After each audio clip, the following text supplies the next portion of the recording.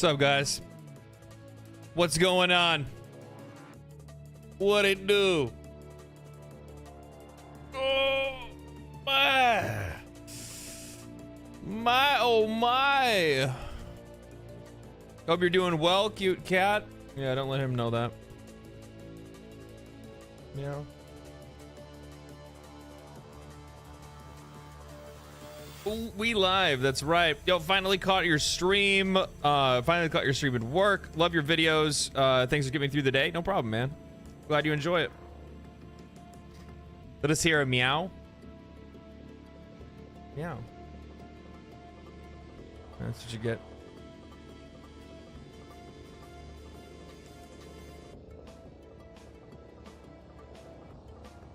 Have you played AC Shadows? Do you think they would have sent me a preview copy or sent me to a preview event?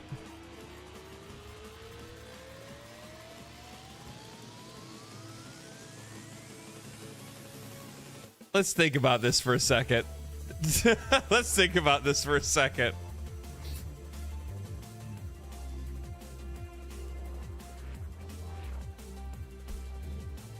Your recent vid on the GTA 6 pricing is great. You echoed every point I was thinking as well. Hey, man.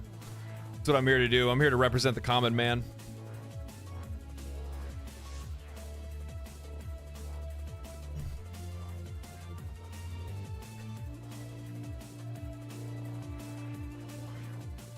Why not a peace offering? Yeah. Yeah. Don't forget to share LD's videos. It's always, you know, the thing is that, it's always nice when I come across like one of my videos somewhere. Like randomly, you know what I mean? Like maybe I'm like browsing Reddit or I'm on Twitter or something like that. And all of a sudden I see like one of my videos pop up and I'm like, well, that's cool. Well, how about that?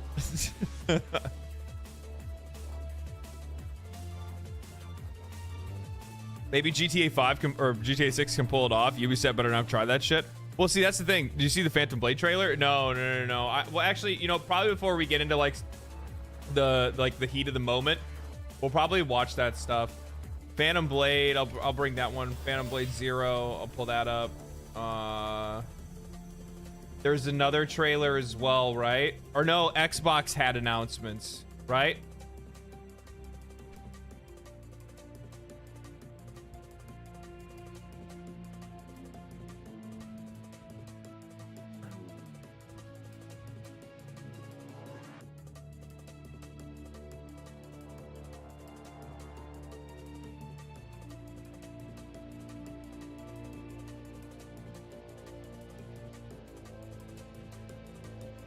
Where is it at?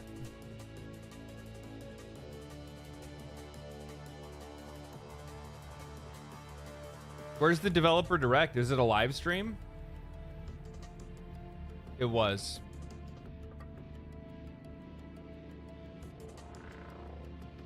We'll look at those. We'll look at those. Do you see Reb streaming now with Astacross? That's cool. Yeah, that's cool. I'm glad he got into the game. I'm gonna pretend like it. I'm gonna pretend like it was me.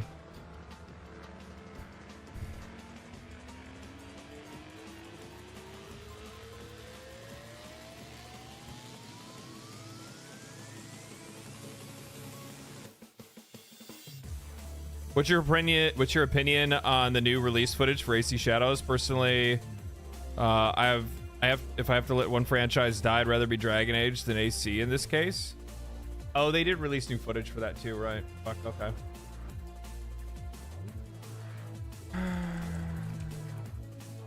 Shadows preview. Final preview.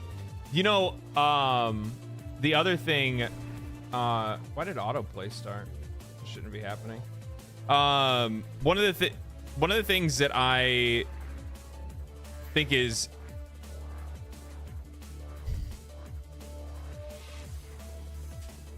I don't know. Maybe I won't say anything about it. So like one of the popular conversations that I've seen pop up is how people are talking about like anybody that has covered any of the stuff that was going on with Ubisoft, anything, is a grifter, and all these grifters are going to learn a lesson when AC Shadows comes out and it, you know, sells a bunch of copies and stuff like that. I've even had a couple people that have actually like reached out to me specifically and been like, what are you gonna do? What are you gonna do when it comes out that, you know, Assassin's Creed Shadows is a success? And I'm like, when have I said a single time that Assassin's Creed Shadows is not gonna sell? It's Assassin's Creed. It sells every fucking time. It's just not going to be enough to be able to cover up for all the financial mistakes they've made over the past 10 years. Those are two completely different topics. Two completely different topics. People still shilling in hopes AC will be good. Here's the thing.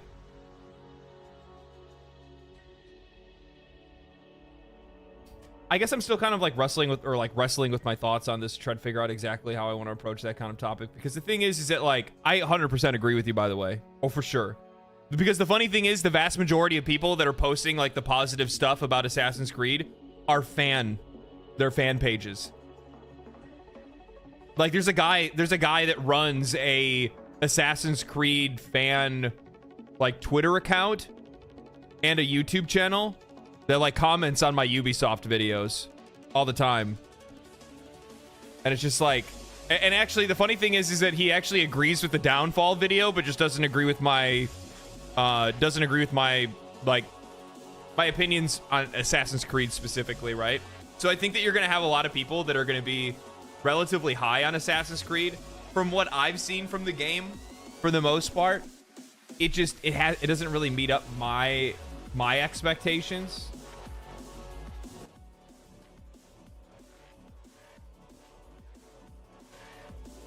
It doesn't meet up with my expectations, but that doesn't mean it won't be a good game or a decent game. If I had to take a wild guess, what is my actual prediction for Assassin's Creed? It's probably going to be a 7, because that's what Assassin's Creed games have been for a long time, to be honest with you. Like, they've just been Assassin's Creed. Just mid. Yeah, it's going to be mid. That's all. It's just going to be mid. It's not going to be anything crazy. And to be honest with you, that's fine.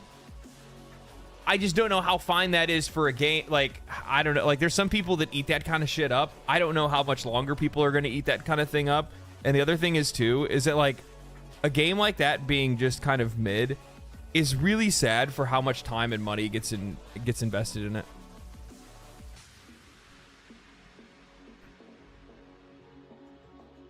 Best guess as to how many copies it'll sell? First year?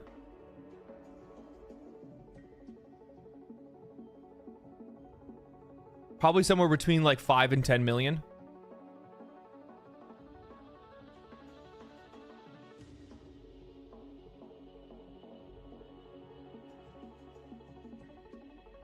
Apparently Skill Up wasn't impressed.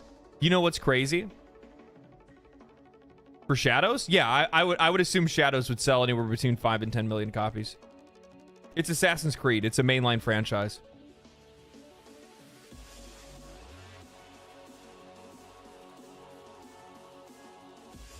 I'm saying within its first year.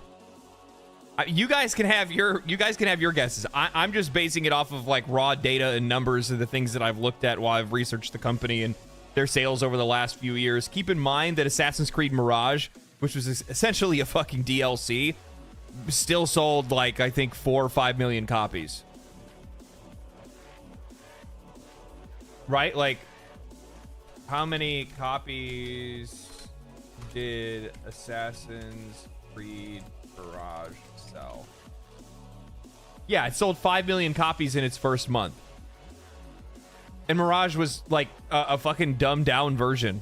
It was garbage. I mean, like, some players liked it because it was like simple and quick and to the point. Yeah, Assassin's Creed is like COD. Yeah, I think that people forget that Assassin's Creed is essentially Call of Duty. It's the single player Call of Duty. Yeah, I have no idea how people think the game's only gonna sell like 1 million or 2 million. Like, I'm sorry, like I'm not gonna be Mr. Doomer here. Like, I know that Assassin's Creed will sell probably between 5 and 10 million copies within its first year. I just don't think that that's gonna be enough to be able to pull them out of the rut that they're in. And then what is the like what happens after that? Like, you still have all of these financial failures. Your company's general ethos and creative direction and vision is poisoned. What is gonna happen? Like, okay, cool, you had a game that came out that did all right, but you're still spinning the wheels because outside of Assassin's Creed, like, they're just now starting on this. Is the other thing that people aren't thinking about either. They're just going into pre-production for Division 3 right now. So Division 3 is still 6 years out probably. That's crazy. One game can't save a company. Exactly. Yeah. Ubisoft will be sold no matter how AC sells. Yeah, if anything, what'll end up happening is that Assassin's Creed Shadows will actually, realistically, what'll happen?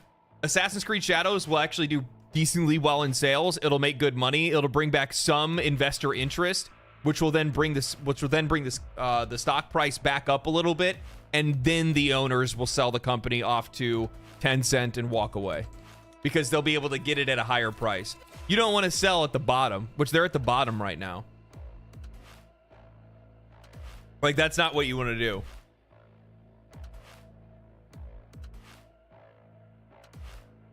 I'm curious if the fallout of Skull and Bones and Outlaws will tarnish their reputation, where the AC crowd will even tune out.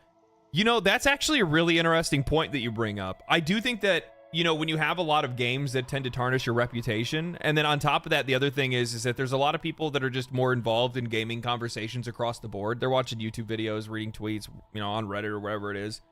The general vibe can skew some of those sales. So I do think that there's a chance that Assassin's Creed Shadows might sell under expectations, or at least under what you would normally see in like a brand new big Assassin's Creed mainline Assassin's Creed game sell at, but we'll see.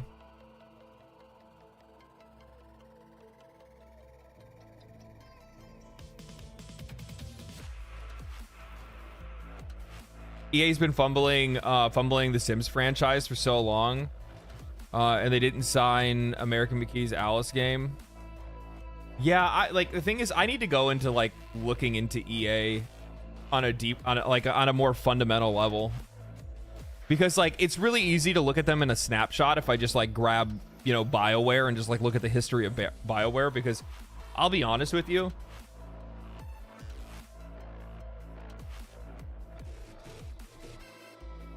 I think the studio's done. I think it's done. I think that they'll make it to the finish line with Mass Effect 5, but if Mass Effect 5 doesn't hit, it's lights out. If the rumors are true and what is it, BioWare Edmonton actually is closed down, I think that only leaves their like, where's their other one at? Where's the other BioWare office?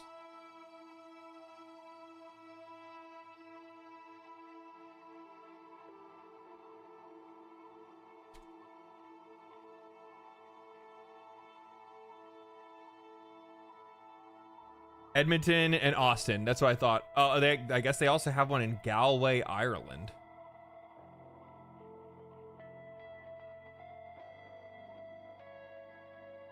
I wonder what that one does.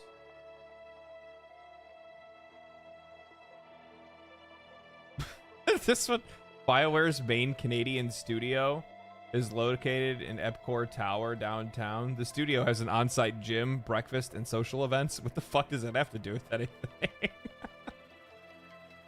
Galway, Ireland. Oh, this is their customer service center. Okay, that's nothing then.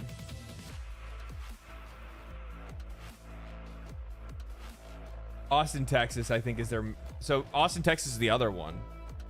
Wait a minute. So...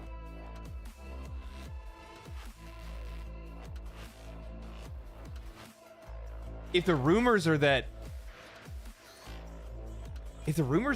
Edmonton's gonna shut down, that's the head studio.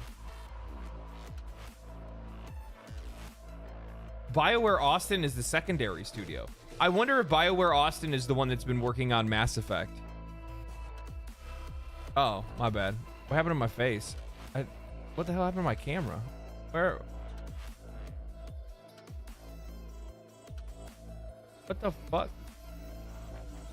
What is happening? This is the AC. This is the fucking ASMR time, guys. I didn't even notice that. You guys are all like sitting here like, what the fuck?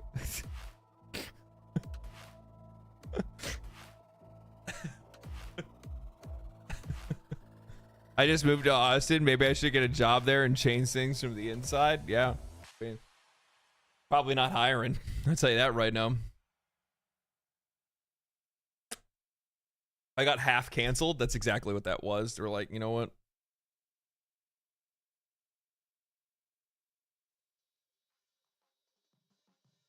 Give him a break. He's new to the streaming stuff. I just don't do it enough. I don't do it often enough. Like I tried to set up things. So like I got a, so I have an upcoming sponsorship. I got a Starforged PC. Starforged.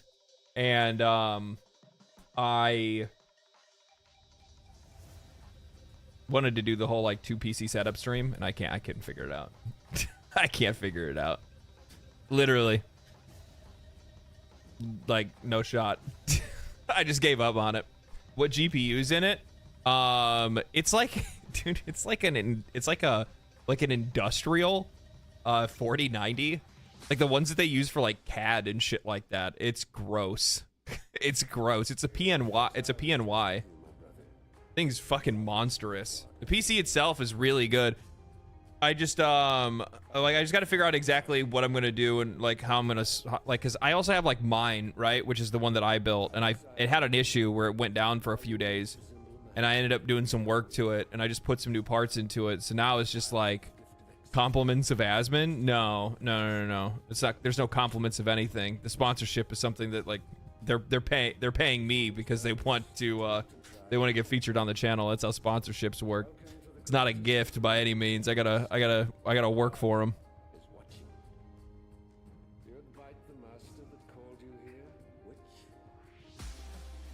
It's a mining rig. Yeah. Gotta hustle. That's right, baby. That's right. Do you think they'll be willing to put hundreds of millions into finishing the work on Mass Effect 5 after Veilguard?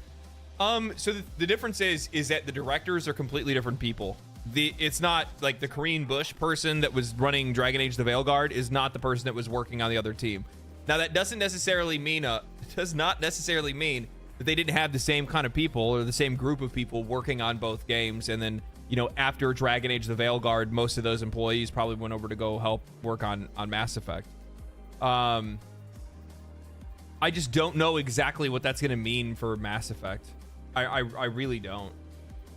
Because we don't have anything to really go off of. We don't know what Mass Effect 5 is even going to be like. And the other thing is, too, and this is probably the most important thing to think about, just look at the company's history. Who's the team lead for Mass Effect 5?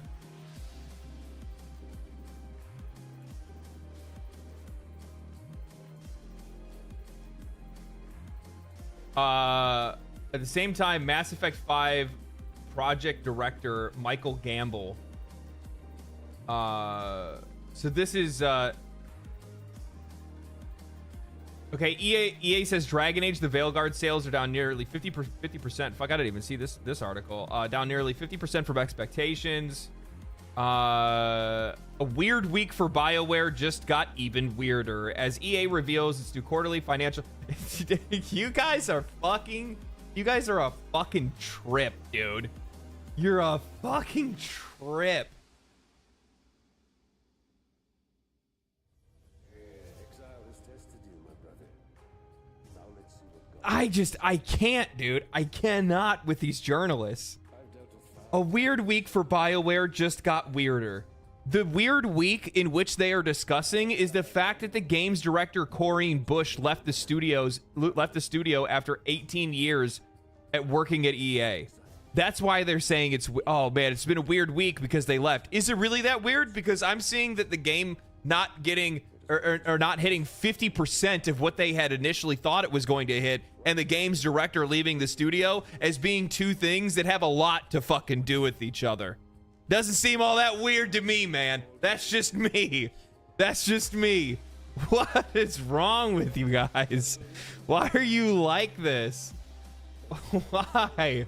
Dragon Age the Veilguard game director Corinne Bush, an 18-year veteran of EA, left the company voluntarily last week, not even 3 months after the release of the long-awaited sequel to Dragon Age the Veilguard. Meanwhile, unsubstantiated rumors surfaced claiming EA was planning to shut down BioWare's Edmonton studio, although industry insiders, including Jeff Grubb, shot those rumors down. At the same time, Mass Effect 5 project director Michael Gamble appeared to assure fans the RPG is in safe hands. What is this?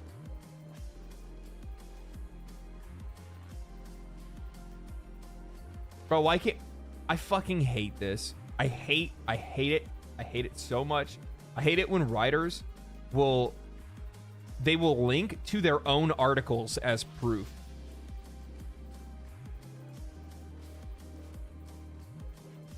Oh my god, you fucking snakes in the grass. I just want the tweet, dude. And they don't even link the tweet. They just link it to another article where they mention Jesus.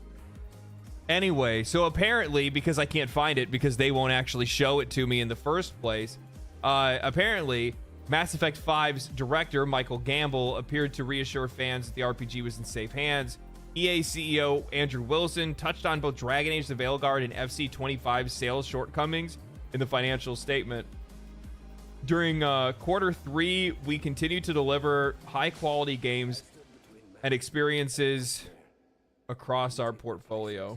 Well, we know that's a fucking lie.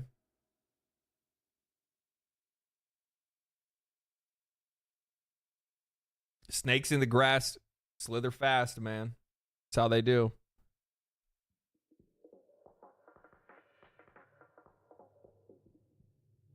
This is why I hate going on their site. It's fucking ass. Like, it's you know, a lot of things come down to, like, I don't know, we can get into like journalist discussions at one point, but like one thing that I have to say when it comes to like journalism in general is that like there's such a lack of convenience, and on top of that, your perspective is not shared by the person that you're supposed to be writing this for in the first place. So like none of that makes any sense to me. Like, not only is it like asked for a user to interface with, but also at the exact same time,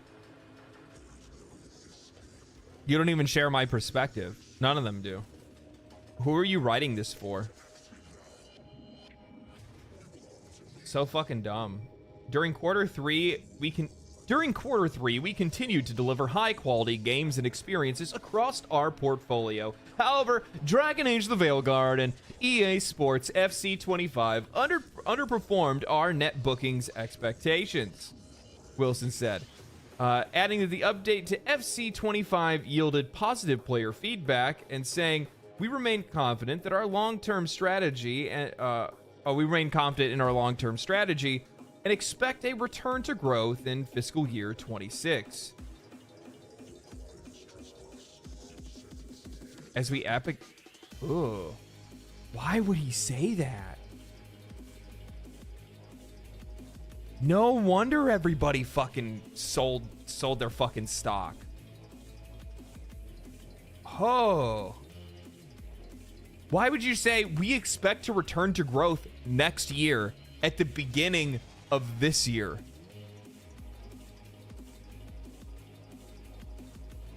How dumb are you? How dumb are you? You don't tell the people that are investing in your company, we're gonna figure it out by next year. Like, yeah, what about 2025? What happened? Like, this year just doesn't exist? Thank you for the 20, man. Really appreciate that. If they're planning on doing Mass Effect 5, what they did with Dragon Age the Veilguard. I'd rather them just cancel it. That's what I think a lot of people would probably feel probably same as well. I mean, the thing is that like was who was the director of Mass Effect Andromeda?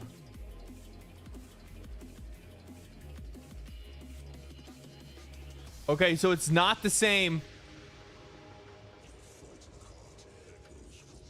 It's not the same director.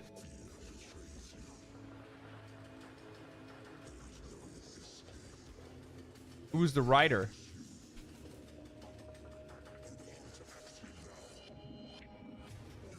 John Dombrow, Kathleen Rosier, and Chris Schlurf. Schlurf? Is that what his name is? That's what it looks like. It looks like it says Slurf. Doesn't that say Slurf? Schlurf? What the fuck? What kind of fucking name is that?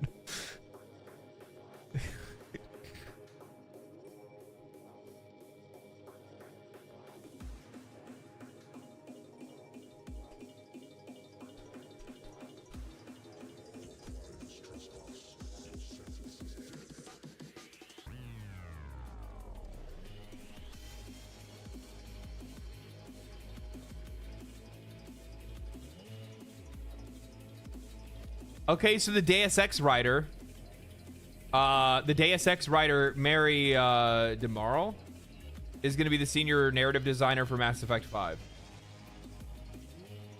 I don't know what role they had in Deus Ex, but a lot of people really like Deus Ex.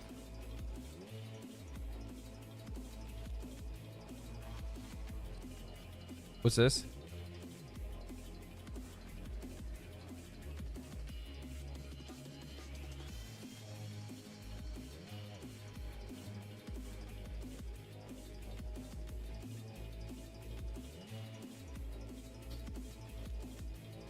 Okay.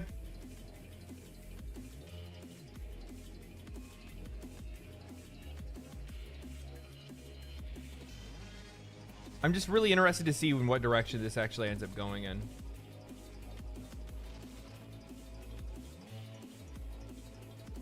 At the very least, so here's the thing. What I'll say is this, is that like you can have your opinions about Dragon Age. That's a different team. The other thing I think is really important to keep in mind is that Mass Effect 5 is one of those things where it's just like, be cautious. Don't even worry about being optimistic. Just wait to see what ends up happening. She wrote Marvel's Guardians of the Galaxy as well. Okay.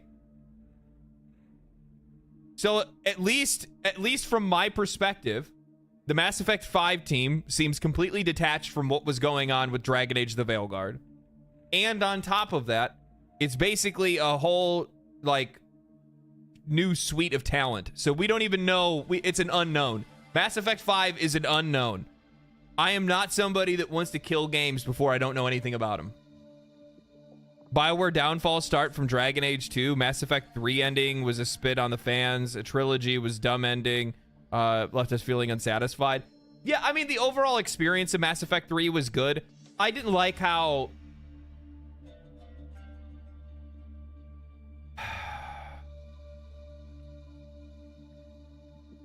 For me, one of the things that I really didn't like, and this is like the first time I really felt it, was Mass Effect 3. Actually, it wasn't first. It was the whole Mass Effect series. Do you guys remember how Mass Effect 1 was like much more of like a hardcore RPG? Like how we'd like go out onto planets and like how you'd like farm for items and weapons and stuff like that for gear and things like that. How you would even like fly to planets and explore the universe and things like that. Like I think in a lot of cases, that was the first time I had ever seen a video game series slowly but surely become I'll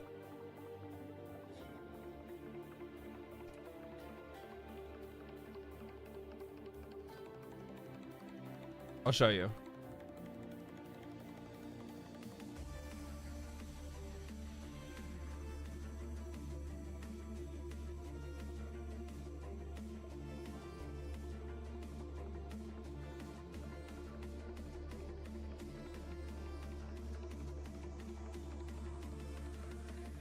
Hold on. I'll show you guys.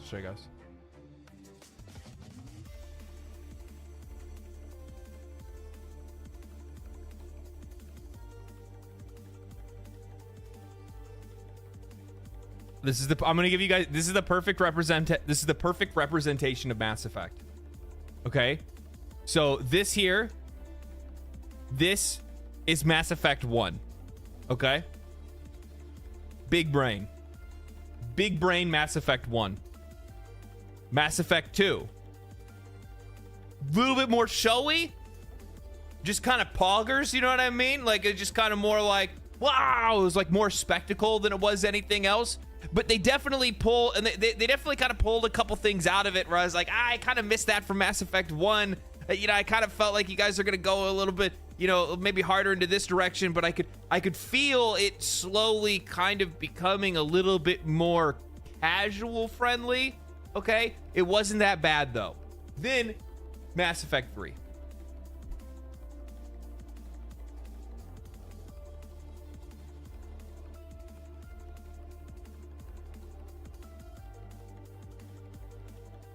That's what I pictured.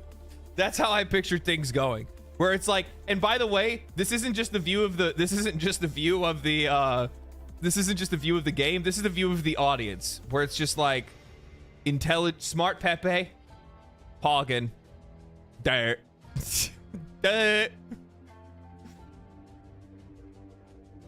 That's 4.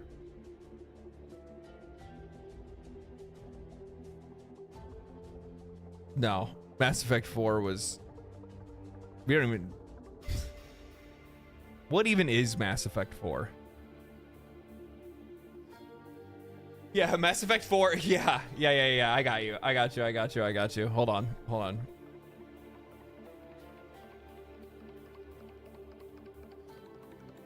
There's Mass Effect 4.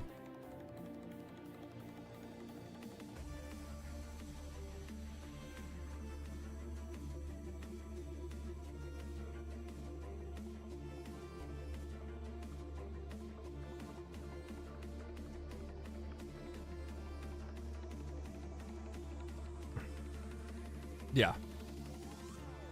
My face is tired. Bro, it was so bad. It's like, the thing is, from my perspective, when I look at Mass Effect 1 through 3, and then I look at Mass Effect 4, it goes like this. Like, dude, we had Commander Shepard. Absolute fucking badass, right? Dude commanded respect. You know, he has like a military background. You create your background and whatnot like that. Like, really fun. Like, it was a character that had authority, right? And then all of a sudden they go, yeah, wasn't that great? How about you? How would you like to play an RPG as a character that everybody hates and nobody respects? Nobody respected Ryder. Nobody did. It felt like I went from like the, you know, Star Wars, Star Trek-esque, you know, fantasy game to like a version of it, but we're all in high school. That's what it felt like.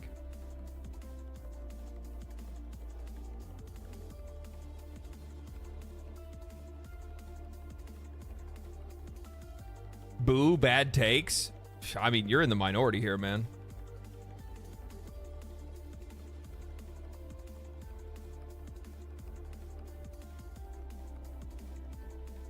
Sounds like modern writing. That was modern writing for back then. I was so excited for that game too, man. I was so looking forward to it because I was like, I still enjoyed Mass Effect 3. I'm not going to pretend like I didn't. Did I like the ending? No, not really. But the game itself was still good, and I still liked the characters in the universe, and I liked the story that I had built for myself while playing the game. But then Mass Effect Andromeda came out, and I was just like, bro.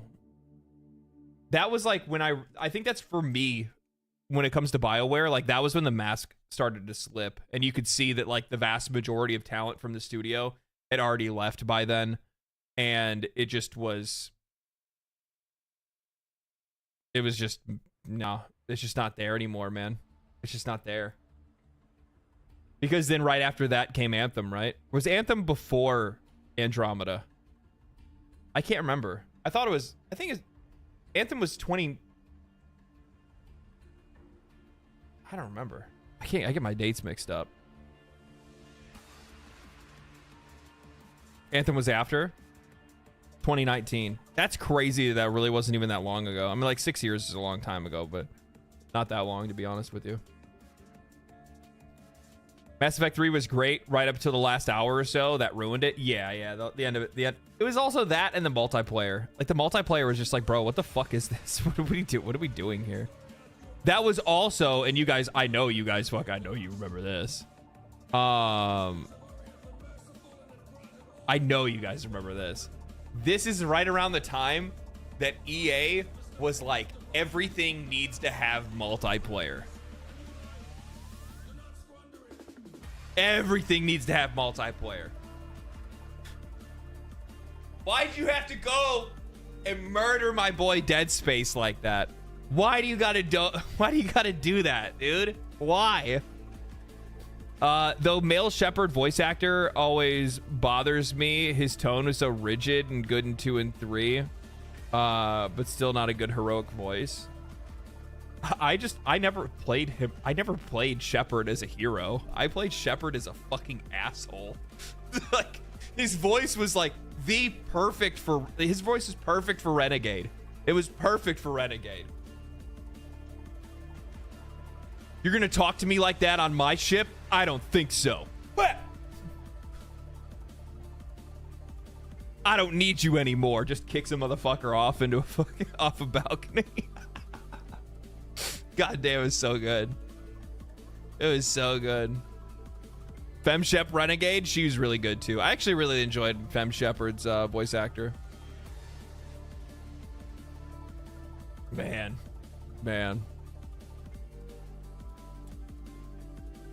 Dead Space 2 PvP was fun though. It wasn't the PvP. It was the co-op. Like playing Dead Space co-op removed the survival horror part of it entirely. Like, when you have somebody there, the horror element just disappears. It's not there anymore. You're not afraid of anything. Why would you be afraid of anything? You have somebody that's standing right next to you. You have somebody that you're talking to the entire time. Mass Effect 1, or not Mass Effect, Dead Space 1, playing that shit at night. Well, I can't remember. I don't even remember how old I was. I was probably not even supposed to be playing that game, to be honest with you. Playing it in the basement. It's all dark. Fucking got dragged down the hall by a tentacle creature and I'm screaming. Yeah, Dead Space 3 co-op. Dead Space 3 it wasn't even that. It was also the fact that they had like the live service elements that they were trying to drip in there too.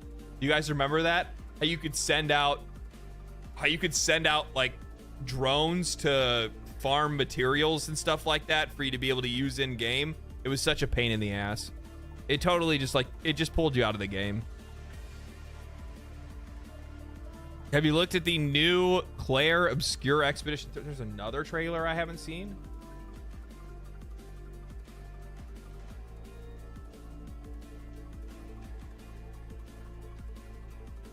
I guess, yeah, there is. Jesus. That's crazy.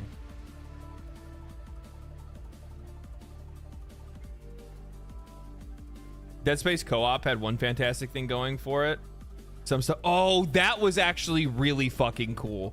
I 100% imagine that. I think there was like the elevator scene, but like they didn't really lean into that stuff that much. So in Dead Space co-op, what ended up happening is there are certain things that one player would see, but the other player wouldn't. So there was like one moment where I think I even like killed my friend or something like that. I can't remember exactly how it went down, but basically it was like an elevator scene and I'm like fighting all these monsters and shit and screaming because I'm like asking my friend to help me. And he's like, there's nothing there. And I'm like, what are you talking about? And then like by the time our argument finishes, all of a sudden it's like snaps back to reality and I'm just standing there and there's just nothing in the room and I'm like, okay, that was fucked up. That was fucked up. It's like, all right, EA. All right. Those moments are few and far in between, but so freaking good. Yeah, exactly. It's like one of those things where it's like, how did you not like just lean into that? How do you not lean into that? It was so cool. It was like beyond cool.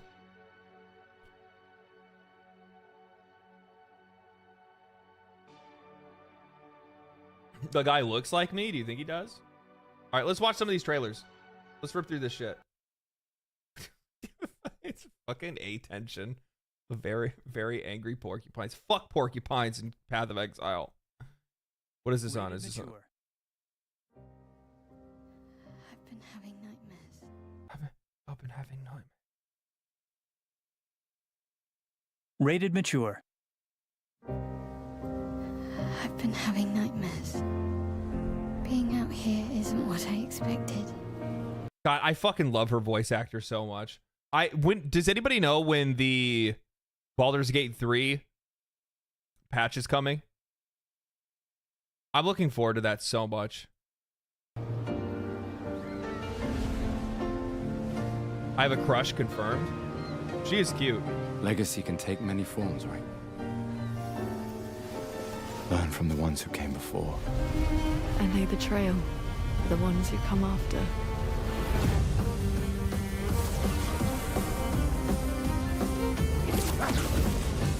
Wait, I hear something.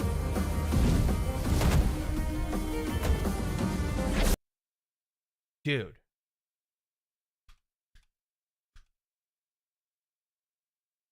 This game is so...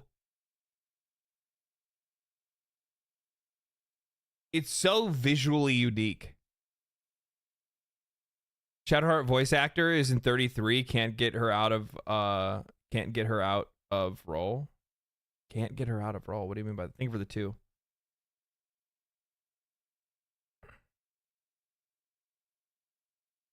Look at the left after the screen. I don't know. It's so I don't really know how to say it.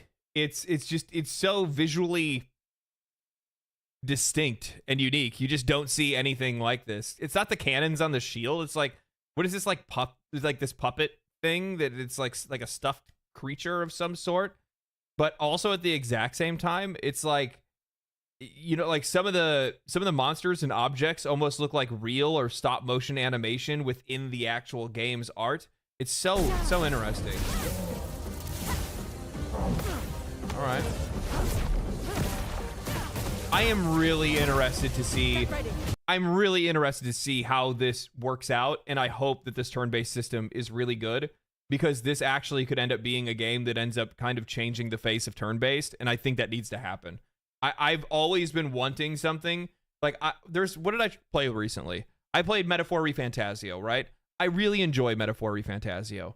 The entire time I was playing it, I wanted to use autoplay more often, because you just get bored of like constantly clicking the same things over and over again. And like, that's the reason why if you go and look at like mobile games that have like turn-based stuff, and they all have autoplay and whatnot, it's because it just gets grindy and it gets boring after a while. And I used to really like turn-based stuff when I was younger, but like the generations, like the gaming's evolved, man. It's different. It's a whole different beast now. I just want to see stuff that I want to see things change. Legend of Dragoon tried this years before. Yes, they did. And actually, Final Fantasy VIII had it as well, because they had the trigger for, man, was it Lionheart? Well, no, you had it on the gunblade every single time you attacked. So you could pull the trigger when you attack, and you could hit the gunblade. So, I really hope that they kind of like lean into this kind of stuff. I'd really like to see the turn-based genre move towards like more of like a action meets turn-based kind of system. I think that would be really cool. That's also one of the reasons why I always really like, I really like Tales games. Tales of Vesperia, Tales of Zestiria, Tales of Berseria, all those stuff, like Tales of Symphonia, all that good stuff. Because you still get that like turn-based kind of feel, but it's actually like an arena-based combat, you know, game. It's really interesting how they pulled off with those games. What else did I like that's like that? Grandia. Grandia was really good with like Grandia 2 and 3 and 4, where you could actually interrupt you could interrupt the enemy's attacks and things like that. Use abilities to be able to like stun them out of combat basically, or stun them out of a move. And then what you could do on top of that is you could also go and position your characters. So you could go use a move and then position your character further away from an enemy. So then that way they would have the travel time where they'd have to like try to get to your character, which would buy you enough time in like the turn timeline. Like you can see they have a turn timeline here on the left side, where it'd buy you enough time in the turn timeline for you to be able to get another character over there to stun them before they could attack. All-tier series, like Riza, I haven't played, like I have it downloaded, but I just didn't play it. I don't know why. I need to check it out though. I have one of them, if I'm not mistaken.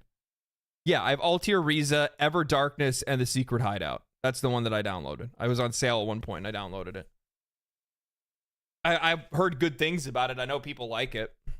Grandia was the shit. Grandia is fucking one of the greatest games ever made. Grandia 2 has probably one of the best one of the best RPG stories ever told. So fucking cool. Such an interesting lore of like a demon that was, you know, cut into pieces essentially, or broken up into pieces and sealed away, and then the people get possessed by the different body parts, and they have like a ability attached to that specific body part. The tongue of Valmar, the eyes of Valmar, the horn of Valmar. Melphis, what a cool fucking character.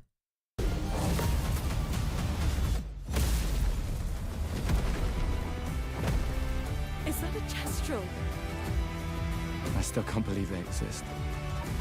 So I really do enjoy the colors in this too. Pleasure of your company. Like they're using those like what a lot of people would probably call like the modern game development colors, you know, like the pinks, the purples, the blues, the teals and stuff like that, but they're like using it in a tasteful way where it's not like it doesn't feel like it's the whole game. Need foot. Aha! You can turn into What is this? JJ with 11. Thank you, man. Appreciate your takes on the state of the gaming industry, bro. Thanks. Thank you for the 11, man. Appreciate that. What is this? ADHD Dolan with 199 says, have you tried VR yet? Exfil Zone feels like Tarkov. Bro, I don't think I could ever do I don't think I could ever pull off VR. That should probably make me sick. Never.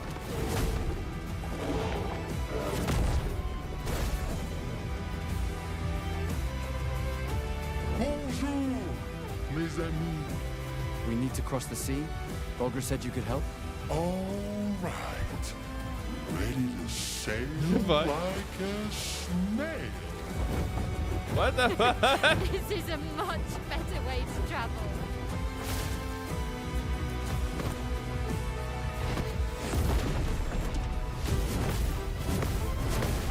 It's gonna be so fun, dude. Firing. It's just gonna be so much more engaging to play. Like infinitely more engaging to play. Jacob, thank you for the tier 1, man. Appreciate that. I think Persona 5 gameplay was good, not boring for me. Well, like, you guys get what I'm talking about, though, right? Like, I want a little bit more interactivity. And just, like, seeing this in, like, just seeing, like, these like, snapshots they show of the combat mid-game, like, the gameplay looks fun, dude. It looks really interesting. Have you played either of the Yakuza? I've never played a single Yakuza game. Never have. Firing. We're gonna take down the painters, just the three of us? I didn't take you for a coward. I'm not a coward.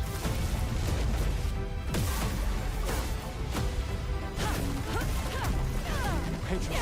Us.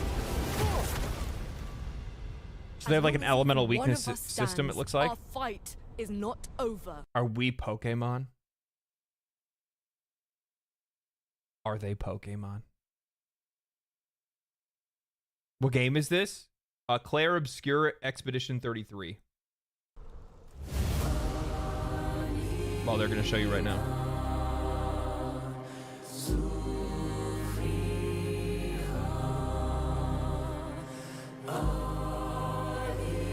I'm making a really early prediction that this game is going to be fucking fire.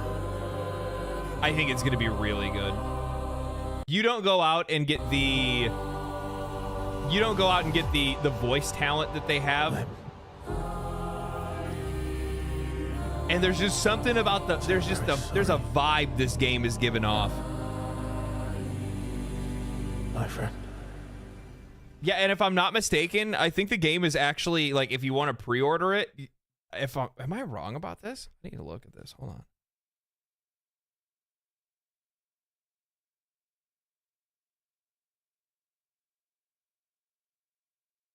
Yeah.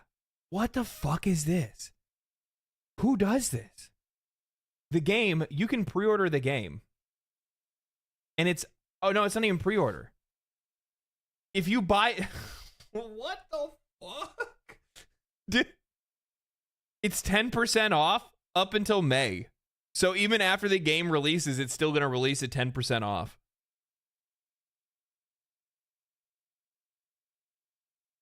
That's what I want. Dude, I would pre-order more games if you could pre-order them at a discount. You know what I mean? If it was like 20% off or 50%, or not 50% off, but you get what I'm saying? Economy's rough. These guys get it. Feel strong, man. That's the thing. That's one of like that's the most disconnected part about seeing conversations about how video games need to increase their prices and how they should go up to $100 or $80 or whatever. And it's just like, but people don't have that kind of fucking money, man. Thank you for the $2, brother. Appreciate that. I hope it's a good story. Need that for a turn-based game. That's like the whole thing for a turn-based game, right? That's exactly what you want. Wait, it's not an Xbox exclusive? No, it's going to be on Steam, PlayStation, Xbox, and whatever else they can fit it on. If the dev supports me, I support them. Yeah, exactly. Like, I think you have to have a little bit of humility. You got to understand what the fuck's going on in the world today. I think a lot of people just want to stick their head in the sand and like not pay attention to it. Customer-friendly approach. Games and devs like this deserve to be supported. For fucking sure, dude. For fucking sure. Look.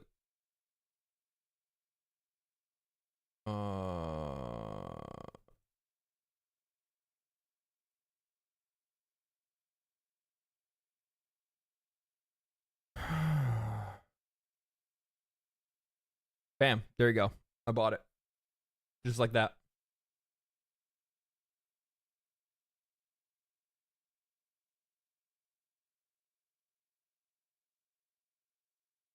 Just like that.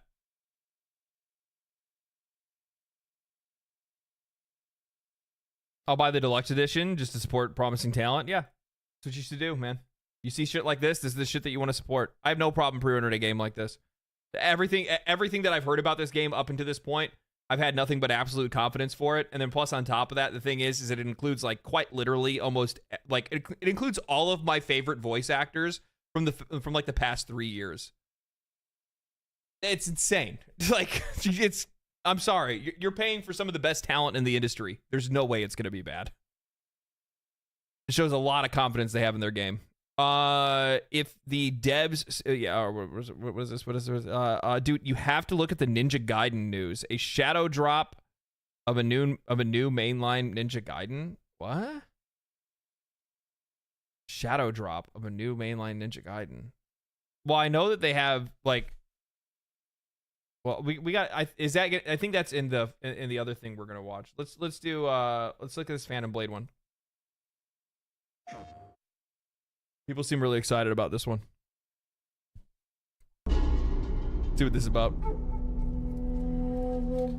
What does it say? Beware of the 7 stars and their sword formation. Together, they have slain countless evildoers. But now they are the dark and hollow, just like their faces. The nameless survivor.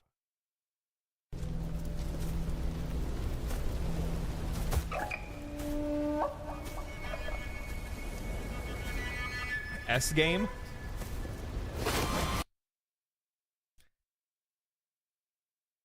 What is up with these Chinese studios coming out of left field with some like first time developers dropping an absolute fucking nuke and being like,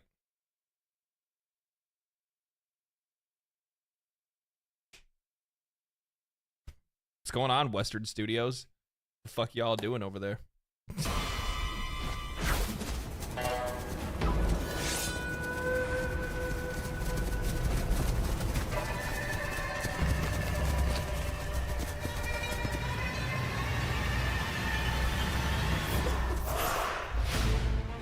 Oh, it's just straight up gameplay. All right.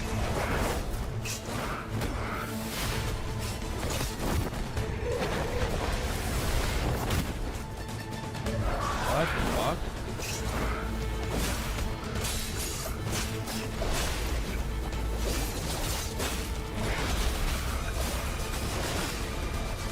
No.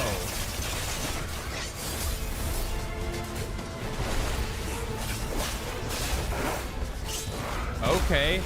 I'm really fucking digging the choreography here. This is really cool, dude.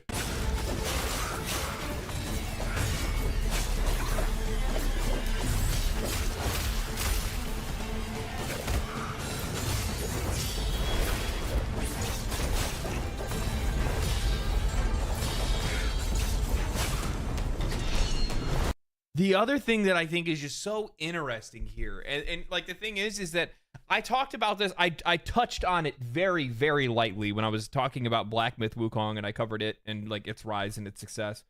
But, you know, one of the things that's really interesting about China's push into gaming is that you're seeing them lean into things that normally China would censor. So like, as an example, like, even though this is going to be like, this is obviously for like a global version, like, this is a Chinese-made game that shows, like, blood splatter and stuff like that. They typically don't allow that kind of stuff in their games or in any of their media. But all of a sudden, now they're kind of, like, loosening the reins on some of that stuff. That's why, like, I looked at it as, you know, like, a lot of Western media seemed really gun-shy about China getting into the game industry. I totally understand why. It's specifically because of the fact that with Western media specifically, China's not gonna fucking give them a goddamn thing. They're not gonna talk to them. They're not gonna give them nothing. They don't care about them. They realize they don't matter, and that's it. I think that it was proven with Game Science and IGN, because the games industry was like, you need to answer for these allegations that we're making for you, and they're like, no, we don't actually, and they just ignored them entirely. And look how it just immediately went away. Isn't that interesting how that happened? Isn't that interesting? They're also all bots, apparently. Yeah. So I think it's a great thing to see like these Chinese studios getting involved in like some of these Chinese games like getting big and being really good, because it kind of knocks down that cultural boundary and might actually allow a country to become like a little bit more lenient. You know what I mean? At least creatively. And that's where it all starts.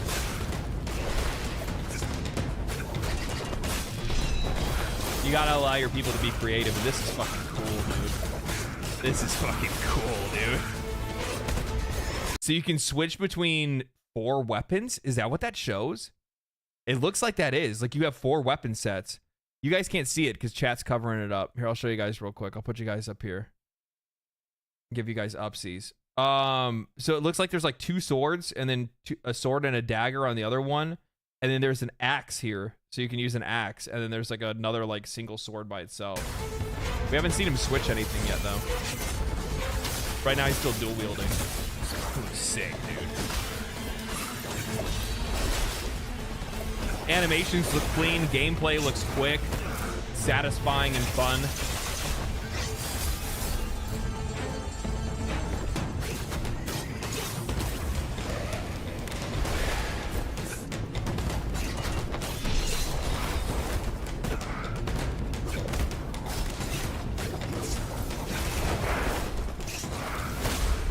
Yeah, dude.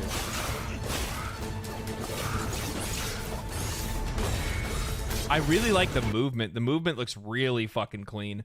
It doesn't look clunky at all. I don't know if you guys have noticed this recently, but for probably the last couple of years, I've noticed with like a lot of Western games specifically, like movement sucks. I don't understand why, but like in a lot of games, like games start to feel like more and more clunky. I like they want to slow the player down or something like that. I don't necessarily need everything to be like hyper fast and Twitch paced or something like that. But at the same time, I don't want things to feel like slow and clunky. It's got like real time choreography that you react to in game without needing a quick time event. That is crazy. What? How does that even work? Movement sucks. The difference between Path of Exile, Path of Exile 2. Yeah, maybe.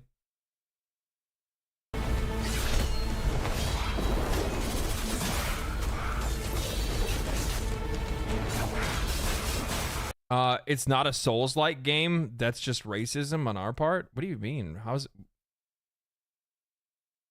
What? Was it?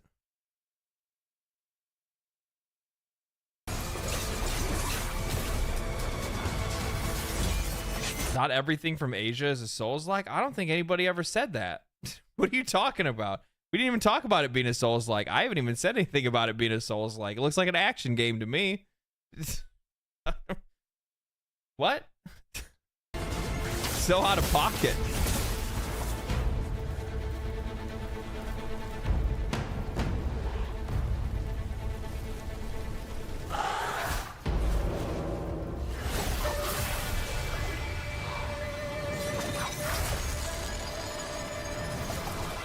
Uh-oh. They're bringing out the boss.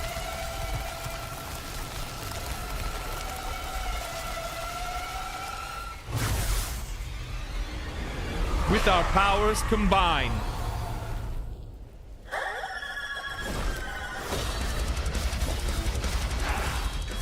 Whoa! Whoa! Wait a minute, what the fuck is going on? The fucking tonal change out of nowhere straight into fucking double bass and chugs. What? What is happening?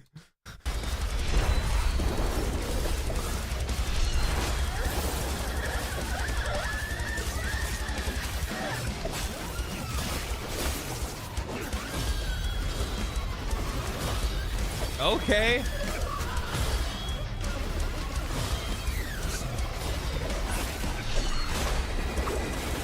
All right, I dig it.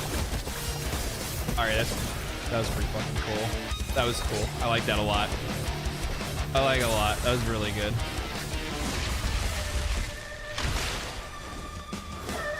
That reminds me of the final fight with the Elden Beast, and I don't like that.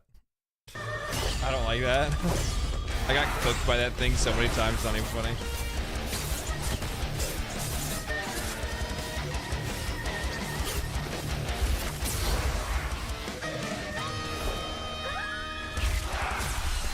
Super cool, man.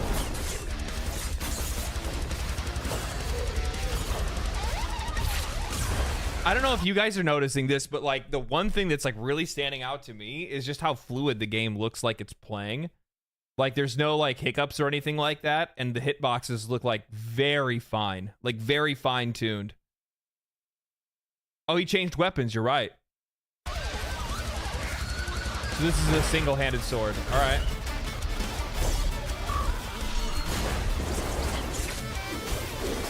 Oh, okay. Okay. All right.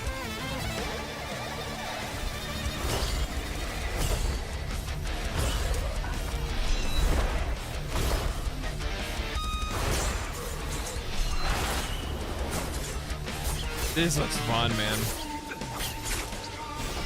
This looks real fun. Axe, here we go. Yo!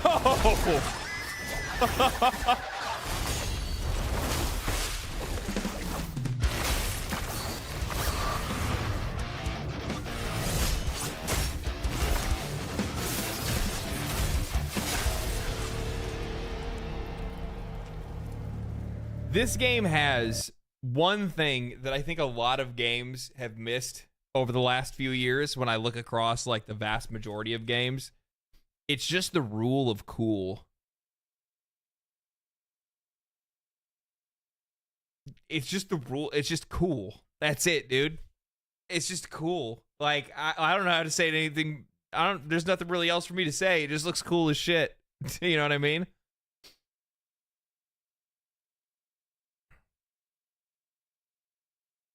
Fun, fun, fun. Yeah, exactly. Like, fun's a big deal, man. And the game just looks fun.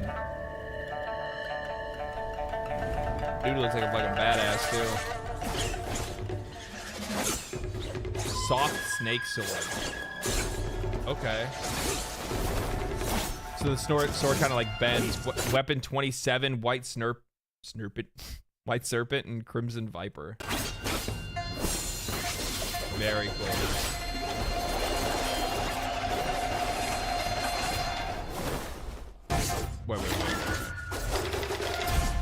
Wait.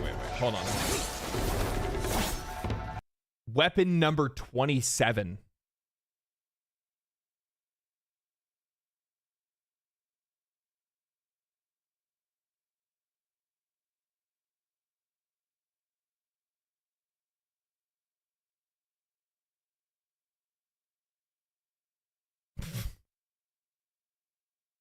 What the fuck?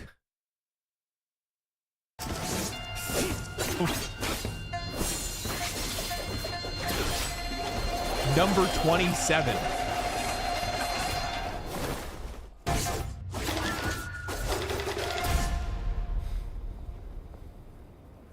So, how many weapons does this game have? What was the number of the soft sword?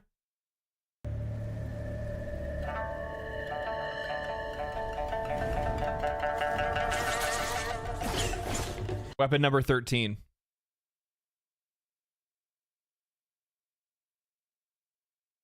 It has at least 27 weapons. I bet you think you're fucking smart, don't you?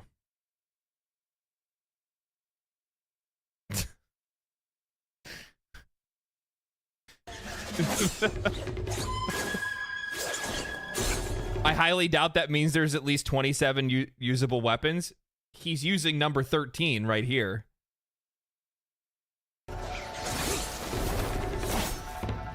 I saw some info say there was 30.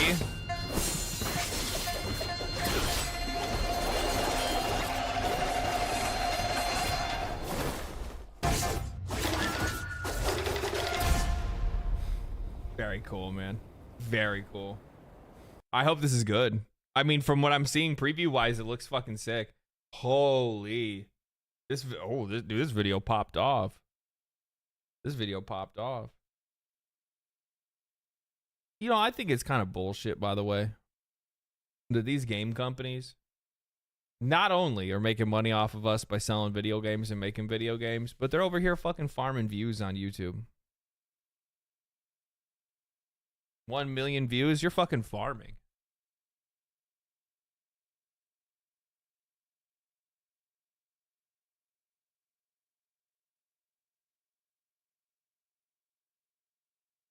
Taking our jobs, taking our taking my job.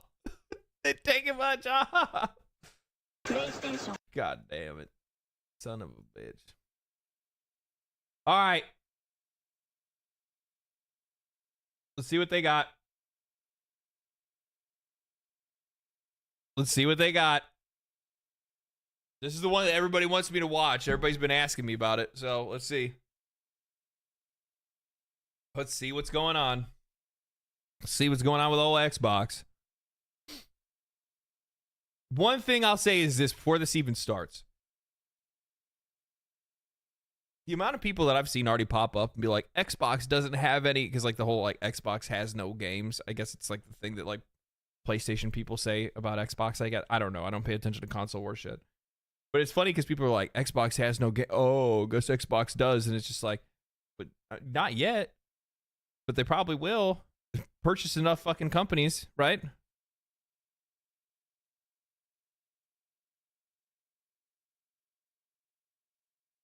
I'd imagine they should be able to. Jesus, that's a lot of ratings. A lot of 18. Ooh.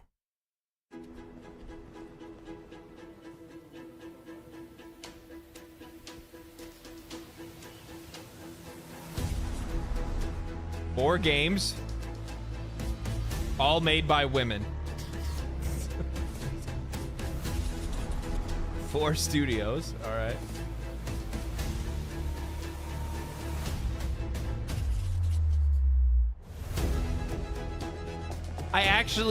I will say this. I do really like that Xbox does this whole thing. I'm not going to pause this because this one's like long, right? So I'm just going to let it roll through. I'll pause it whenever I need to, but yeah. I do really appreciate the way they do this like developer direct thing where they give us like a little bit of like peek behind the curtain and then talk to the developers about the game and stuff like that, rather than just showing us a straight trailer and then walking away. I think there's a time and place for both, but I do really like what Xbox has been doing with this.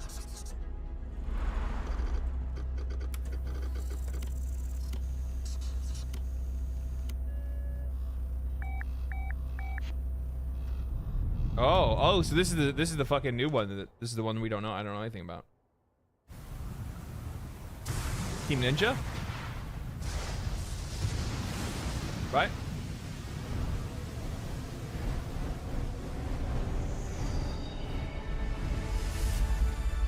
Yeah. All right. Aw, shit.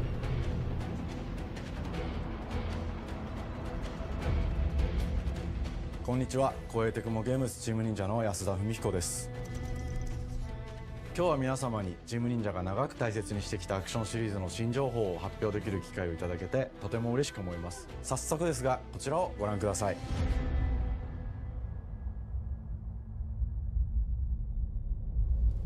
Several years ago, the Dark Dragon, youngest of the divine dragon gods, wreaked havoc across the world. The plot was ultimately thwarted through the efforts of a sole ninja. However, the Dark Dragon's husk remained, and from this husk fell an endless downpour of cursed rain. The abandoned Tokyo continues its struggle against chaos to this day. Infiltrated the facility. Raiden? Commencing mission. Is that Raiden's voice actor?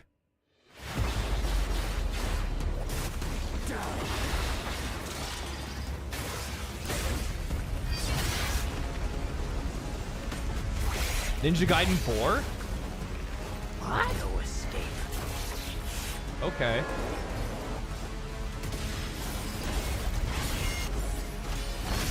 Yo! Yo! Yeah, alright.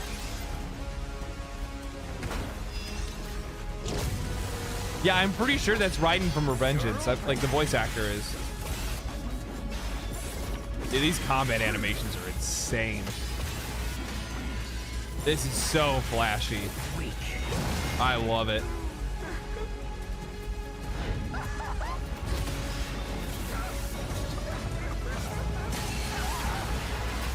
Okay.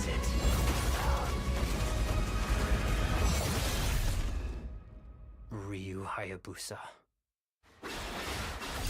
Oh shit. Whatever your clan is plotting, it ends here.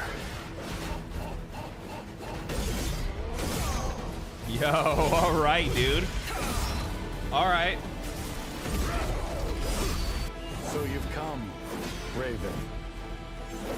Back off, Hayabusa. I will execute my mission. Dude, I haven't played Ninja Gaiden. I don't even know how long. 世界中の町人の皆さん、10年以上大 After 変お more 待 than たせしまし 10 た。 years, the wait is finally 最強の over. 忍者となり、容赦なく襲い来る敵に挑むハイスピードアクション、忍者ガイデンのナンバリング最新作として、忍者ガイデン4を発表させていただきました。本作はプラチナゲームズさんとの協業で開発を進めています。Oh shit. Platinum Games as well?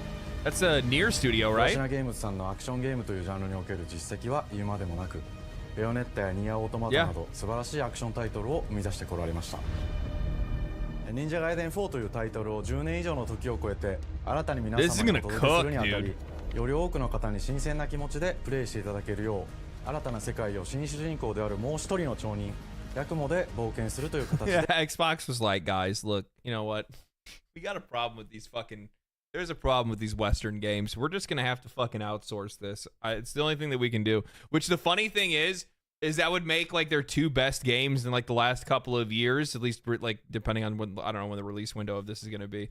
But to make one of their best releases, but like both come from Japan, which is like Hi-Fi Rush and then this. 制作することにしました。先ほどご覧いただいた映像の中で竜ハヤブサも登場しておりましたが、彼は今回も物語に密接に関わってきます。なぜヤクモと戦うことになったのか、竜ハヤブサが戦う目的は何なのか、今作の物語の中で展開していきます。Okay. 任務は必ず成し遂げる。邪魔をするな。物語は黒竜がもたらした正気の雨によって荒廃した首都東京が舞台となっています。この雨は黒竜がまだ生きている証であり、雨が止まない限り東京に安寧は訪れません。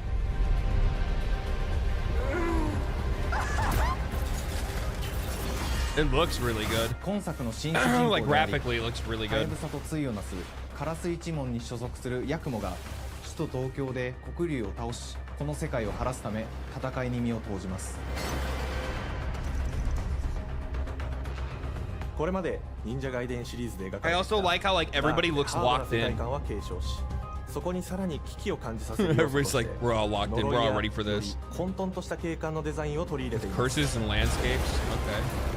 ステージプレイ中に街が呪いの影響を受け、ビルは崩 I れ、 love how dynamic 道は it 歪み looks. ヤクモをピンチに陥れることでしょう。 Like, I really appreciate games like this because, like, you know what this is kind of reminding me of in a lot of ways? In some ways, I should say, not in a lot. Final Fantasy 16. Where, like, Final Fantasy 16 feels like an amusement park, especially when it comes to the boss fights and stuff like that. Like, it's more of a general experience rather than, like, I'm trying to beat a level or something like that. I really like this kind of stuff. 舞台となる東京はとある出来事によって街全体が崩壊し、魔族やヤクモと敵対する勢力が Blood ひし with めき合う fiends 状 and 態になっており、 adversaries. All right. 環境全体がプレイヤーに牙を向くように感じられるはずです。前作より立体的に自由度の増した危険に満ちたステージを Enhanced verticality. シリーズおなじみ Okay. の Yeah, I サイ really ク like ス the など movement and shit. 忍 This is 者 so アクション cool. を駆使して乗り越えていくことになります。レールアクション、スイングアクションなどのダイナミックで爽快なシチュエーションを多く追加しました。 What is this? Yakumo will traverse by rail and swing across gaps, heightening the thrill of the game's movement. Yeah, I think that's really cool. これら以外にも様々なシチュエーションやチャレンジ、隠されたアイテムなどを用意しており、 Various ステ scenarios ー and ジが進む challenges, ごとに上がっていく hidden テン items ショ to ン be にも discovered. 驚い Like ていただ that. けると Right. 思います。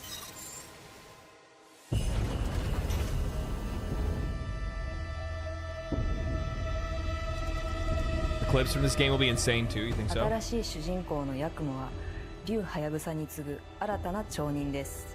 彼にはまだ若さも残っていますが、カラス一門を背負う天才忍者でもあり、忍者外伝シリーズにおける忍者の頂点、竜と肩を並べる次世代の町人たり得る人物としてデザインしています。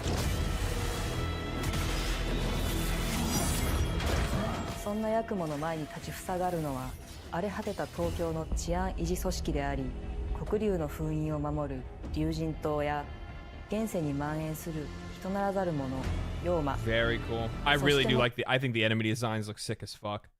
It's clean, dude. So もちろん clean looking. シリーズおなじみの魔人も登場します。また現時点では公開していませんが、新たなキャラクターやシリーズファンの方に喜んでいただける人物も登場しますので、続報にご期待ください。従来のシリーズからバトルスピードをさらに加速させ、目にも止まらぬスピードで敵との攻防を繰り広げることができます。 I love how fast it looks. It does kind of remind me of like Metal Gear Revengeance. 結節忍術ヌエの型を駆使したダイナミックな攻撃によって、これまでから大きく進化した一対他の戦闘を可能にしました。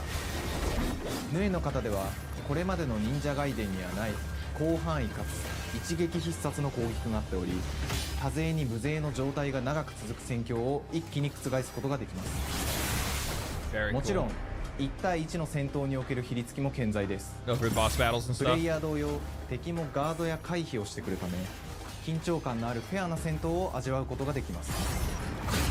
敵の動きをしっかりと捉えながら、I actually really, it depends on the game, but a game like this is definitely something that'll click with it.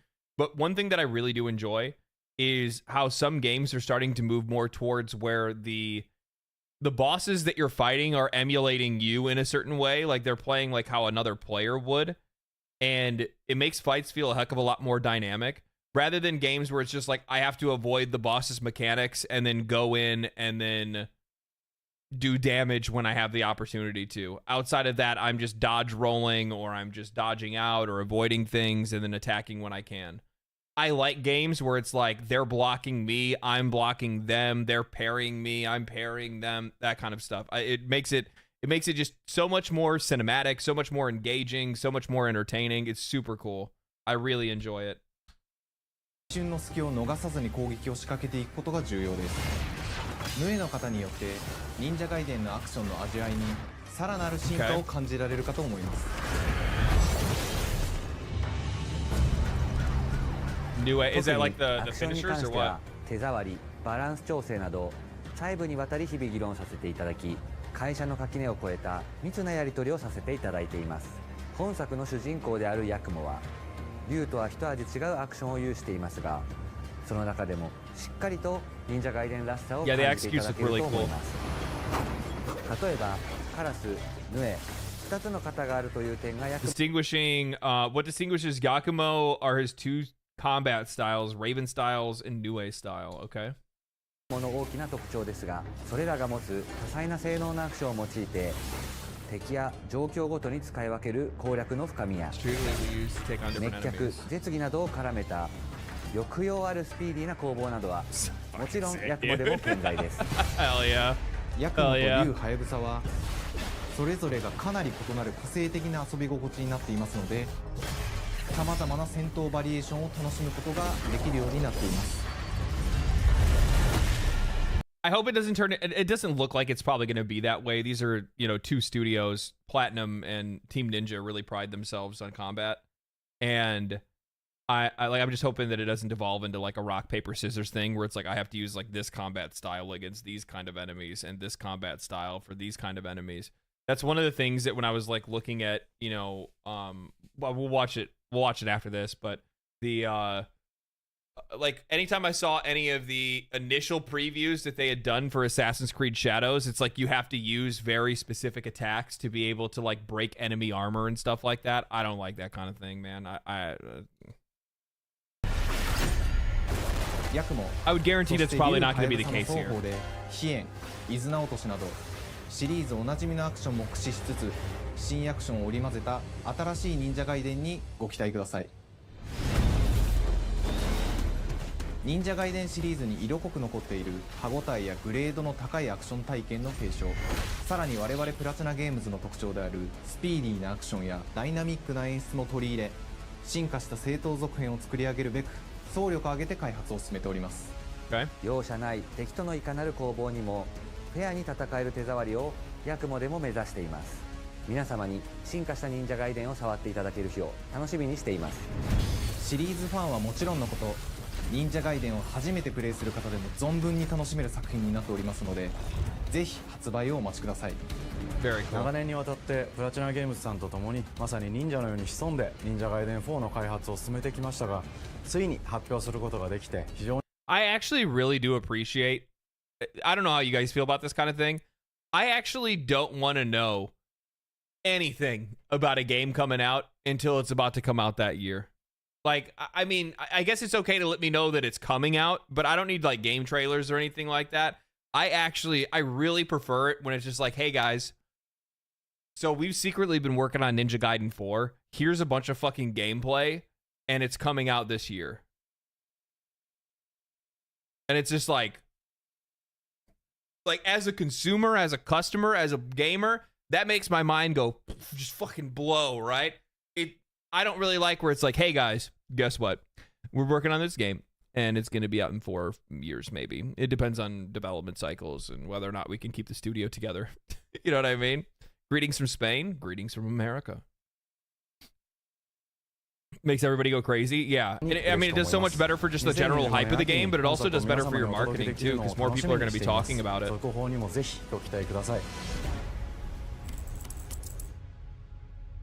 What is this? Studios, Team Ninja, Koei Tecmo Games, and Platinum Games. Available Game Pass, Xbox Series S and X, PC. Okay, so it's releasing on all platforms, fall 2025. さて、本日お伝えしたい発表はそれだけではありません。こちらをご覧ください。They have another game?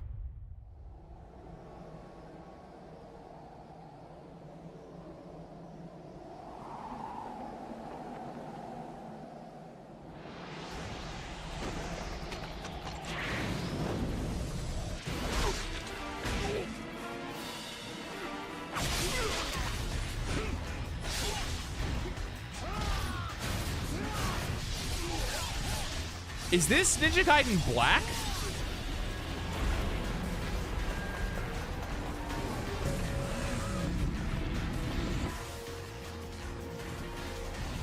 It's a remaster? My path leads through the land of the dead.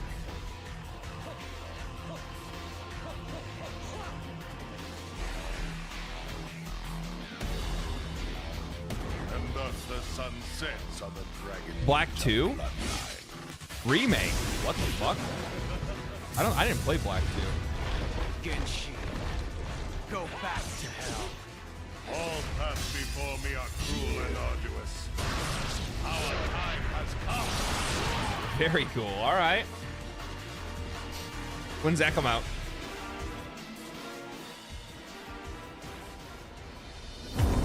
Ninja Gaiden 2のオリジナル版は2008年に Xbox 360で発売し、 Yeah, I played the original Ninja Gaiden, or I played Ninja Gaiden いただ Black. いた作品です。今作 Ninja Gaiden 2 Black ではオリジナル版の表現に立ち戻り、アンリアルエンジン5を用いてグラフィックを大幅に刷新、忍者ガイデン2の完全版として開発いたしました。美麗なグラフィックでお楽しみいただけるのはもちろん、竜はやぶさに加え、綾音、もみじ、レイチェルもプレイブルキャラクターとして登場します。そして本作は本日コンソール、PC、そして Xbox ゲームパスでこの後すぐに発売となります。Yesterday, they just dropped it? 応援いただいている皆様はもちろんのこと、本日忍者ガイデンを知っていただいた皆様も忍者ガイデン4の発売前にぜひ本作をお楽しみください。What the fuck?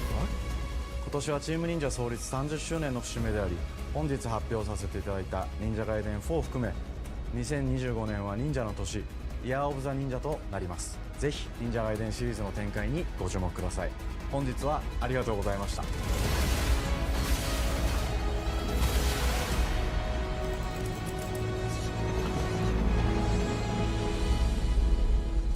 That's crazy, dude. That's crazy. What a comeback for Team Ninja. Just to be like, yeah, so here's Ninja Gaiden 2 Black Remake, and Ninja Gaiden 4 is also going to come out fall this year. What a fucking double whammy. That's crazy. That's big money for them. Big money for Xbox, I'll tell you right now.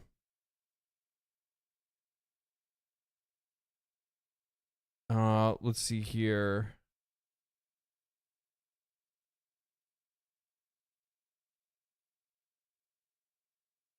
I'll have to check some other reviews and stuff like that on it. I mean, when it's a game that like just launched today, like even though like I know like Ninja Gaiden and shit is good, when he said, and this is just a personal thing, anytime I hear anybody ever mention the words Unreal Engine 5, I go, let's find out how this works.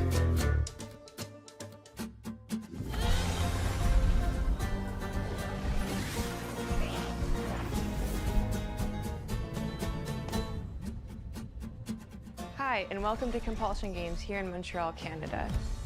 At our studio, we care about world building, and we treat the setting almost like a character of its own. From the magical noir of contrast 85 to gigs? the alternate history That's we have to view, crazy. we draw inspiration from the landscape to shape mood, drama, and intrigue. That's For South crazy. of Midnight, our third-person action-adventure game, the story and characters bring a folkloric Deep South to life. This gave us a chance to explore Southern Gothic themes with a dark fantasy twist. So while our protagonist Hazel is at the forefront of our story, it's the macabre elements and larger-than-life creatures that will leave a mark on her journey and growth. I think the art style is really cool for this. It's hard to describe. I don't exactly know like what the fuck is going on, but it's the way that it's animated. It's very fucking interesting. I know what to do. As long as you didn't forget the flashlights and batteries. Oh, shit, we got 5 minutes. Let's go. We wouldn't be rushed if you didn't. Don't mumble. Speak on it. I said we wouldn't be rushed if you didn't waste all that time at the shelter. Now, you want to bring this up right now? I'm just saying. Hazel, please. We might need some help. I might need some help. While you're out helping everybody else. Hazel!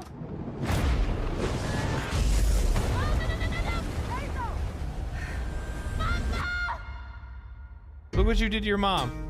Look what you did to your Hazel mom. may start her journey You made as your a mom typical 19-year-old, get but flooded away. disastrous events will push her into a darkly magical world where she'll learn who she really is and how to tap into weaving. an ancient magical power that redefines her trajectory in life. The land itself chooses Hazel as a weaver.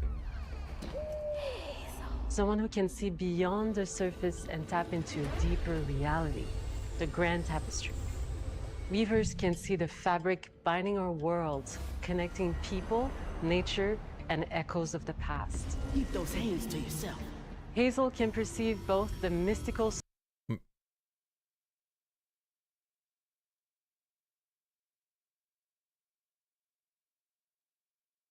Look. Made in Canada. strands and stigmas in the world. Through her newfound power, The only thing good that Canada makes is hockey players. Creatures she encounters. As Hazel discovers her power, the world gradually shifts into the surreal, revealing that creatures from the old folktales actually exist. You up here, my salvation. Among them is Warframe is pretty good. The storyteller who becomes both the Okay. guide All right, I'll give you guys Hazel Warframe. across the game. It ain't every day I hear about a new weaver such as yourself.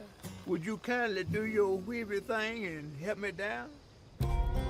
Meeting I think the world design and stuff is really cool. It's just it's the premise that I'm just like not sold on. Spinning wheels. Her weapons include a spindle, 2 weaving hooks, and a distaff. Her magic abilities manifest with supernatural lace-like patterns, blending the traditional craft with Like mystical it's the premise that I'm not sold on. Hazel I don't engages with the world care through a about like variety of female movement characters or abilities. anything like that. That's not Those the thing, abilities like, also help I Hazel actually do progress like on the her art journey. style and the world design. I As think her it looks journey really cool. unfolds, Hazel will master new weaving abilities. But just like using the them to premise traverse the and world, the conjure objects, like this and stuff, confront it's just not for me. Combat is about understanding and adapting to different enemy archetypes known as Aints, the manifestations of corruption Hazel encounters. These hates. And trap also the Hazel other in thing is combat too is until that she like unravels them. the one thing that's like really off-putting is that like even though I do like the art style and it also again I'm kind of going back to that, it has that same kind of like that same like stop motion animation kind of thing that's going on with it, and like I don't mind that. I think that's cool, but it looks odd in combat, and it makes me feel like it's gonna be like low FPS. That's what it looks like. It looks like the game is just permanently on like 15 FPS. And for combat, like while it might look cool for like cinematic reasons and like environmental reasons, I don't think it's gonna be very cool or very interesting or like fun in combat. The world looks sick. Yeah, I actually really like the world design.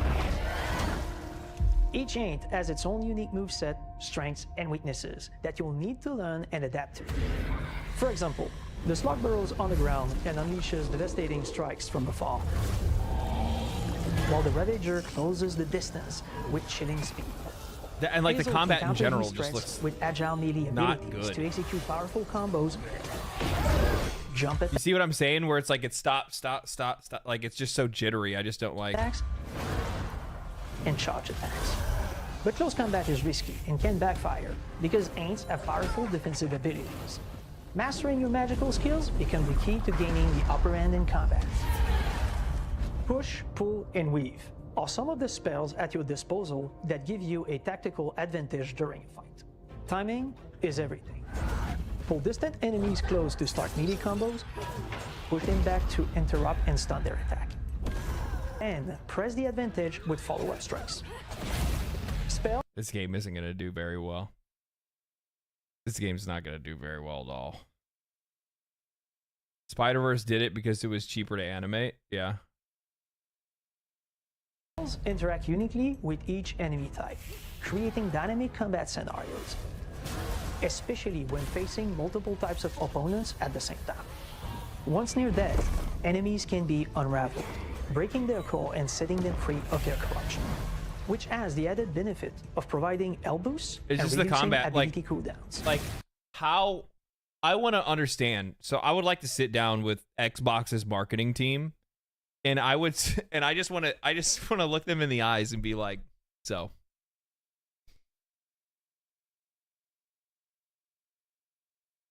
Why did you put this next to Ninja Gaiden? Wouldn't it have been better to maybe put this one, ahead a little bit or something like that. But why would you put this game next to Ninja Gaiden? Like, how you're having me watch this combat after I just watched the combat for Ninja Gaiden 4. How am I supposed to watch this and feel anything other than this looks boring? Like, what do you guys? How do these people have jobs? How do you have a job? If you play your combos right, you can enhance Hazel's combat readiness and keep. If they started, it's, you know what the funny thing is, they didn't start with it, because if they started with it, everybody would have fallen asleep before they would get to see the other trailers. That's the reason why they didn't put it first. They waited. Oh, we'll put it second. On chaining her abilities. As Hazel progresses in the yeah, game, this is compulsion she unlocks games. new moves and improved abilities, and you'll have to decide which areas to prioritize. The upgrades will change how you approach combat, like enhancing area of effect attacks, or refining push and pull skills to improve precision and make them feel more rewarding. The combat system is fast and responsive, built around chaining Doesn't look like attacks, that. landing precise strikes and unraveling enemies. Doesn't look You like mind if I that. take a look around?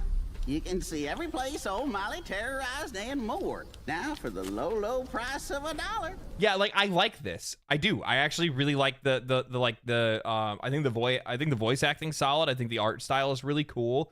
I think the like cutscenes and stuff like that are really interesting. But the minute it goes to the gameplay, I'm just like,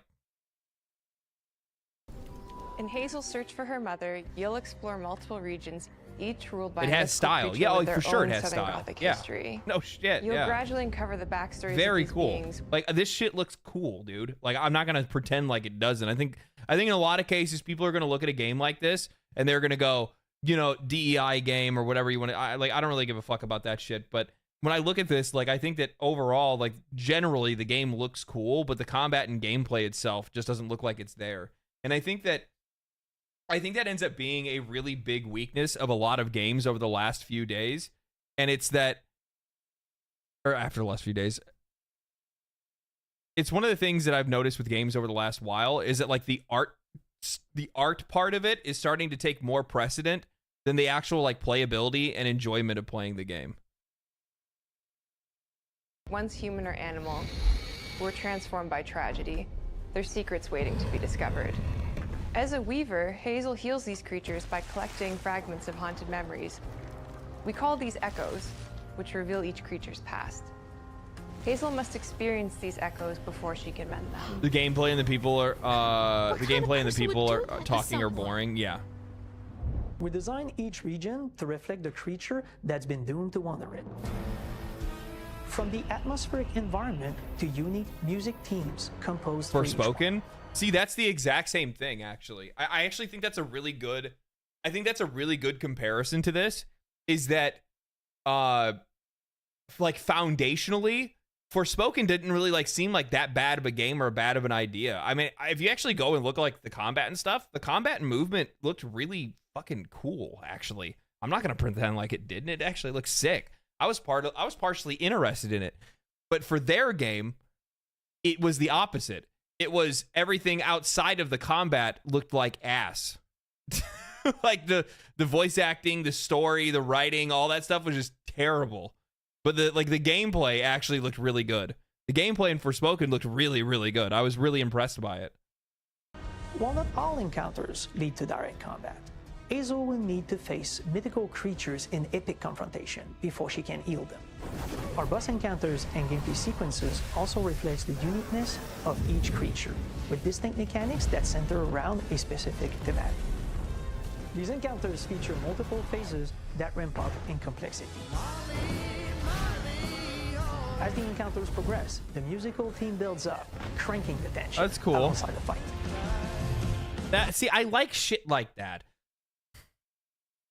I like the idea of, like, boss encounters ramping up in complexity and difficulty, and then the music changes with the boss fight, like adding in more instruments and stuff. Have you guys played Hades 2? You know how there's the sirens. So when you go to fight the sirens, like, as you fight them, like, they're all like playing their song together, and then as you take one of them out, you know, all of a sudden, like, their part of the song comes out, like, falls out. So, like, if you take out the drummer first and there's no drums, but there's, like, the guitar, bass, and vocals, That you can like keep like that stuff is really cool. I like that kind of stuff. Whether it's Toothled Tom or Hugging Molly, each of these larger-than-life creatures is inspired by Southern folklore and lead to climactic battles. We got a long journey ahead. South of Midnight unfolds as a hero's journey, and as Hazel, you'll travel through Hi, I a found you through tapestry of Asmongold. I love your Southern-inspired videos and your takes, and wanted to say you're From spot on abysmal commentary with the swamps relationship between to flooded React stream. farmlands You're spot the on Appalachian with your commentary of the relationship between In React our streamers magical and content South, creators. I'm decaying sure there are others. buildings Oh, thanks, man. reclaimed by Thank you for the 100 nature bits. stand moments away from a hungry Rugal. And as Hazel delves deeper, reality bends ever more toward the fantastical. The history, landscape, and folklore of the American Deep South fill our world, and our team has infused the game with thoughtful details and environmental storytelling, like our bottle trees and haint blue porches, which are said to ward off evil As also as a Canadian, I don't The way respect the past emerges accept as central responsibility for themes, these which you people. can see Yeah. through old abandoned buildings and businesses struggling to survive. As you explore, you'll meet locals who stayed behind even in the face of a hurricane. So I'm the last person left here. All those damn haints. This part of the river's filthy with them. Artistically, we're staying true to our moody compulsion signature style. But this time, we're using a handcrafted approach inspired by stop-motion animation, which allows our team to bring a distinct personality and tone into every prop and character. Because this folklore is open to visual interpretation, we embrace the freedom to reimagine these creatures and their stories, to adapt how they look, and to craft our own version of a fantastical Deep South.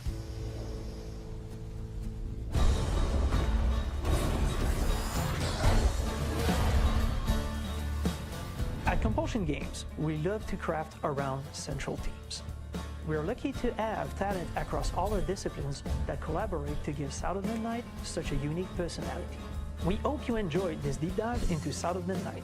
We're thrilled to announce that the game will launch on April 8th, and pre-orders are now available on Xbox and Steam. I don't know. None of this seems bad to me so far. I mean, for me, it's just the gameplay. Like, the gameplay just didn't click for me. I don't really have any like the themes of the game. I don't have any issue with. I think Southern folklore is really cool. Like Louisiana folklore and stuff like that. Witchcraft and things of that nature. But yeah, outside of that, it's just the gameplay just kind of looked kind of contrived, boring, in my opinion.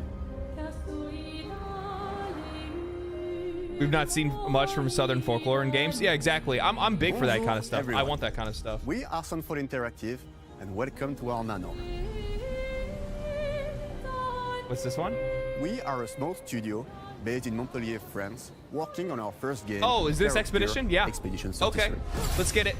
Let's get it. It's a turn-based RPG set in a fantasy version of late 19th century Belle Epoque France. Here we are. Our grand See, now I adventure think in like game development. see now the difference is that like this game from my perspective shares a lot of those really interesting qualities that you could see from the world that they were creating with South of Midnight, but this game then just pushes really hard into the fucking gameplay as well. So like this side goes they're coming from both sides on this one.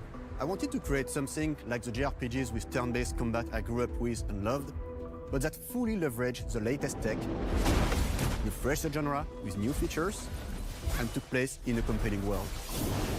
I knew I needed help to realize my dream. First, I turned to a programmer I knew would get it.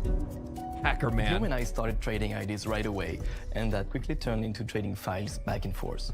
Soon, I was creating the first prototypes of the reactive turn-based system, combining real-time offense and defense element, and a So this is a brand new studio that's making Things this? really clicked when we tested the first version of those features. We felt we had something both challenging and fun. As Tom and I went back and forth and iterated on game elements, a vision started to come together, and I shared it with an old friend from university. Very Guillaume and cool, I dude. are both passionate gamers. I like that. And when I it always described like these the kind of project, stories. I quit my job the following. This is, by the way, I've talked about this in other videos in the past. Some of the best games always come out because there was a game that they wanted to make. You have a guy that has a vision for a game he wants to make. He hits up one of the guys he went to university with, another guy that he knows. They all start putting things together. They quit their jobs to go to make this game, and they end up getting funding from one of the biggest U.S. companies that are out there. But Yeah, this is fucking cool. And join the team without hesitation. Because I believe that in video games, success always starts with a strong creative vision. And we had that defined by 3 core elements. A story with great emotional depth. Gameplay that innovates on the classics we love. Like, I'm gonna be real with you guys. Hold on. And when it describes on the classics we love. Where'd it go? A I'm gonna be real with you guys. Great emotional depth. I'm not a UI guy. This UI fucks. Like they're totally ripping a page out of fucking Persona's book on this for sure. But yeah. Gameplay that innovates on the classics we love. And a world that is completely original, beautiful. It's like a UI that makes you want to hit buttons. We founded Central Interactive on these tenets. A group of friends with a shared vision and the drive to make something great. I like how Homie had like fucking Discord up and they were like sharing memes. This too is your legacy. Gothic Persona, yeah. Core to every great RPG is a compelling story. And Guillaume and I spent 4 years intensively developing and refining ours. And that started with the hook. 67 years ago, a massive slumbering paintress and a monolith appeared with no warning. Once a year, the paintress wakes and paints a number on her monolith, and everyone who has passed that age is erased. Every year, that number ticks down, and everyone dies younger and younger. Expeditions depart to kill the paintress, determined to fight until their final breath, but not— That is a fucking cool idea. I didn't know that's what I had no idea that's what the premise of it was. That's sick, dude. So every year the number goes down. So like right now in the game, people only live to the age of 33. none have ever returned. Our Very story cool. follows Expedition 33. Expeditioners, we honor your dedication. And you know what that allows them to do? Make sure that the game always has hot characters. You know what I mean? You ain't got no old people in this game. Guillaume and I knew early on that we didn't want to focus on good versus evil. What's interesting to us are people who, yes, are flawed, but who care deeply about each other. And conflicts arise because they have different perspectives on what needs to be done. I'm sorry about earlier. We wanted our story to And the feel characters dark look really and good, mature, too. with adult characters who feel like real people with real experiences. I'm always missing something that And this is another one of those things, by the way, that I cannot fucking believe, which is that, like, how often have you guys seen? I guarantee everybody already knows what I'm gonna say. How many times have you guys seen they take a voice actor and then they go to make their character model and they try to base that character model off of the voice actor or actress, and they look like the uglified version of that character, and it's just like, what? Stop doing that. Stop doing that. Is she 33? No. This is probably this is a younger version of but the thing is that if I look at this character, the funny thing is that if I gave this character right here, let's go back a little bit. If I gave this character black hair, this is a teenage Shadowheart.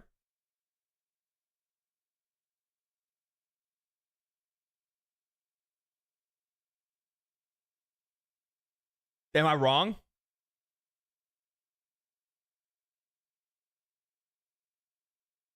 It's Shadowheart's voice actor, so they're basing the character model off of her, just like they did with Baldur's Gate 3. If I gave this character black hair, this looks like a teenage Shadowheart.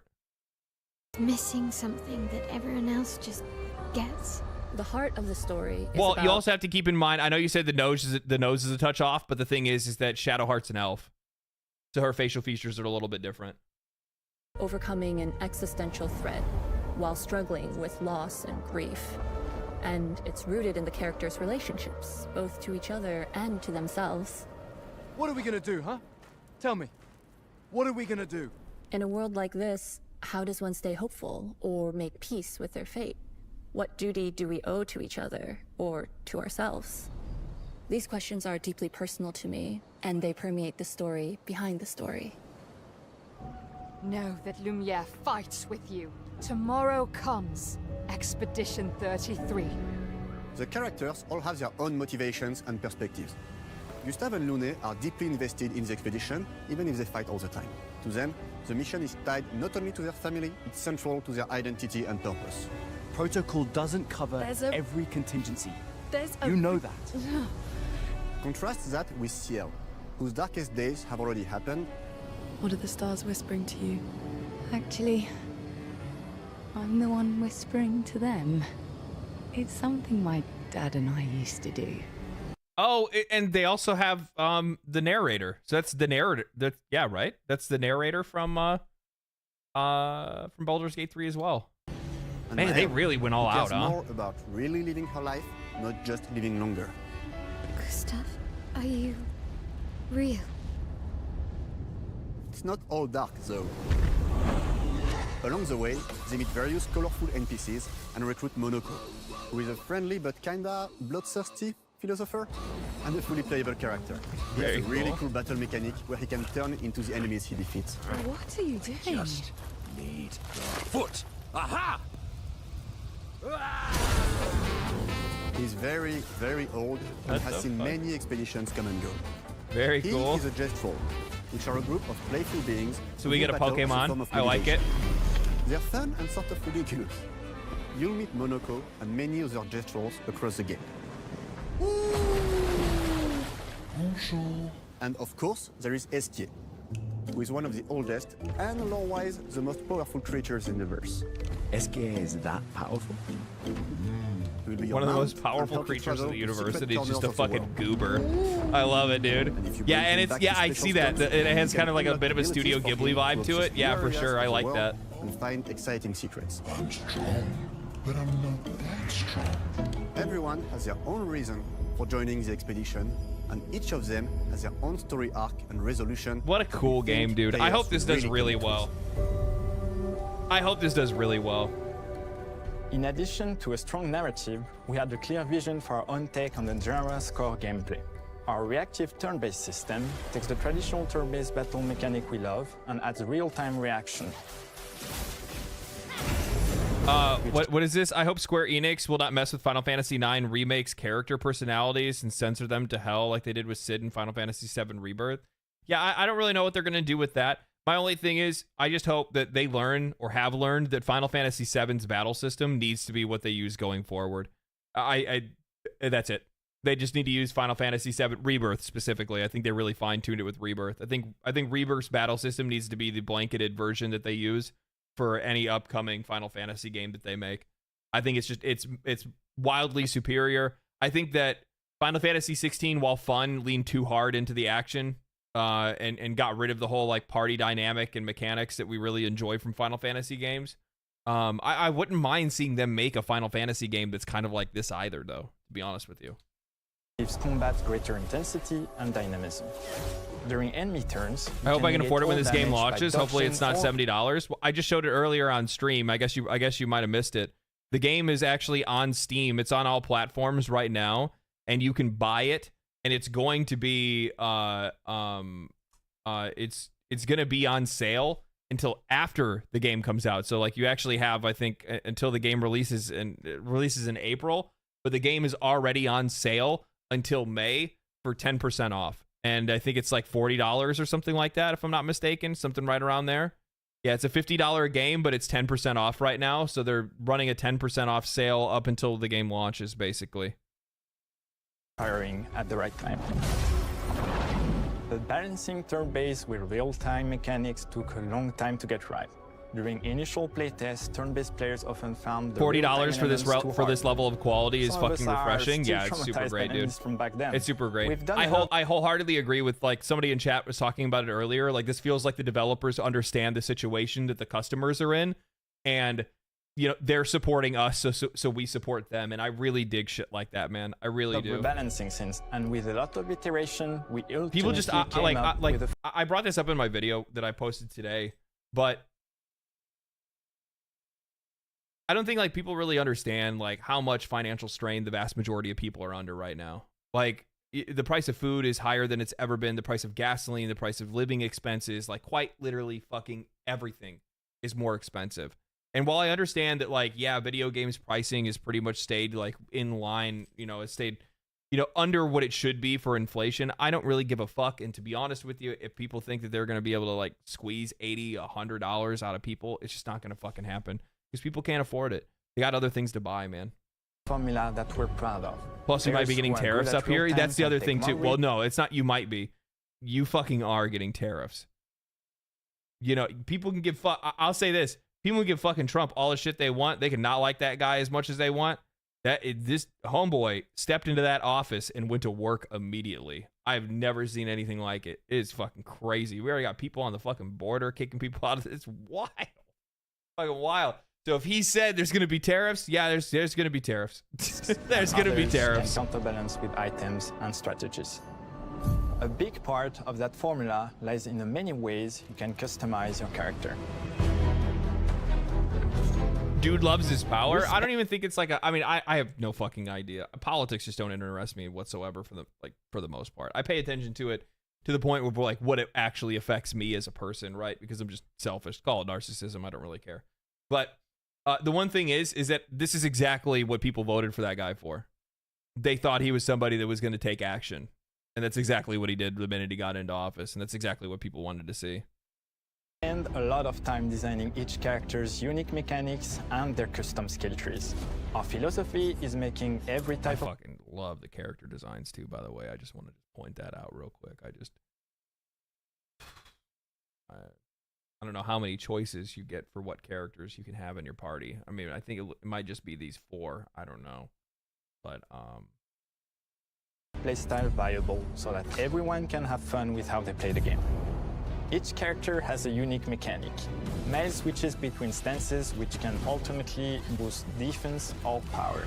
Okay. I personally like to make Mel the protector of the group, but I'm pretty much the only one at the studio who plays her that way. Most people play her as a glass cannon with Gustav's complementary skills. The characters can also equip hundreds of passive effects, which in our game are called Lumina. Every character has more than 20 unique skills in the skill tree and hundreds of passive effects. They can gain through Lumina and weapons. What?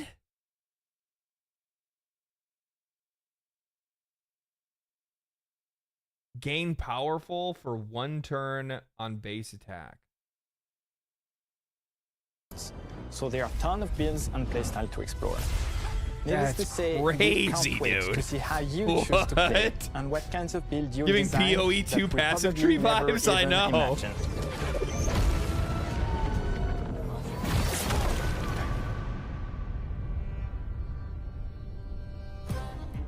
Our story is set in the French fantasy world, and I was really excited to design something unique. Every level has its own color. Oh, this and is the art texture director. identity. For example, This the motherfucker's Festival been Village cooking, is dude. an early area in the game where players can enjoy a fun break. We wanted something that feels chaotic, grungy, and toy-like. It's basically a bazaar.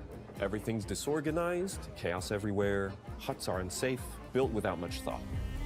It's a place where anyone could fight you at any point, which is pretty much what the Jestrels are like. The Jestral village is hidden inside the ancient sanctuary. The ideas here were forest, labyrinth, and sentinels. I designed it as a vibrant place, like an old graveyard of Jestrels, or forgotten wooden toys in a box, with 2 main colors, red and white. I wanted to make it feel cozy, hidden from danger, with traps and labyrinths in case enemies get in. Very cool. Same process with the characters. Minoko came in a single concept. I thought of a monkey-like body, white fur with a black and red flat mask. Ladies, could I? Ow! Definitely a gesture. For Eske, we needed a cuddly companion to take us around the world. I thought instantly of a giant inflatable balloon and old Victorian pillows with many intricate motifs. We start with the core themes and ideas, and the visuals grow organically from there. From the very start of the project, there was one thing that we absolutely wanted to bring back from older JRPGs. A feature we really loved, but is very rare these days. a completely 3D and navigable world map. Yes, Very we got cool. a world map. Yeah. And it was a real challenge to create, both artistically and technically. Dude. And it ended up a lot bigger than we expected. You'll definitely need SK's help traveling around. Here we go. We're super Yeah, happy with the dude. result. They fucking get it. They get it. They get it. All right. Yep. Dude, it is one of the things that I fucking miss. I do miss overworld travel in JRPGs. It was so fucking cool. Final Fantasy VI, Final Fantasy VII had it. Final Fantasy VIII had it. Bro, I thought it was the coolest shit ever when you got your fucking ship in Final Fantasy. Or did you didn't use the ship. You actually used the school, right? Seed school to be able to travel around. Chocobos and stuff like that on world maps, dude. Though, as there's a lot of side paths and entire hidden levels. If you want to fight the toughest bosses of the game, you will have to explore. Good luck.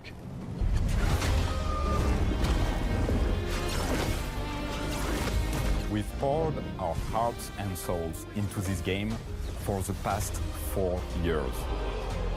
That's When why did Final Fantasy get away from that? Final Fantasy got away from that in 9, didn't they? Was it 9 or 10? I know it wasn't in 10. I can't remember if it was in 9 or not. And they haven't gone back to it since. Delighted to announce that Expedition 33 launches on April 24th on Xbox Series X and S and is available day one with Xbox Game Pass.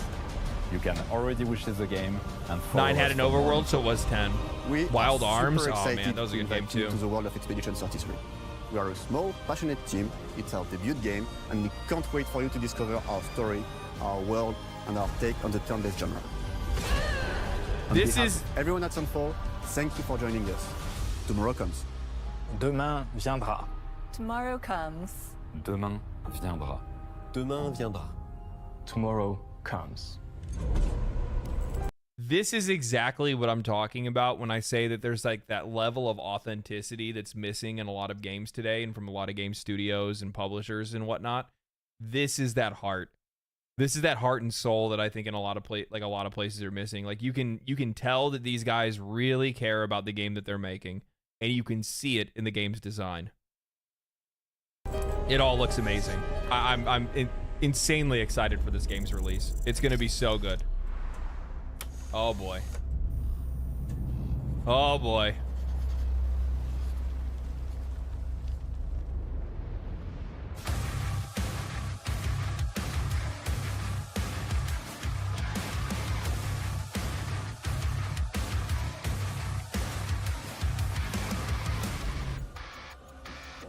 Time to hit the gym, boys. That's right. Hello, and welcome to Dallas, Texas. Bro, I've been hitting the fucking gym lately. Because I started going like irregularly, and like the minute that I did, especially with like, you know, the work that I do, I tend to like kind of fuck up with it, and like it's not like I sit around a lot because I'm either playing games or I'm doing research or I'm writing or I'm recording, not a lot of movement or anything like that. It's so not good for your body or your mental health to like not go to the gym regularly. I'm so fucking happy that I've been going back, and my legs have been fucking cooked. My legs are bad. My legs are bad. Home of id Software. We're more than 30 years It takes ago, like 2 a days for small my team fucking of legs game to recover developers from leg day helped now. define and So set bad. a course for first-person shooters. A lot has changed since then, but our team is as passionate as ever. And the most important values at the core of our games, innovation, craftsmanship, and performance, remain a priority for us to this day. Get those gains, bro? And as Yeah. you're about Yeah. to see, those Yeah. values We'll see 'em are soon enough. infused in every aspect of this latest installment in the legendary Doom franchise. It is an honor to work on this game, to carry on its tradition of creating all-out, groundbreaking levels of fun. So now, we're excited to share with you a look at our most ambitious game yet. This is Doom: The Dark Ages. That was so stupid I mouthed the words.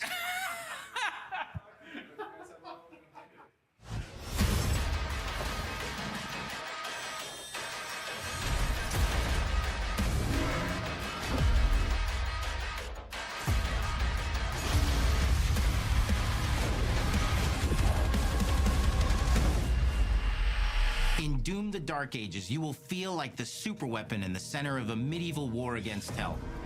I need to go back and play In a fucking cinematic Doom sci-fi Eternal again. fantasy world full of locations to explore, powerful weapons sick. to unlock, and enemies to conquer. Hell yeah. This is a prequel to Doom 2016, and that's given us the opportunity to reimagine every aspect of this experience. So if you're new to the franchise, then Doom: The Dark Ages will be the perfect entry point into the series. And if you're a longtime fan, then you'll be proud to see, in a lot of ways, the feel of the game is really a return to form. So let's break it down, starting with the combat. In Doom Eternal, you felt like a fighter jet. In Doom: The Dark Ages, you'll be an iron tank. Heavy, strong, but still fast. A grounded combat system with an emphasis on power over the acrobatics of Doom Eternal. So they're gonna do away with the whole like with all of the like map jumping and fucking shit like that. I actually will probably like this even And more. a balance between enemy projectiles and player movement. Like I don't get me wrong. I really like Doom Eternal. I just didn't really like all the fucking acrobatic shit that you had to do all the time, and it would fucking, I don't know, like just the hopping around and shit like that. It sometimes it kind of disorient me. I think that's probably a better way to say it. It's not like I wasn't having a good time playing the game. I enjoyed it, but it gets too gimmicky. Yeah, that's probably the best way to be able to put it. Yeah. Speed that makes strafing to aim viable again, just like in the classic Doom games. But it's not all about nostalgia. Innovation is the goal, always. And so for Doom: The Dark Ages, it's an all-new world with new tools and new mechanics to master. Very cool. Let me introduce you to the Shield Saw. Block. Throw. Very cool. Yeah. Parry. Yeah. Deflect. All from one Okay, so input. green is the ones you can deflect. Contextual. Tons of depth on a single button. I really press. like their use of color to You be know, able we to tell you want like what you every can Doom dodge game and to can't stand on dodge and what you itself can as a interact unique with. experience. So in 2016, we asked you to run and gun. In Doom Eternal, it was jump and shoot. And in Doom: The Dark Ages, you're gonna stand and fight. Hell yeah.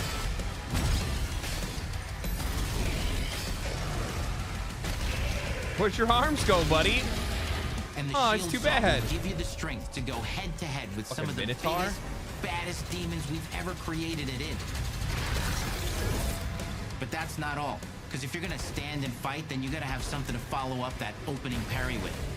How about an iron flail? Oh, okay. Or Hell maybe an yeah. electrified gauntlet. Or even a doom spiked mace. Hell That's yeah. right, we have 3 melee options that are part of a melee system. All on one input, complete with combos and upgrades. And it's totally awesome.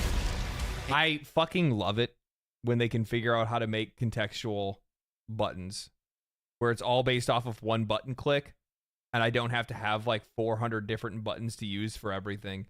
One of the biggest complaints that I have with a lot of games is that I want to play most things on mouse and keyboard, but sometimes when it comes to action games, I'll default to a controller just because there is just too much shit.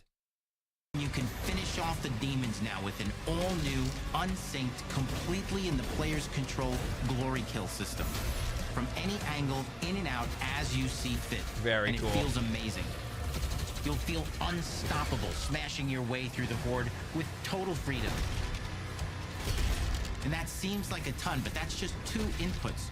We got one more really important button that we haven't talked about yet. The trigger? The trigger. That's right, baby. Hell yeah. What the fuck is that? It's just chewing That's up right, we skulls. saved the best for last. Doom has and What the always fuck? will be all about the guns. And Dark Ages has some of the most ridiculously powerful weapons that we've ever created. Mean. Ancient. Brutal torture machines built to butcher, impale, Hell yeah, and shred dude. the minions of hell with. Only in Doom. That's the mission statement for the design of these never-before-seen, insanely fun-to-use tools of mayhem that only the Slayer has the power to wield. So let's take a look at some extended gameplay footage. That's so and sick, see how Skull these Grinder. medieval So mechanics cool, synergize with dude. The enemies and the environments to form the new combat loop for Doom: The Dark Ages. So fucking metal. Like, just look at this. It's It just brings a masculine tear to your eye.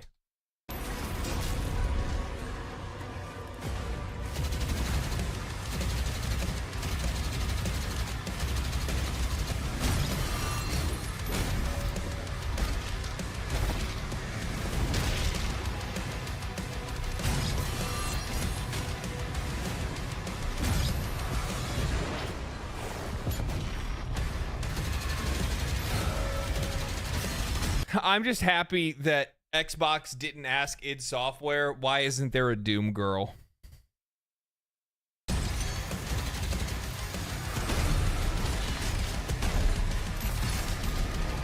Yeah, but like, what if we tried to make friends with the demons?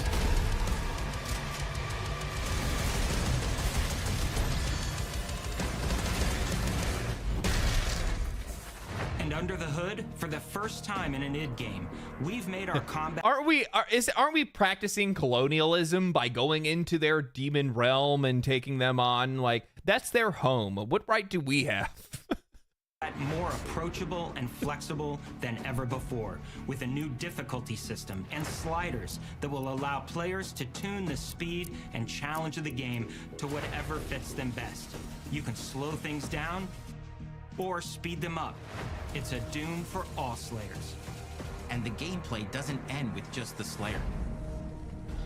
We finally have for you, you've been waiting for 2 games now, to get in and pilot your very own 30-story Atlan, which is a mech. It's the size of a building, it's powerful, and you can beat giant Titan-sized demons to death with your gauntleted fists. And if that wasn't enough, we also have for you your very own fire-breathing, Gatling gun-toting cybernetic dragon. Neither of these are one-and-done features either. They have a full suite of abilities and even mini-bosses. The spectacle is epic. The power fantasy is unlike anything we've made it in. Pacific Rim with demons. Let's go. Tons of fun. And as cool as all that is, we know that fans of single-player action games expect more than just great combat to pull them through the experience. So we're excited to share with you not just the gunplay, but the world of Doom: The Dark Ages. Okay. Your hero's journey will take you to the far reaches of the Doom universe. Mysterious worlds from the Slayer's past, dark forests, dungeons, ancient hellscapes, battlefields, and worlds beyond. And through exploration, you'll be unlocking new abilities and godlike powers every step of the way. Now armed with your trusty shield saw, you're gonna cut, leap, and smash your way through environments full of secrets and treasures. Cool. There's always something new waiting to be discovered or destroyed. Now let's take a closer look at just one of the many missions you'll experience in Doom: The Dark Ages. In this level, you will meet the enemy at the gates and save a city from certain destruction. Explore the medieval battlefield outside the castle walls, seeking out targets and enemy formations along the way to engage with as you see fit, with any gun you choose. Very cool. Explore what is the largest play space ever in a Doom game, discovering secret caves and dungeon-like mines in search of vital resources. You control the pace of the game. Where you go, who you fight, and the objectives you pursue. It's a Doom sandbox full of war and riches. Love it. Once you've broken the enemy assault, head back to the main gates, because the battle isn't over yet.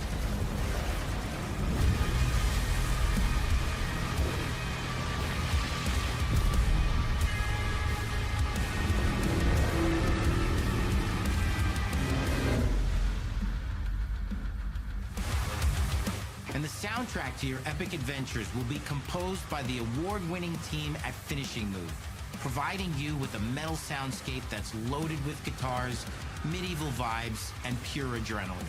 You'll feel like you're expanding the legend of the Slayer with every mission you complete. And speaking of that legend, the story of Doom: The Dark Ages, like everything else in the game, is big.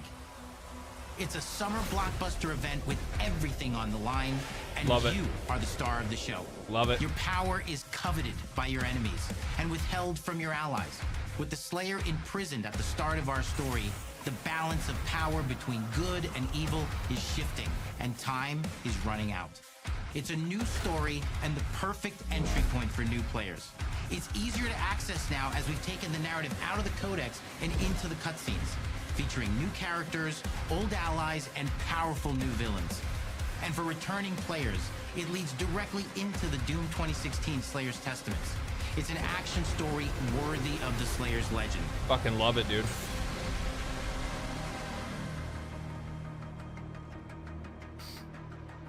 Yeah, they're cooking. We've got 10 years They're of cooking. making modern Doom games together, and we've done better with every game we've made. The hope with all this, the goal, is to give players an experience that's as fun to play as it was to make, and make something that's good enough to become the best game id has ever made. But that is for you to decide. When Doom: The Dark Ages releases, In May? Damn, so they got both Claire Expedition 33 and Doom in the same month. That's crazy. Or within the same... Oh, Expedition's in May. Or in April, I mean. That's crazy.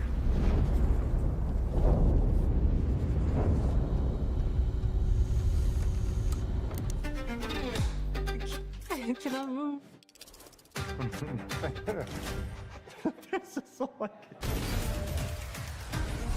You will feel like the superweapon in the center of a medieval war against hell. All of Azel's powers are Yeah, I designed think this is around really textile good, man. crafting I and think pretty much stone across the building. board, I The think they did a good combat job. I system think it is all built looks around good to me. chain attacks and I'm unraveling excited for it. enemies. I think Claire reactive Expedition. turn-based I'm system actually has like the funny thing is that like I would think personally I would normally be the guy that would be more excited for Ninja Gaiden 4, but I'm actually more excited. I'm more excited for Claire Expedition more than anything else. I think that game looks absolutely fantastic.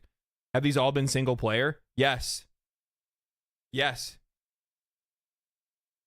Honestly, I'm of the mind that it's time to fucking go back to roots, baby. It's time to put the fucking live service the live service picks down, leave the mines, and go back to making single player games again for a while. It's simple as that. You know, I had actually seen that it's in one of the articles that I have to go over for another video that I'm making for next week. But like I'd seen somebody that was talking about, they're like, "Oh, you don't understand.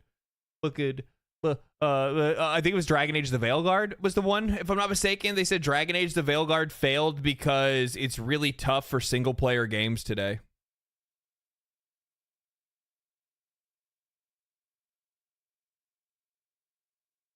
Did you guys know that?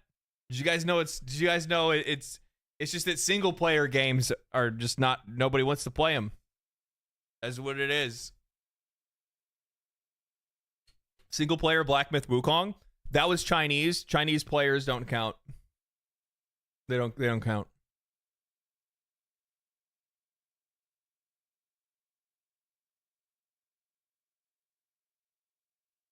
Have you seen the newest Phantom Blade Zero trailer from 2 days ago? Sick as fuck. Yeah, we watched that earlier in the stream, actually. It was like one of the first ones we watched. Cope, I know. Wasn't Veilguard originally supposed to be a live service game? Yeah, exactly. That tells you a lot about them, right? What was and then we got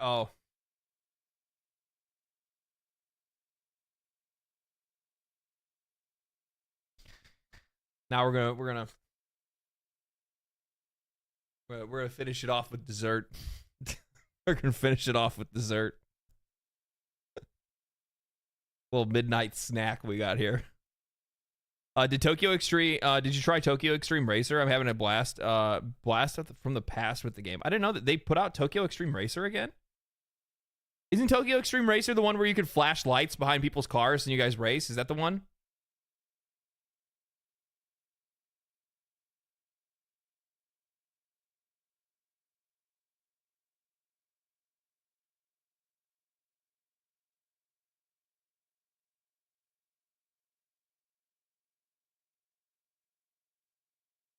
No thanks, I'm full. Assassin's Creed slot. Yeah, we'll see.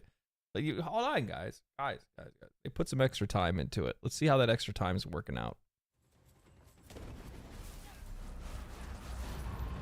After spending several hours finally playing Assassin's Creed Shadows after multiple delays.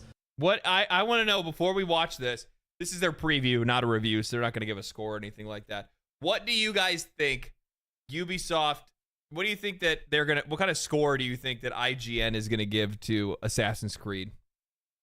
I'm curious. Mike, thank you for the prime. 7, 9, 8? I have to wait for YouTube to catch up. They're like 30 minutes behind you guys. 30 seconds or something like that. 9s. Wow, a lot of you guys think that they're going to give it like a lot of you guys are thinking they're going to give it a pretty high score, huh? They can't give it the usual 7? Why not?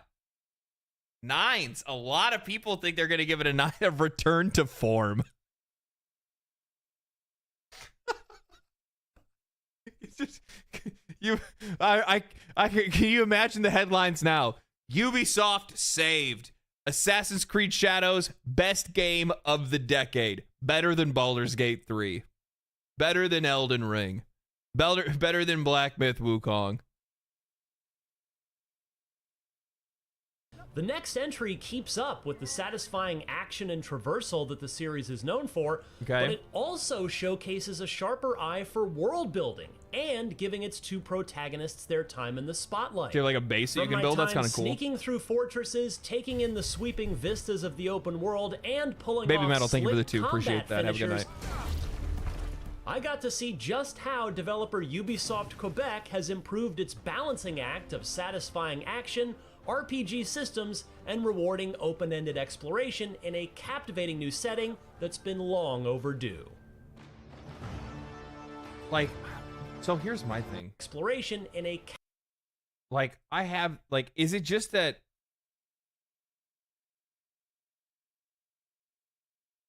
Why is this so blurry? Why does all of the footage for this game and its world always look so fucking blurry? Like, this is on 1080, but is it just that they're like giving them like overly compressed footage? Captivating new setting that's been long overdue.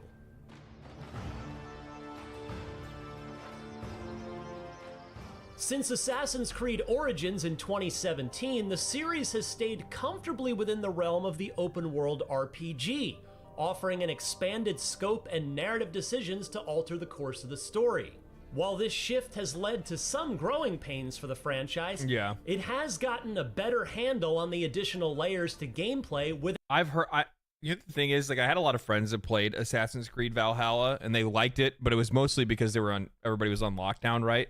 So, like, everybody was all over it for the most part. I didn't play it because I haven't played Assassin's Creed since 3. Oh no, I played Black Flag. I played up to 3, and then I played Black Flag, but that was, you know, that was a long time ago, right? I don't really like new Assassin's Creed. Yeah. Without compromising the fantasy Greetings from of being Spain. an Didn't know it was ancient faster assassin. here. It's much faster. With Shadows, the Pretty much latest instant. attempt at an Assassin's Creed RPG shows that Ubisoft may have also cracked the code on the role-playing element with its two unique protagonists, something the series has struggled to present in a way that hasn't muddied the narrative waters. Yes, kid. It'll be quicker if I go. Shadows sets its sights on a new mystery deep within a revamped Animus program. In this new simulation, we focus on feudal-era Japan and the secret history of both Yasuke, an historical African slave who became a full-fledged samurai, and Naue, a female shinobi taking up the mantle of her father's legacy. The pair eventually team up to navigate a radically changing 1500s Japan, rubbing shoulders with other historical allies such as Oda Nobunaga and Kuroda Kanbei, while taking down a shadowy cabal of warlords manipulating the country's attempt at unification from within. It is possible you hold ulterior motives beyond reconstruction. It just, I don't, like, everything with this game looks so fucking blurry. One of Kanbei's dogs. Killed him. I spent most of my playtime exploring Harima Province, one of the early zones that featured a quest line involving an insidious Like, I have negative bias, right? Because I am one of those people that, like, I already have a negative bias against this game. I will gladly say that I do. It's because I just don't think that, across the board, I just don't like Ubisoft games. The last Ubisoft game that I enjoyed was Division 2. That was it. Outside of that, I stopped playing any of their games because they've just become so fucking repetitive and they're just so fucking generic, and I think that they're just like the most copy-paste thing that I've ever seen in fucking gaming. And I just don't have any interest in it, to be honest with you. But I'm gonna try to do my base. I'm gonna try to do my best. I read based when I said best. Somebody said, any mind. Fucking ADD. Whatever. I'm going to try to do my best to look at this as non-biased as I possibly can. I'm going to do my best. To undermine the region's power structure. Okay, here we go. The world of Assassin's Creed Shadows is massive, but thankfully not to the ridiculous size of Valhalla. That said... Am I the only one? Maybe this might just be me.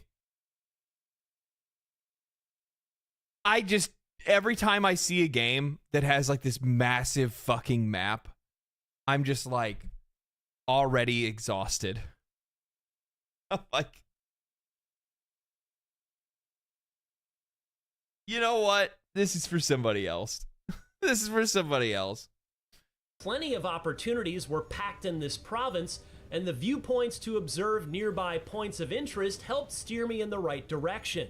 A general theme I found compelling was how Shadows emphasized harmonizing with the open world, a cultural element the developers wanted to highlight with the Japanese setting. For all those we care about. This theme also extends to the side activities and how the world changes over time with shifting seasons that alter the terrain. Shadows ditches the need for hunting, and instead, I want you guys to hear this again. Activities and how the world changes. For all those we care about. Points of interest helped steer me I want in you the to hear right this direction. again. This is really important to listen to. Dark Dragon, thank you for the Prime. Appreciate that, man. Shadows emphasized harmonizing with the open world.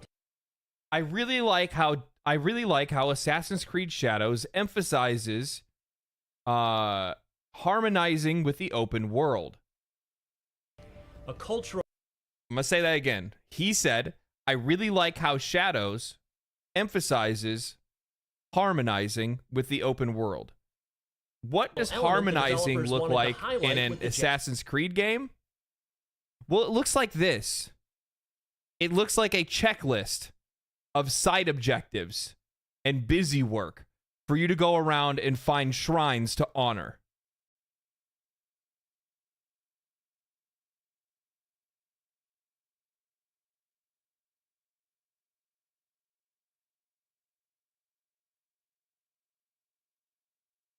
Japanese setting.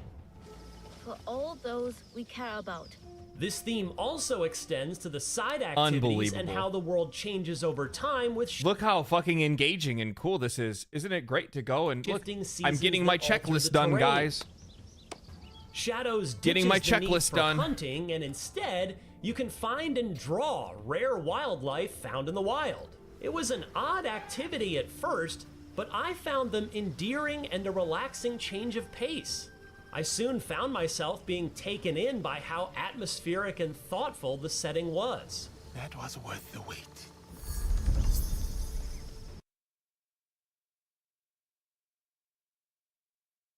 It's the same thing! It's the same thing as the shrine! It's the same thing! I really like how they make me walk around like a fucking lemming and go find these hidden things because it's part of this side objective for me to be able to get this item or this skill point or this fucking achievement so I can continue to play video games like I'm playing a fucking checklist because for some fuck off reason, games today just want to mirror fucking work. They want to mirror work.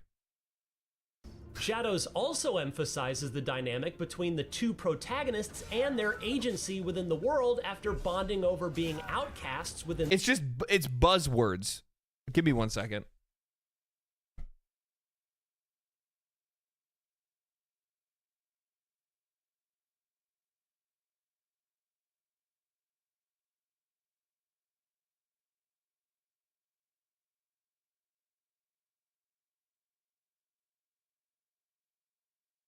Had one of my mustache hairs flip up into my nose and it was tickling me. The country. I really enjoyed their dynamic within the story, and they played. Hold on, what is this?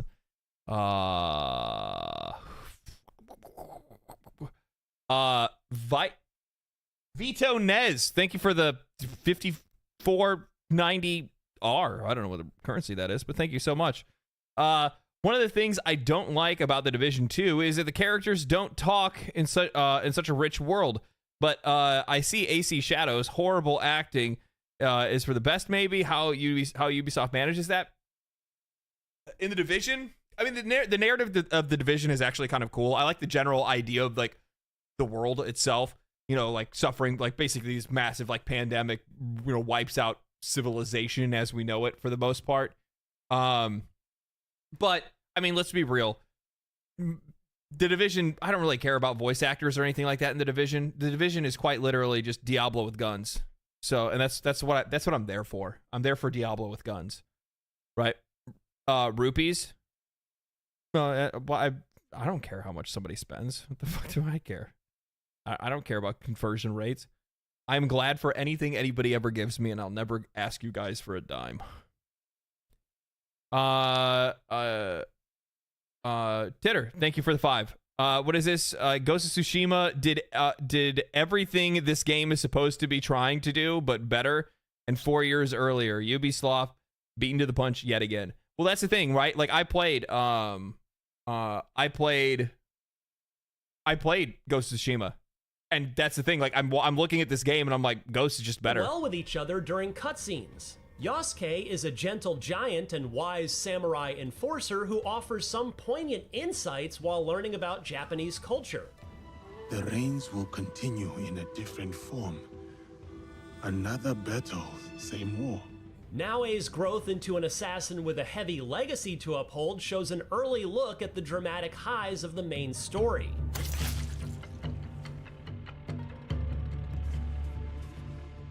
You're free to switch off characters in the open world and during moments in the main story, letting you play as who you want in most key missions. You're right.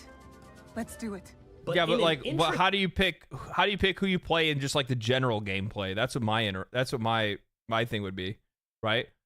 Like, I actually do like I like Naoe as a character. Interesting addition. I think her voice actor is like pretty solid, and like I like the idea of her. I like the idea of her like story coming into this, how she gets the blade and stuff like that. Like, that stuff actually seems pretty cool. But yeah, story without major narrative choices, which was added after developers saw how many fans were debating what the definitive story was for Valhalla and Odyssey.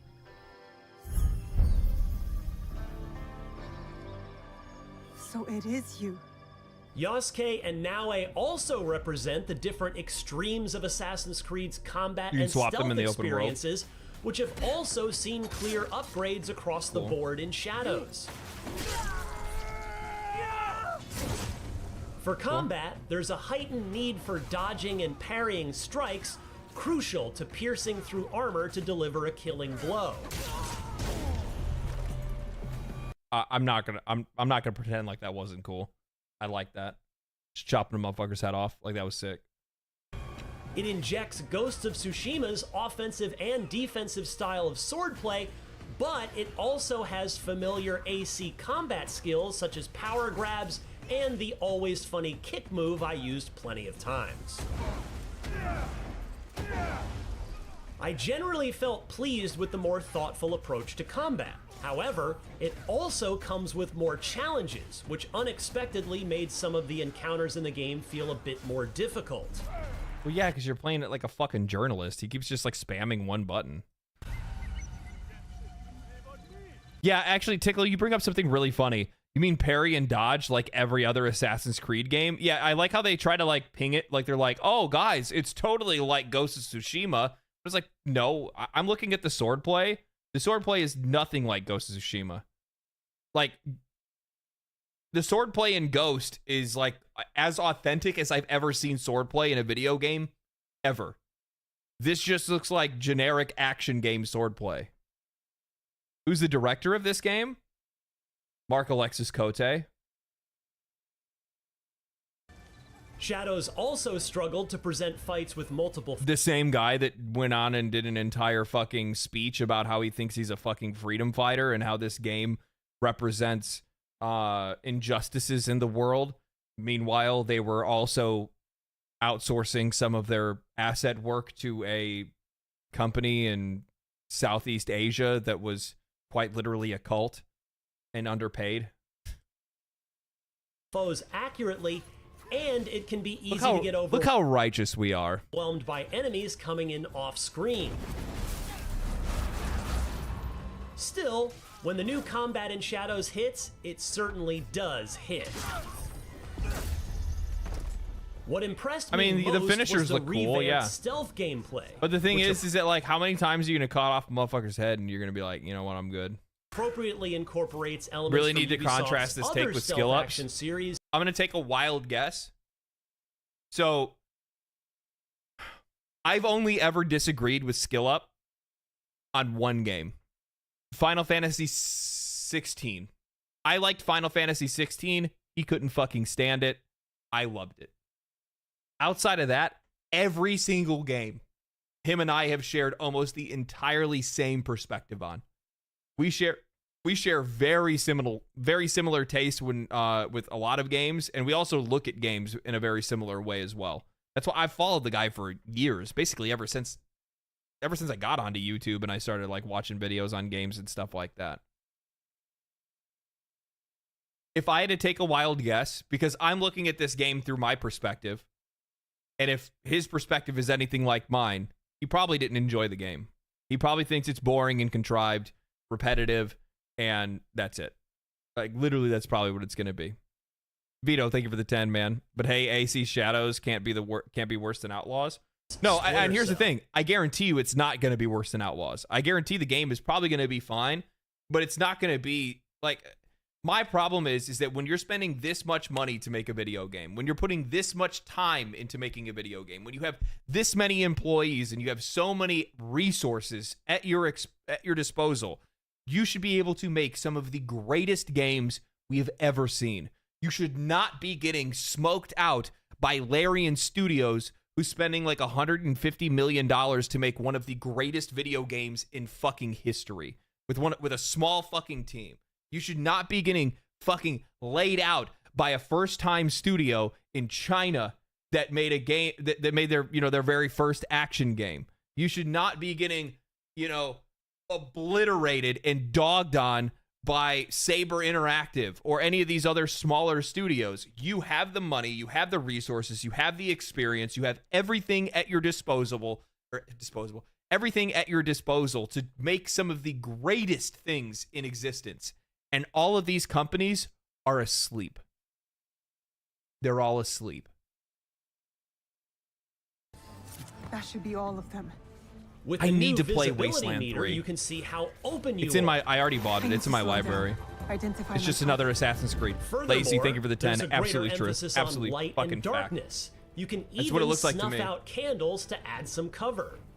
This is also why I think in a lot of cases, and this is, I guarantee there's probably going to be some people that agree with me on this, some franchises, just let them fucking die.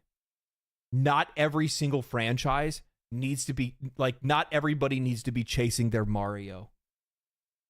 Like, the one thing that Final Fantasy is the only one from my perspective. Mario as well, obviously, can get away with it too. But Final Fantasy, from my perspective, is the only one that really gets away with this in the right way, which is that every single time they put out a new Final Fantasy game, it is a reimagination.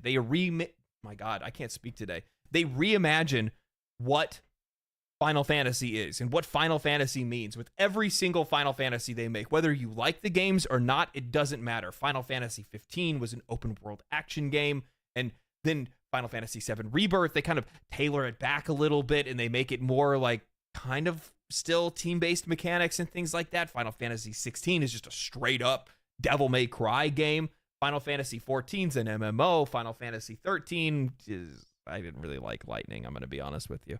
She's a hot character, but I just didn't really like the game, to be honest with you. Final Fantasy 12, they cooked with Final Fantasy 12. Every Final Fantasy is a new world with a familiar spine. That's exactly, I like that, right? I like it because it's a touchstone back to the things that you recognize and remember about those games, right? The things that you're familiar with, the stuff that you really enjoy, where you get to go, Chocobo, Marlboro. I understand these things. I know these references. I know what these things are. But it's not the same game. I don't feel like I'm playing the same thing over and over again. And they just keep doing that with a lot of these games. And it's just...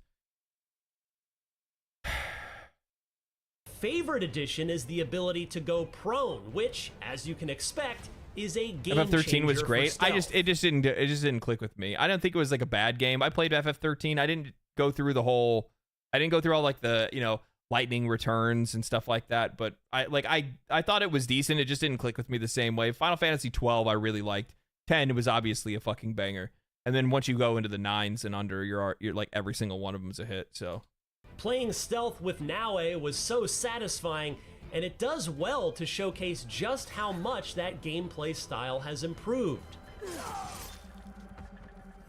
While both characters can combat and stealth, they all thank you for the 27. What is this? Ghost Recon Wildlands.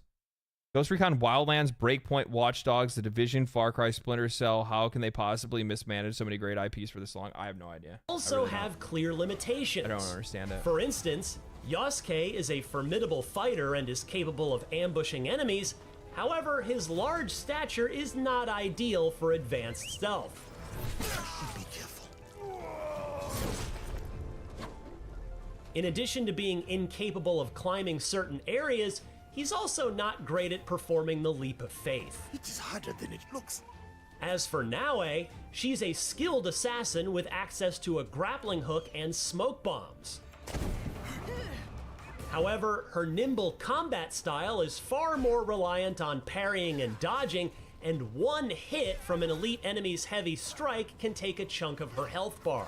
While pulling off Naue's combat skills was satisfying, I often had to resist the urge to take out every enemy and run for it when things got out of hand. Hey, is it just me? Is it just me? Or, like, the AI looks dumb as hell. Continuing with Assassin's I don't know if Creed it's just because they just Valhalla, keep, like, you cutting. can manage and upgrade a but- base of operations. That's kind of cool. As you recruit allies, I like that. they'll head to your hideout to open up shops and offer new side missions that incentivize revisits to previous zones. That's cool. But Shadows takes this feature a step further by allowing you to build out your custom village in the vein of Animal Crossing. I like that. Yeah, IGN, you're not funny. I'm just gonna let you know right now. Like, you probably got like 4 people in the office to lap at this. The Town Builder mode offers plenty of options to add necessities and some personal touches to the hideout. I spent an unexpected amount of time building more housing and decorating my space with... Oh, so you're telling me I spent an unexpected amount of time not actually playing Assassin's Creed Shadows and instead choosing to play with animals and build housing. But the funny thing is, this is one of the reasons why IGN reviewers do not share the same perspective as the players. Shinto shrines and... Like, these are the same people that are like, my first question, how many times have you guys heard a fucking video game reviewer say something along the lines of, my first question was, can I pet the dog?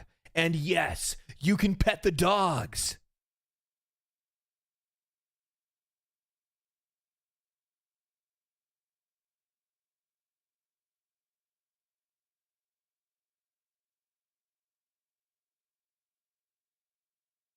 pets, such as cats and tanuki. There are also side But activities. the puppers are such as a adorable. I'm not visually saying the striking- puppy's not cute. Not saying that. meditation Can you pet the minigame dog? to help you earn additional perks. It's an unexpectedly cozy side activity for an AC game. What you mean is and it's I was the most quickly important taken thing in the by game. how Yes, of course. satisfying it was to walk around a massive village I had made in a reasonably short time. So far, Assassin's Creed Shadows is shaping up to be a solid follow-up to Ubisoft's ambitious Valhalla. Even if the familiar crop of open-world bugs and quirks popped up during my time, I still found a great deal to appreciate with Shadows and its world building. While this conceit is not an I like how you just fucking slide that at the end. Bro, they took an extra like fucking 6 months and you're telling me still? Just while some of the quirks and bugs and issues are still there. uncommon backdrop for video games, which can be easy to mess up with insensitive representation, Assassin's Creed Shadows so far does well to justify its take on an open-world RPG set during this culturally rich era, especially in its handling of the... Excuse me, what the fuck did you just say? Conceit is not an uncommon backdrop for video games, which can be easy to mess up with insensitive representation. Assassin's Creed Shadows so far does well to justify its take on an open-world RPG set during this culturally rich era, especially in its handling of the two protagonists. With the release finally coming soon, I'm eager to see how Ubisoft's take on Assassin's Creed's journey to Japan will come together. For more on the latest upcoming games during this busy opening of 2025, check out our final preview of Civilization VII. And of course, for everything else in the world of video games, stick with IGN. Yeah. They really need to change their catchphrase. I think they should change their catchphrase. You know what I mean? Helgren, thank you for the 5 tier 1 gifted, man. Appreciate that. I think they need to change their catchphrase. For everything, stick with IGN. Nah, how about you stick with somebody else? Can't spell ignorant without IGN. Hey, that's the fucking truth. What are my actual thoughts on this? I think that narratively it's probably going to be pretty decent. I think the voice acting and stuff is pretty decent. The cutscenes and stuff look pretty cool. Combat just looks about as generic as it can get. It just looks like the exact same thing they've been doing with every other game that's out there. One of the things that like bugged me is that like, and he brought this up in the video too, is that like, you know, issues with like AI when you're like, what is it? I think it's right here, right? To present fights with multiple foes made some of the encounters in the game feel a bit more difficult. Shadows also struggled to present fights with multiple foes accurately. Yeah, and the thing is that like there's a like how the fuck am I supposed to see what is going on with all this shit in my fucking way? Like you have at least like what, a quarter of the screen covered up. So like not only are you not only do you have to deal with like janky UI, janky camera, and janky AI, like this is so fucking busy, dude. It's so busy, and there's like, and it just makes it far too difficult for the player to see anything. Camera angles like this bother the fuck out of me. And it's just like, so then you're like spamming ultimates or whatever to get out of this kind of mess. And it's just like, and the thing is that if your AI struggles in in groups, I'm taking a wild guess to say that your AI probably also struggles in one-on-one as well. And any of the fights that they showed, it just didn't really look all that dynamic. Everything they like, there was no actual cool deflections and blocks and stuff like that and parries and whatnot that they showed off. All it was just like their character killing people, and then that's it. They didn't really show off anything like worthwhile that would make me stop and go, oh, this actually might be pretty good or something like that. You know what I mean? Like, it's just like, I don't know. Asmund said it's just an animation and not actual combat, and I agree. Just walk up and make an animation. I'm confused of what you mean by that. Said it's just an animation and not an actual combat. And I don't know what that means. Why do you think every combat scene they showed is at max 5 seconds long? Probably because it's too boring to fucking watch in long format. That's probably why. That's probably why. Was this congrats for the PoE2 video? Probably one of the best I've seen so far. Also, also putting the dot when it comes to free-to-play games. I had to sub. Thanks, man. Appreciate it. Glad you enjoyed it. Oh, you walk up and press a button. Yeah. It's just like get them down to mid-health and then you finish them off with a finisher. Skill Up has the same sentiment as you. Yeah, I figure he probably would. I'll probably watch. I'll watch Skill Ups on my own. I don't really like watching like Skill because he just posted his. He just posted his yesterday. Like IGN, I don't like. They could post this. They could post this 2 minutes ago and I'll watch it. Fuck them. No, I'm kidding. Like for like content creators specifically, I try to stay away from their stuff if they just posted it within a day. You know what I mean? Did you see the disaster launch of Quinfall? That sounds familiar. Was that an MMO?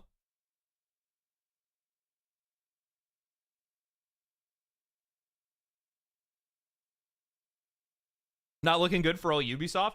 No, by the way, even with what I'm seeing and me calling the game, saying the game looks generic and all these other issues, I'm still telling you guys right fucking now, it will still sell 5 to 10 million copies in its first year. Because like people are just so used to buying Assassin's Creed games. And the thing is that like Assassin's Creed fans, like fans of Assassin's Creed, they aren't listening to any of this bullshit. There's not somebody that's played every single game up to fucking Valhalla, thinks it's the greatest fucking franchise of all time and is sitting in this chat right now going like, yep, this game's gonna suck. No. The fucking fan accounts and stuff like that are still pumping the same bullshit out on fucking Twitter and fucking Reddit and whatnot. I mean, I'd guarantee. Let's go look. Assassin's Creed. According to Luke Stevens, the build that content creators played was from November. Told me that the current build, where the game is today, still 2 months out from launch, he said that it was way better than what we played. And I didn't really have a lot of problems with what we played technically or graphically or anything like that. So I can only imagine how much better it is or will be when it launches if they're saying it's way better than this build, which by the time the game comes out will be like 4 months old. Okay. Let's see here. Like Joraptor, like that's one of those people that posts a lot of shit that's like really like super positive about it too.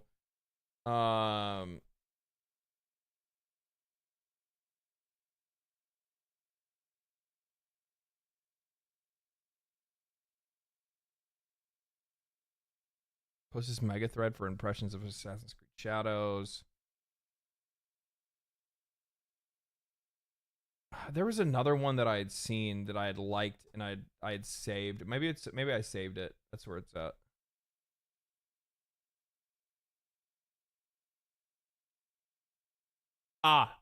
Yeah. Right. So you have like now that's what I call a boycott. So like you have people that are like, I don't know where people thought like, was there a boycott that was started over this game? I never heard about any boycott. Even with the huge hate, the game sells very well. Well, I mean, yeah, of course. I tried to tell all those grifters that the average gamer doesn't follow their little social media hate circles.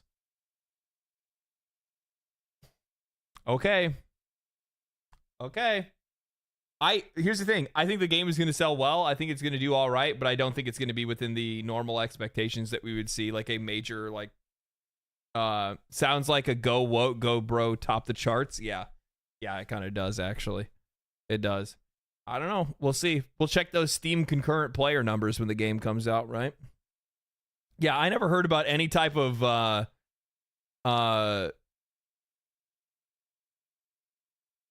is it? What are you talking about? Of course he is. He's from a privileged special class that has fled to every studio, even if his channel has smaller YouTubers. I don't know what that is. So yeah, I just the thing is, I think a lot of people are going to kind of get carried away with it, but we'll see. AC fan since the original here, and I'm with it. NW. I don't know what that means. Thanks for the 2.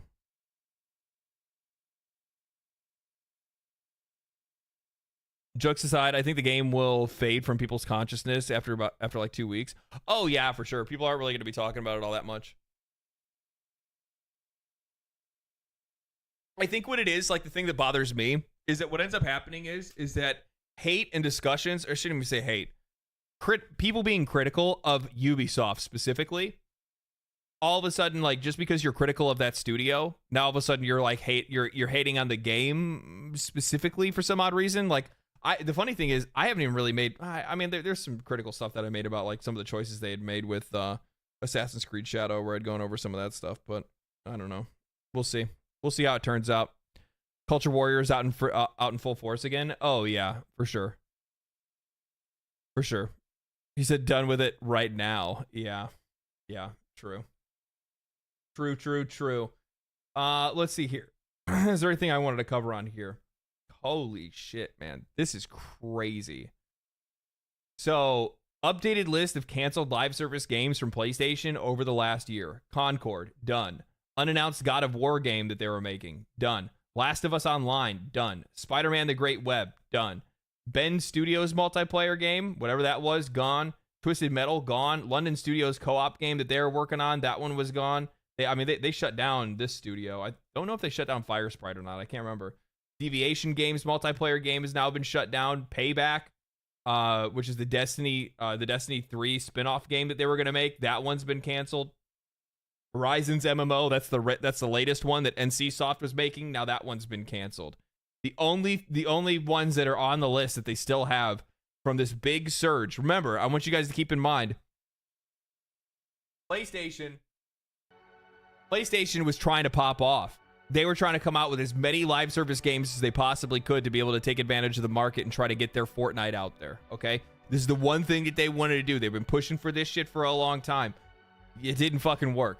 The only live service game I think they had that has been a success is Helldivers. It's the only one out of all of these different ones that they've had so far. The ones that they still have, the ones that they still have that are running right now. Okay, so yeah, they even show Helldivers is still here and still live. Marathon, that'll come out. Marathon will come out for sure. Fair Games.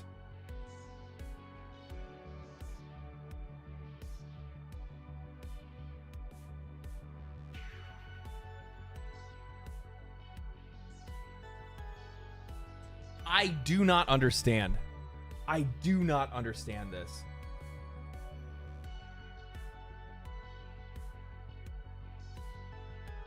I'm going to refresh your memory. I'm refreshing your memory.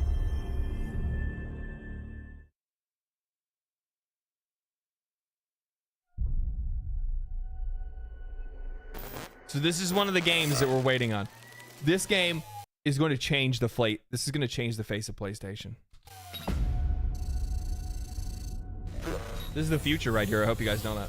You want to know about us? Seems like everyone does these days. It's simple. Too much money and too much power is held by just a few people. And it's only getting worse.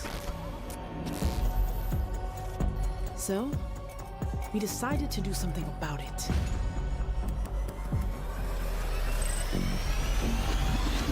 Let's go. Designer socks too. I got the swag crew. It's a haiku. I'm something like you. My drink and drive. I just work 9 to 5s when I was in high school. These shoes here don't come out. Like, it's too fucking funny to me. It's way too fucking funny to me that they would make a game that's basically like an eat the rich game, right? It's all about, oh, well, you know, the rich people have all the power and all the money, and we're gonna steal that money from them. And it's a live service game that is quite literally meant to drain as much money as it possibly can from middle and lower class and give it to the upper class. Till June, this my pick, I'll crop you. Married to the game, said my I do's. Got a window seat like Erica Badu.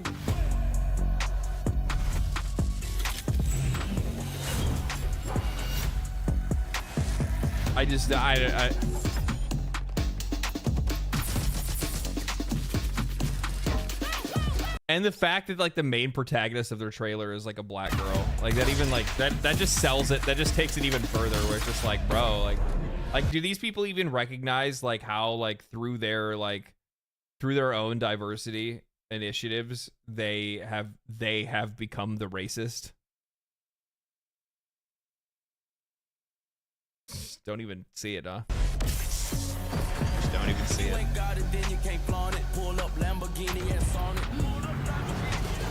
So that's fair games. And then they bring out the people in the monkey masks.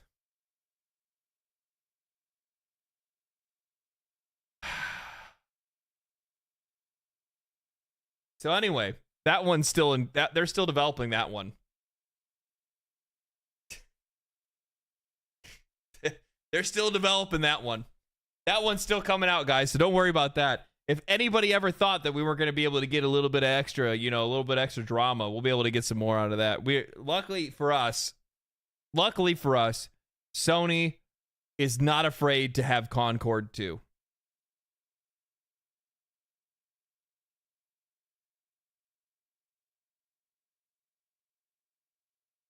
So that's great, honestly. That's good for me. That's good for me. I did really well off of Concord content. Horizon Online Guerrilla Games. Maybe. Honestly, you know what the funny thing is that like maybe an online Horizon game is actually like what that series needs to like break into the mainstream. Because like they keep trying with it, and I'm hoping that this will just be the last shot. If it works, it works. If it doesn't, it doesn't. Like, don't get me wrong, like as a concept, hunting robotic dinosaurs is fucking cool, okay? It's cool. Like, the game looks pretty. Like, I can't say that it doesn't. I haven't played any of the Horizon games. They just really haven't interested me, and also I haven't had a PlayStation for a long time either. So, but with that said, like the premise is really cool, and maybe an online game is what it needs to be able to like take that next step. But at the exact same time, you got a Chinese developer that's making an, you know, hot anime girl like ripoff of it, and it's probably gonna do better. So, you know, imagine Monster Hunter World but with mech parts and monster parts. Yeah, exactly. Like, that's fucking cool, dude. It's cool. I want a new Killzone game. See, that's the thing though. That studio is not interested in Killzone. They're not interested in that. What market research told them that gummy bears, that's just, gummy bears is just the it's a code name. It's not the actual name of the game. It's just a code name.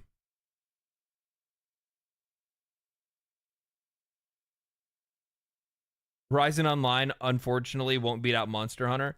No, it won't. Monster Hunter is gonna cook. It's gonna fucking cook. Next year is gonna be wild, or next month is gonna be wild. When I say next year, next month's gonna be wild. We watched that today. We saw it. We saw that. We seen that. This is the stuff that I used for that video. This is really interesting. So, it says the developers of the upcoming Wu Chang Fallen Feathers revealed that they've decided to redesign the main character to appear more attractive after noticing the positive reception of Eve from Stellar Blade.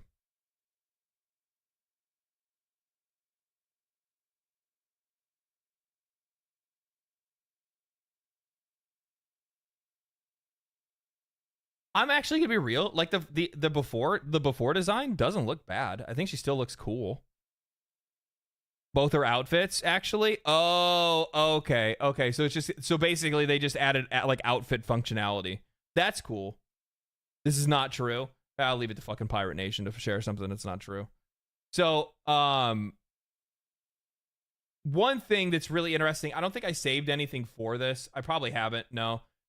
So one thing that's really interesting is that they, after the success of Black Myth Wukong, the like Chinese government and Chinese investors pumped a shitload of money into video games.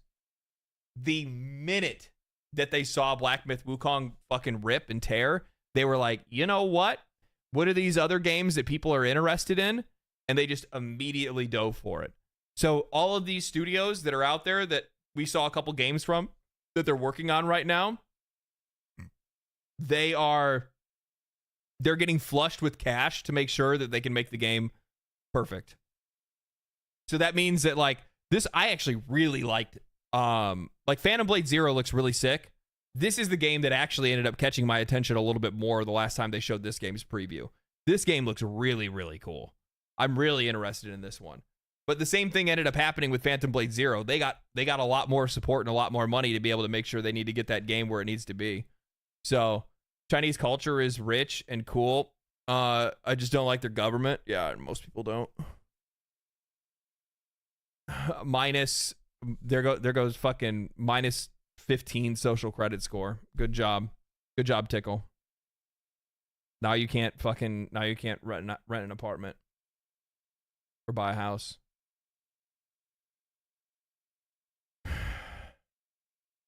Only 15 for that? Yeah, he just says I don't like him, right? You can always, like, if you say you don't like something, like, you can always be reformed.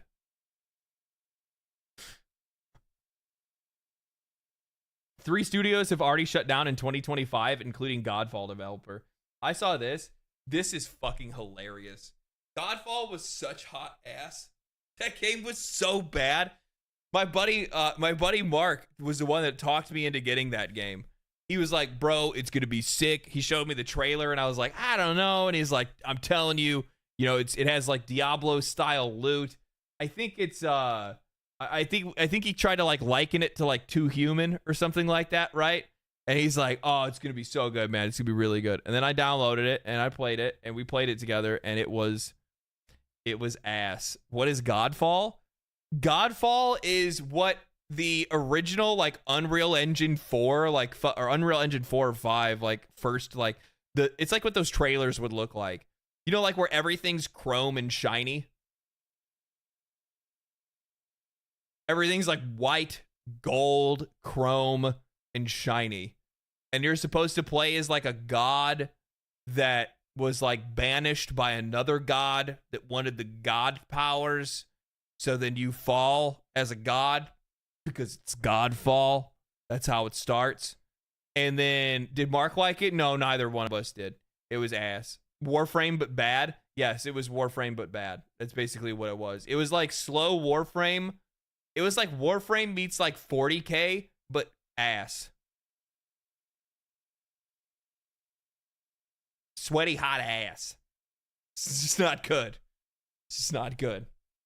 Forgot it existed. Godfall was so boring. It was so bad. It was so terrible. Oh, these are like some of the other slides that I was going after. So there's it says State of Video Games. It says 220 slides covering why gaming soared from 2011 to 2021 and then suddenly stalled. No, not COVID.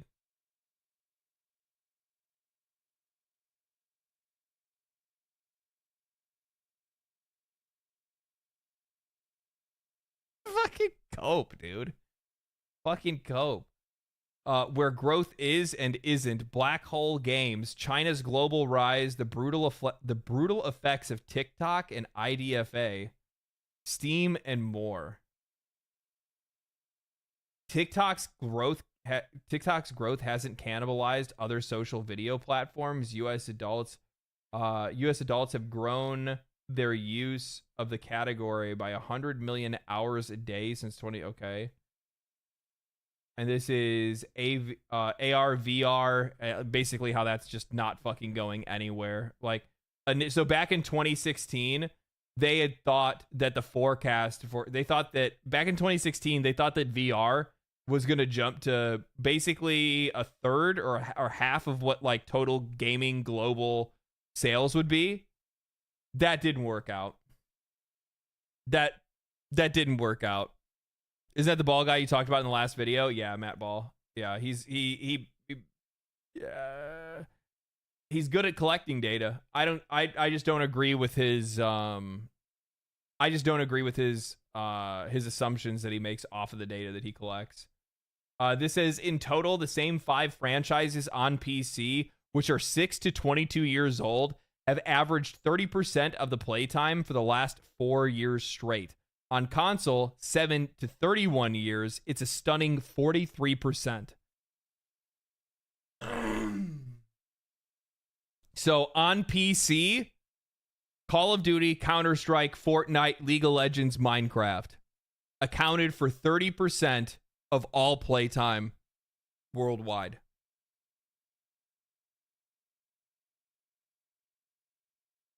VR failed to catch on. That hasn't happened before and couldn't be predicted at all. No, I know. For real. It's not like we could have seen that coming. It's not like we could have seen some gimmicky, some super gimmicky device that costs a fucking arm and a leg wouldn't take off.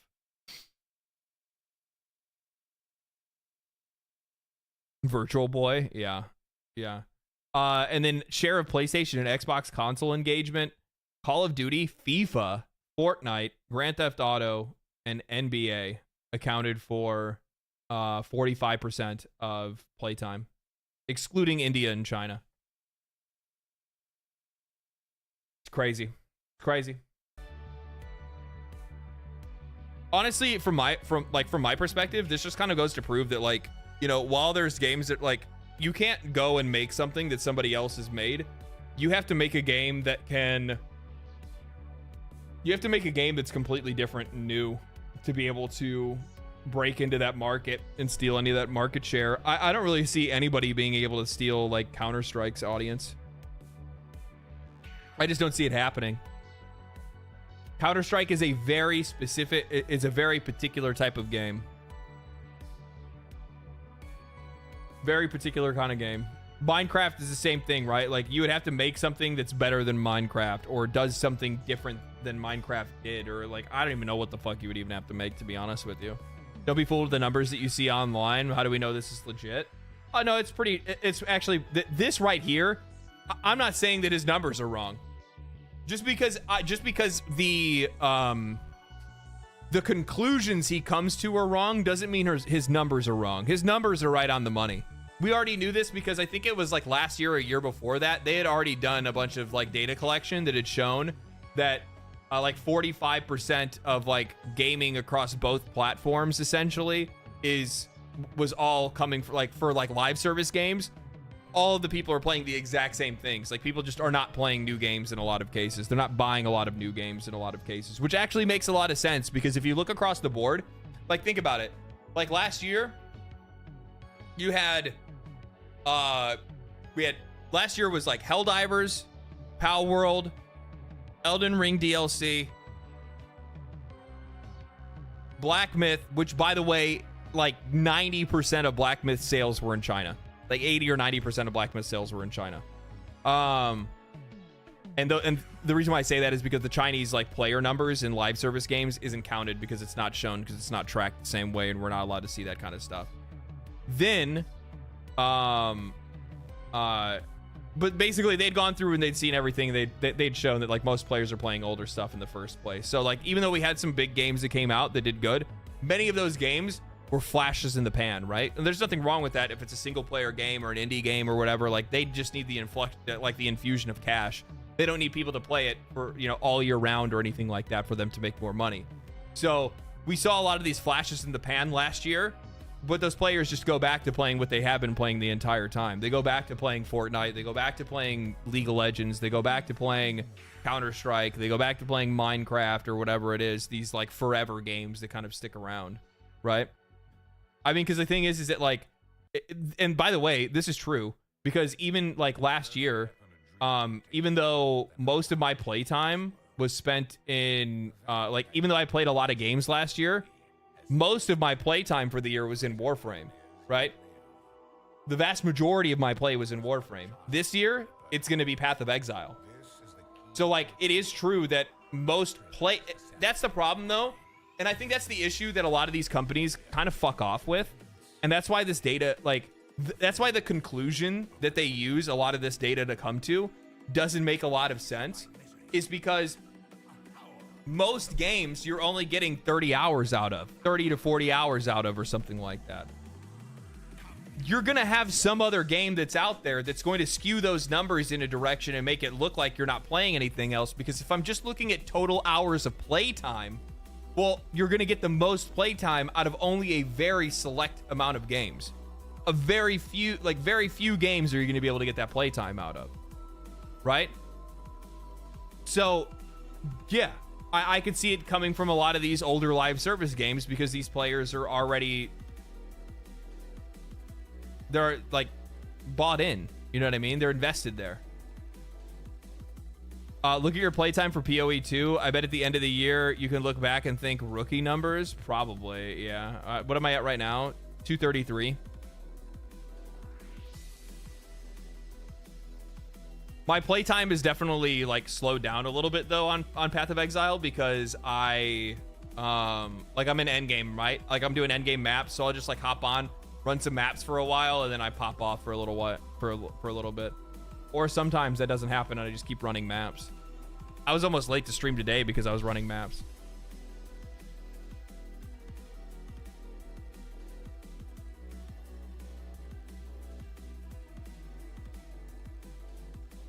This is gonna be a fun video. This is gonna be a fun video. This is the crazy thing. This is too fucking good.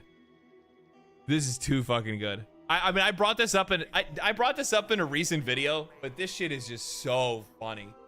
This is what it looks like when you are cashing in your credibility. Like, you have quite literally cut your fucking you cut your own fucking credibility in half when you act like this and you do stuff like this.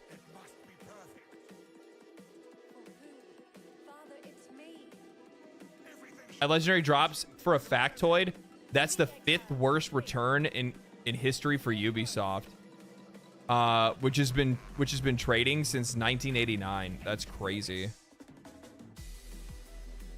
Oh, for EA, sorry. Jason Schreier is always like this. He was like this 10 years ago. Oh yeah, he was a big like anti-Gamergator guy. Big time. Big time. Hates the gamers. Hates the gamers. Those damn gamers.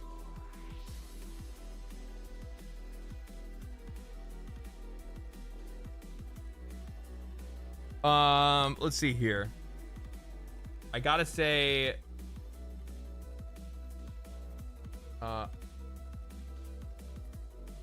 this is fucking wild.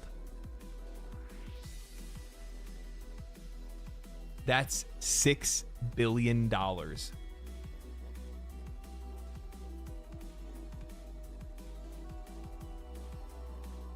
Oh my God.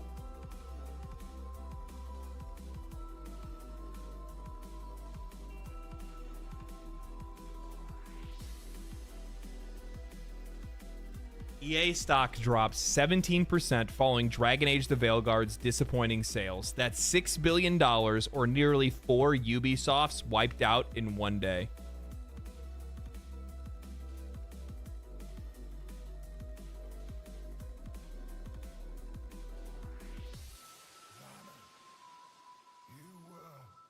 Yikes. Yikes. That's rough. That is rough. No wonder Corrine Bush found her way out. She's like, you know what? Imagine having that tattooed on the back of your fucking head. There's our $6 billion mistake. Fuck around, find out. Yeah. Yeah, too bad the Chuds didn't buy Veilguard.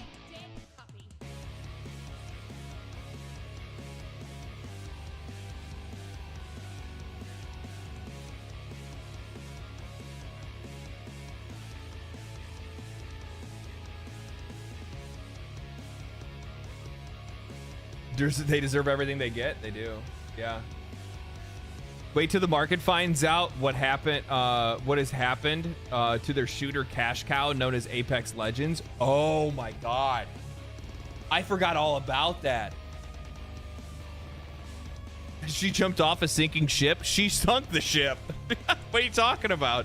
That's a game director, buddy.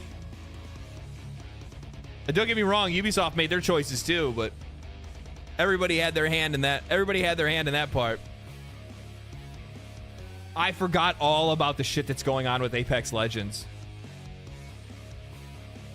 Yeah, Apex is in a fucking... Apex is in a spot... Apex is spiraling.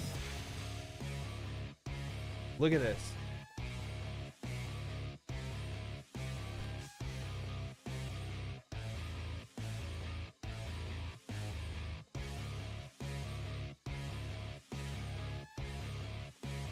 Okay, it's like, oh, that's not bad. That's not bad. 122,000 players playing online since 2023. Oh, oh, oh!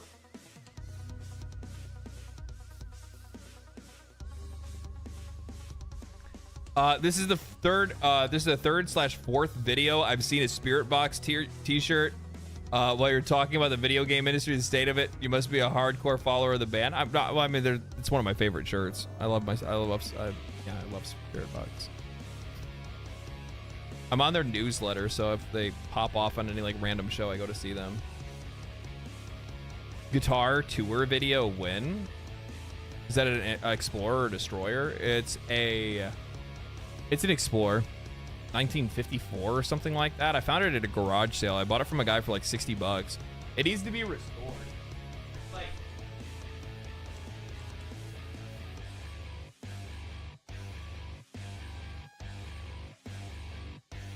it needs to be restored because like the neck's kind of fucked up and it's missing some parts.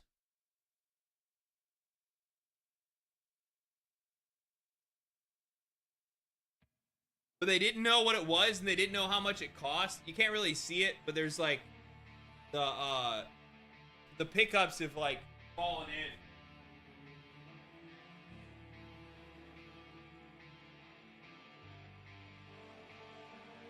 The pickups like sunk in, so they got fucking busted out. But yeah, it's like a 54 like 1960s or something like that. 1960s Explorer. It's not 50s, sorry. It's like 1960s or 1970s Explorer, maybe 80s, I don't know. It's old as fuck. I looked up the price for it. I think it goes for like 10 grand, but I bought it from the dude for like 60 bucks. I don't think he knew what it was.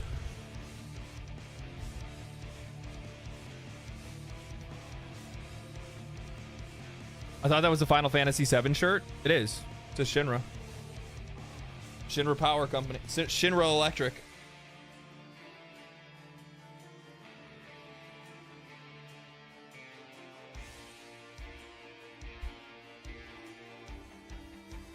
Robbery?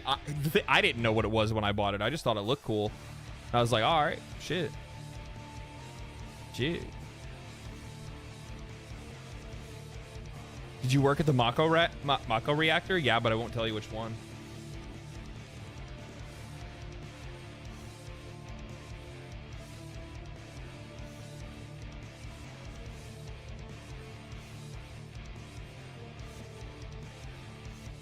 Ignoring all the drama associated with Dragon Age: The Veilguard, they tried to sell something that was far away from what the fans wanted from BioWare. This looks like the end of the Dragon Age series. When people like try to play at this, like here's the thing. Ignoring all the drama, that is the fucking drama. That is the drama. Holy shit, dude. What the fuck?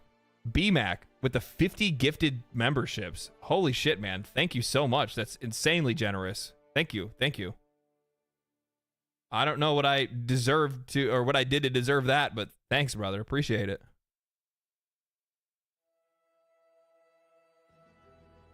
Yeah, 50 gifted subs on YouTube. That's crazy. Make sure you guys thank him. That's huge.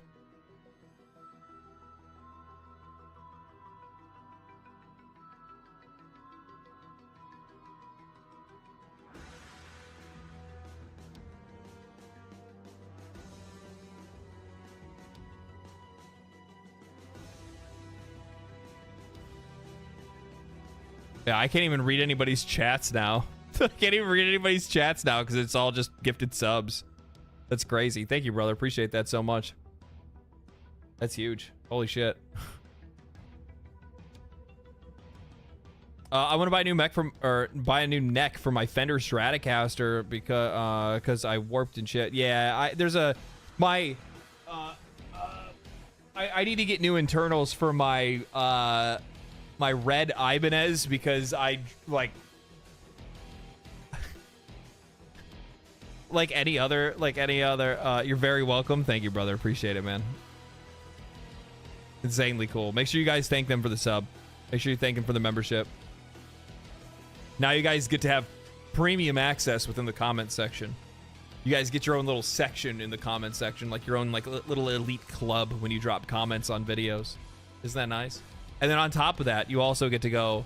You also like people get to see your flaming sword whipped out in front of everybody when you drop comments.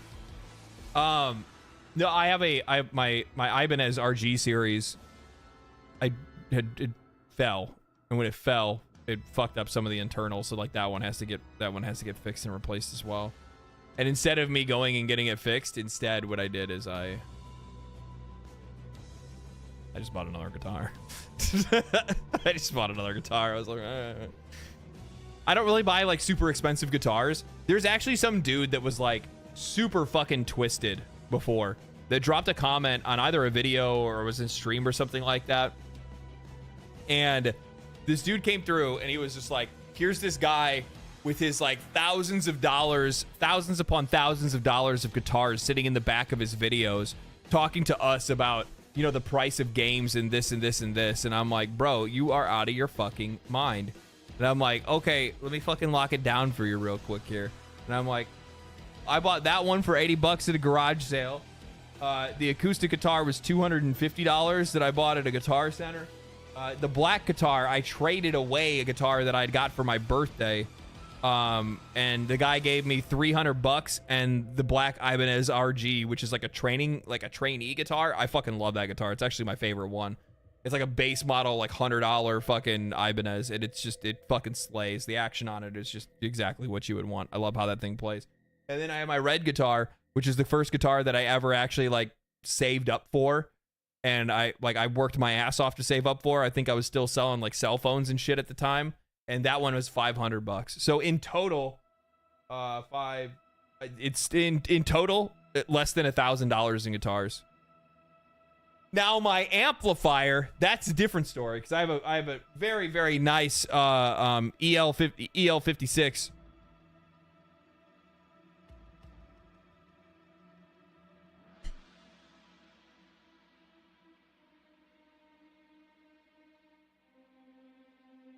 EL34. I said the wrong number. I have a very nice EL34. Yeah, I have a really nice EL34 5150. And the cabinet to match it. The quarter stack cab though, I didn't really want to do the whole like fucking half stack or anything like that. That wouldn't be really, or the whole full stack. That wouldn't really be worth it. But yeah, I definitely spent over $1,000 on that. Well worth it, by the way. Thing sounds like fucking monstrous. Guitar channel on Discord. That actually probably wouldn't be a bad idea. Then I could just like post clips of me like jamming there, and then people could probably stop asking me about it.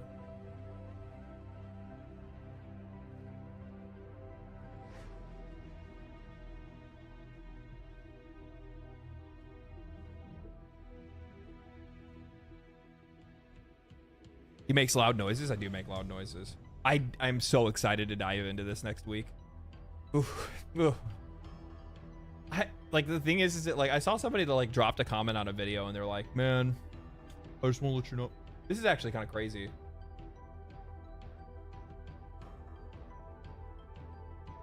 I saw somebody that was like crying, like really crying, and they're like, man,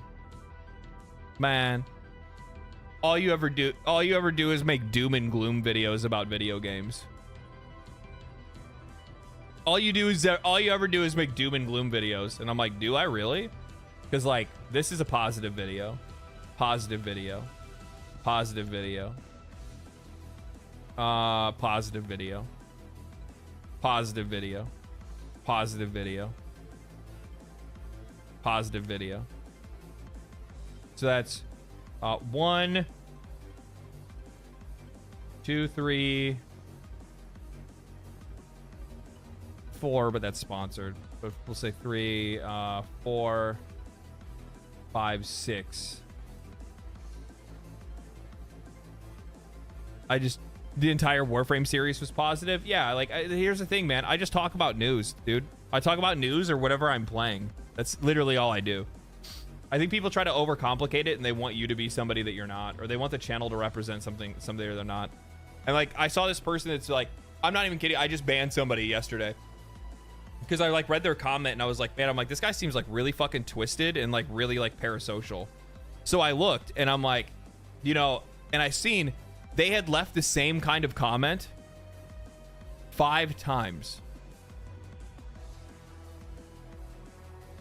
5 times. Same type of comment. Same kind of discussion. Oh, man, all you do, you're just so mad all the time. Everything to this guy is this. Everything is this. And I'm like, what the fuck? So I'm like, where? I'm like, why? I'm like, this guy's hate watching. I'm like, why are you hate watching? And then I go back and then I find a video and then I go back and I look at like their comment history, and they were a Warframe viewer. They were a Warframe viewer. And they had left a comment on like, maybe it was, I think it was like Black Myth Wukong is a wake up call or something like that, or maybe it was a Space Marine 2 video or something. And they were like, I wished you would just go back to making Warframe videos. I'm like, but I'm like, this channel's never just ever been that. Ever. It's never just been that. It's so goofy. I'm like, I just didn't even know what to say. I was like, what the fuck even is this? Like, what are you talking about? It's a one game Andy problem. Yeah, and you'll have a lot of people that are like that. I think that like sometimes people will come in too, and they'll get in on like a video where I'm like super positive about stuff, and then they get hit with, then they get slapped with the reality that I'm just a critical person, man. It's just who I am. I'm not afraid to admit it. I have one great skill. I am a fucking pro bitcher. I can bitch like nobody's business. You never seen anybody bitch like me. Well, you have, because you've watched my videos. I like your old stuff better than your new stuff. What is my old stuff? By Regurgitator? I'm gonna fucking... Fuck you. You almost got me. You almost got me. But yeah, I'm a professional bitcher. That's what I can do. It's been my fucking skill. It's just what I like to do. Unbearded leg? Oh, is that what it is? People like me without the beard? I miss beardless LD. It's not gonna happen. You changed, man. Oh man. Every time I grow one, it itches so much. You have to grow it to a certain length, and once it gets to a certain length, then you don't have it. It doesn't itch anymore. It gets soft instead. You were cool before. Unsub. This guy used to be based. He's no longer based. He's now unbased.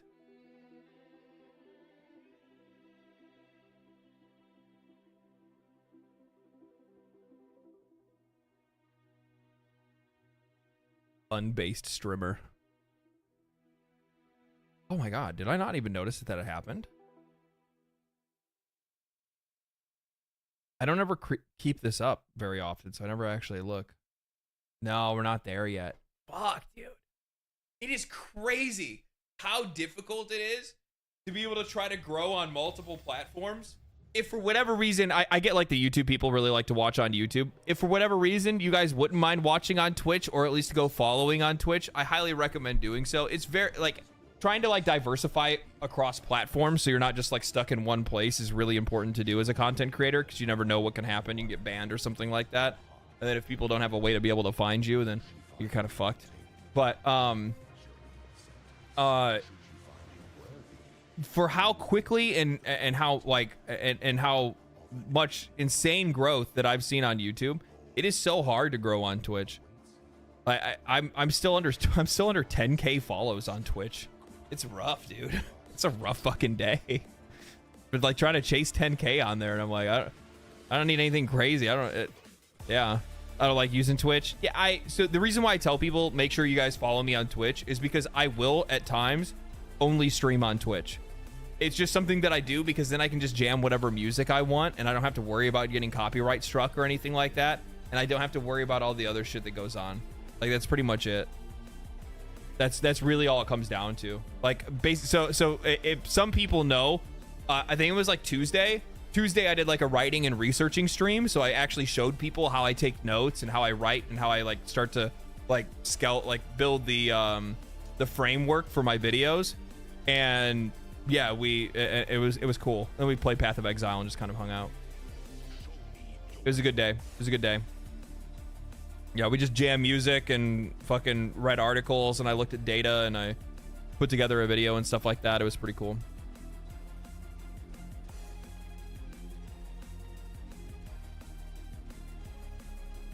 RGR, thank you for the tier 1, man. Appreciate that. How does X get away with music? I have no idea. I have no idea. Because they probably don't play ads, do they? They probably don't play ads on live streams.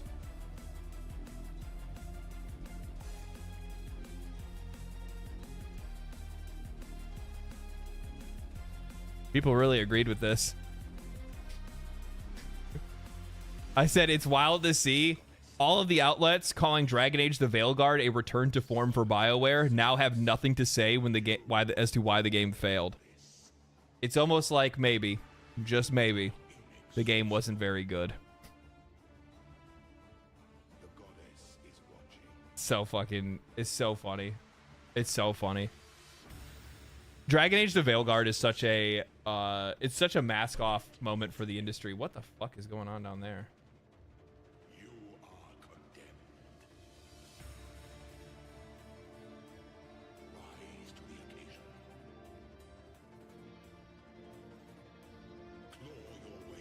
Are you looking forward to the beta? My only worry with the beta is I'm gonna load up PoE. My only worry with the beta is that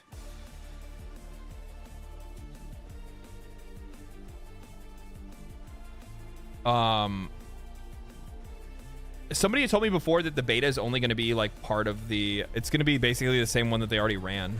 I don't know if it's going to be improved or not. Does anybody know if that's true? There's a delay on YouTube. There's a lot of delay on YouTube. There's about like I think it's like anywhere from like a 30 to 45 second delay. YouTube's always the last one to hear anything. Third degree burn on Veilguard and the game's media. Yeah, it's pretty bad. It's pretty bad. Like for Veilguard specifically, it's just like they went too far out of their way to try to push that game. And like, what the fuck did you expect to happen? You know what I mean? Like, what the fuck did you expect to happen? What did you guys think was gonna happen? Gan, thank you for the tier 1, man. Appreciate that. I need to change my a category on Twitch.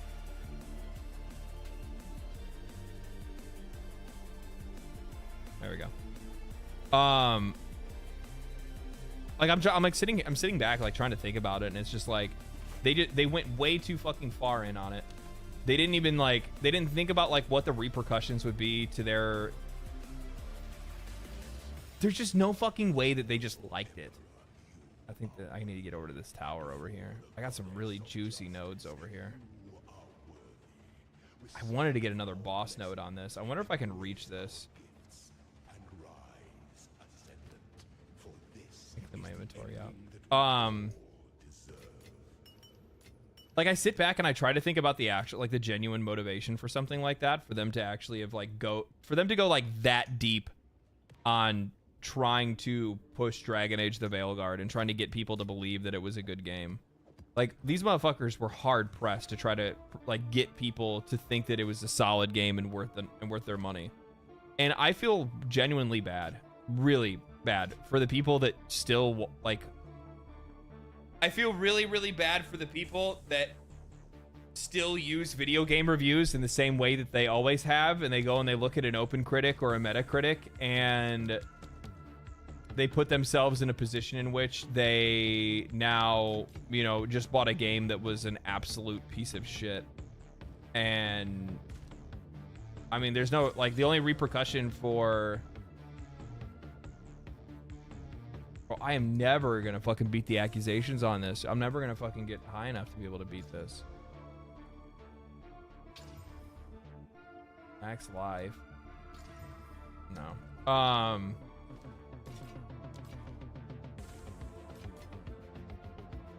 Let me store some of these.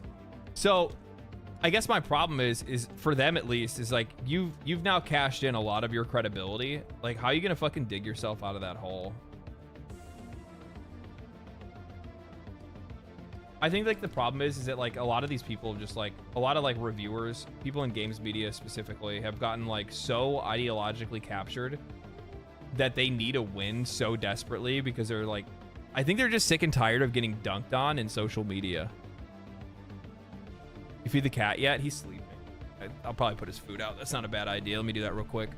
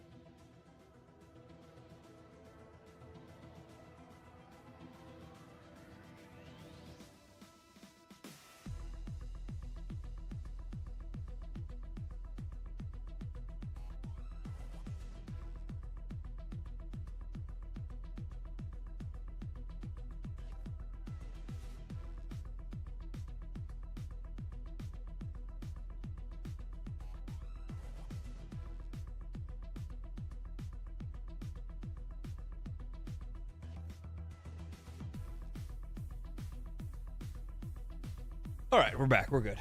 All righty, right. What do you say now? Watch them have to scrap all the work that they have because oh, are you talking about like Dragon or Mass Effect? I don't think so. Pet the cat or else. He's sleeping. He has like a cubby that he hangs out. Credibility isn't necessary when you have blind followers. I don't think that games media has blind followers. I do not think that is the case. I should probably just kind of ding around these maps over here. I'll make my way so I can clear a path to get over to this direction at the very least, though.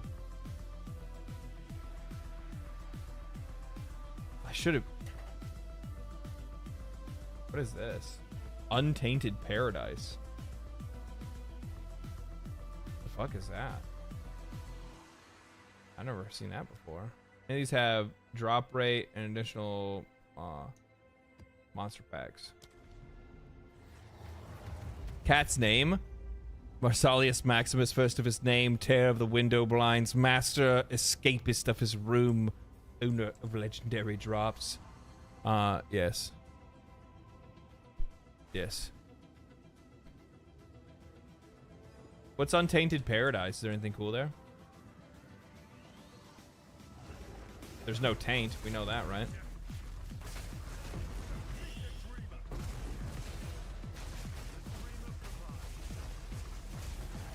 I'll show you guys my shit here in a minute. Sadly enough, so I got my fucking hand of wisdom in action, but it corrupted into a shit roll, and I don't have another pair. So this is just like my life right now, that I just kind of have a shitty pair of them, which sucks, but it's not that bad. My life's not that bad. It's just not as good as it could be.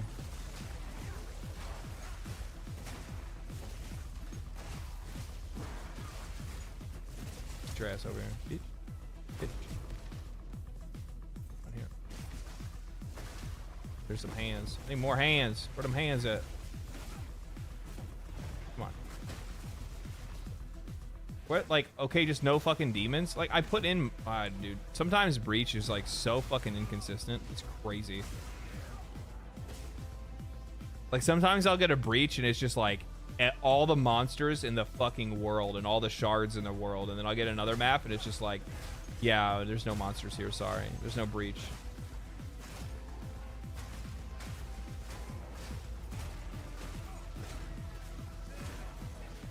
I think that when you have things that happen like Dragon Age the Veilguard, which undermine the credibility of games media to the point that Dragon Age did, like, you're only expediting your, like, they're speedrunning losing their place in the industry. Like, they've already lost it pretty much by and large, right? Like, it's pretty easy to see that. Like, people just don't engage with, they just don't engage with articles and journalists and stuff like that the way that they used to in the past. But,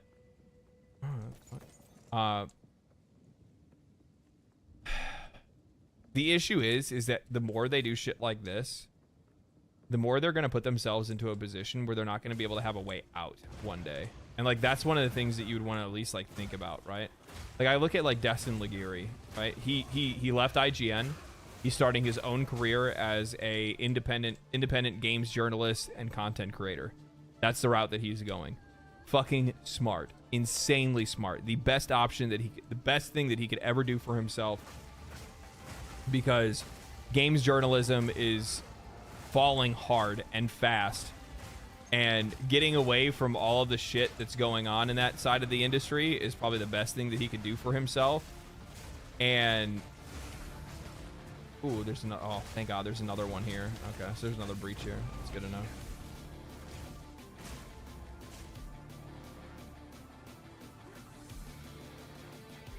All journalism has been going this way. I think in, like, some ways, I mean, there's just a change in medium, right? Like, they can do the same work that they've been doing and then just do it on a different platform. That's not that big of a deal, right? Like, you can go make a YouTube channel.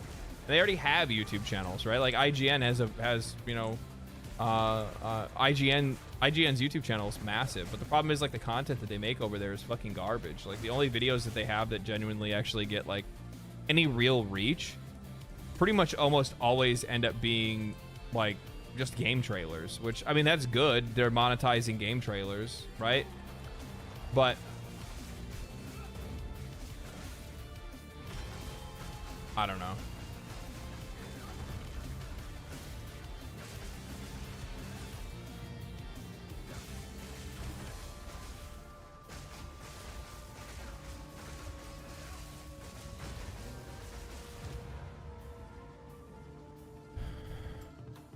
He knows gaming journalism is cooked. Oh, I'm sure he does. That's probably, well, that's probably the reason he left.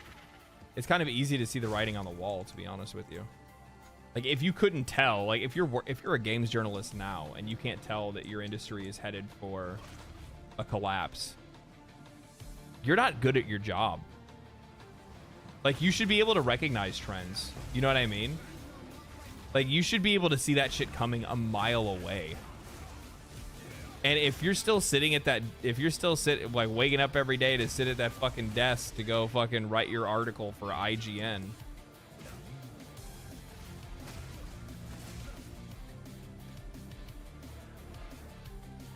I wrote it down, right? I didn't write it down. I have it. So this is really fucking funny. I'll give you guys like a little hint on a fucking joke. Well, it's not really a joke, but just like a funny tidbit that I'm going to end up sharing in a video that I'm going to make next week. With the articles that are coming out for Dragon Age the Veilguard, where everybody's talking about how the game, game did not meet sales expectations and stuff like that, 2 IGN articles copy pasted each other for 2 different writers. Hey, you're awesome, bro. Thank you, man.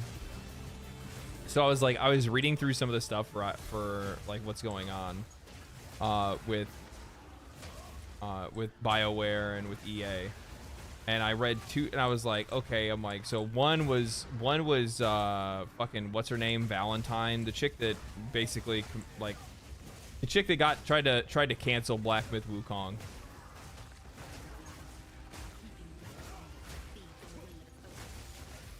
One was her, and then another one was another guy, and they both had essentially, like, they literally have the exact same paragraph in the middle of their writing, and I'm like, bro,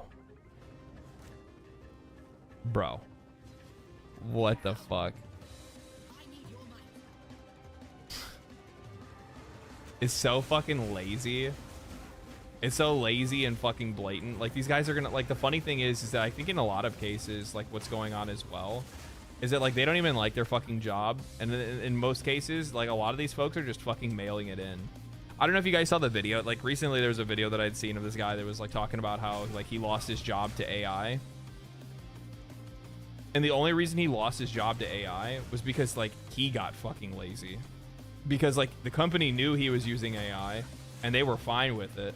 And they were fine with him, like, being the editorial for, like, using the articles he was making and stuff like that. Because it's like, it is what it is. It's still your fucking, it's still your thoughts, right? Like, you can push the AI in a direction to be able to put your thoughts onto the page. So they, like, respected that, and they were like, okay, you know, like, they didn't have any fucking problem with it. But the problem is, like, then after a while, dude just started to fucking straight up phone it in. And then that's where the company was just like, well, if that's the fucking case, you know, you're not showing up to work on time. You're not, you know, like, your articles have lost their quality. They just fucking cut the dude loose, and he was like, yeah, you know, I kind of deserve that. Like, I mean, he was humble about it. He wasn't like, oh, it's, you know, I didn't deserve this or something like that. Like, he wasn't like that about it, which is really good. But like, the thing is that, like, I think in a lot of cases for some of these companies, especially with, like, some of the layoffs that we've seen within the industry, like video games and journalism the same way, like, these folks are going to lose their job on their own because they're phoning it in. I think that's what's going to end up happening. I think you're going to see a bunch of these fuckers lose their job just because of the fact that, like, they're not even trying. And then they'll go and they'll try to write articles blaming it on the fucking industry or blaming it on the fucking gamers or something goofy, as like, whatever fucking bullshit they try to make up, right?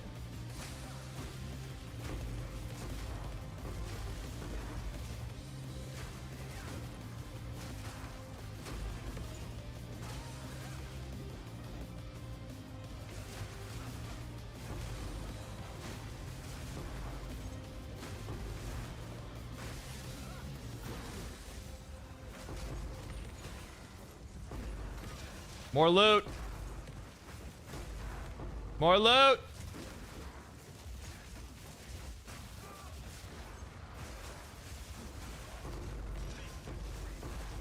No. That's actually pretty good, to be honest.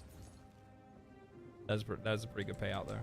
The first one was a little lackluster. The first one kind of hurt my feelings because it closed so fast. That was a pretty good one though. Well, I think he used an AI tool to help him with certain things quicker. The company wanted to lean more into AI produced content, with him being more of an editor than an article writer. Yeah, I think it was something like that. You use AI for spelling errors. He was self-aware. This game is a masterpiece. Yeah, I fucking love this game.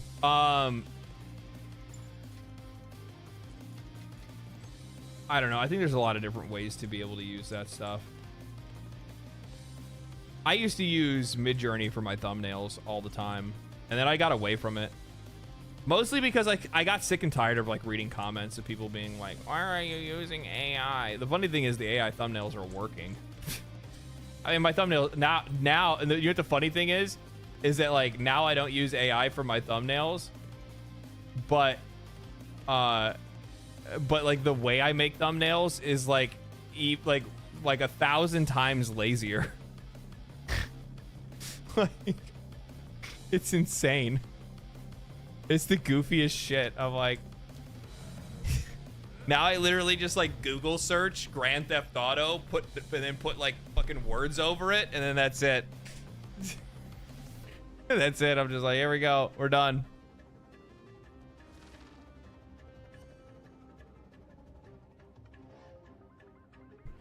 I mean, I'll do some color tweaking and stuff like that, but yeah.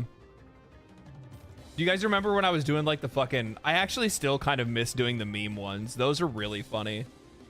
Like doing the meme thumbnails were a lot of fucking fun. Like, I'm sorry, but like... What,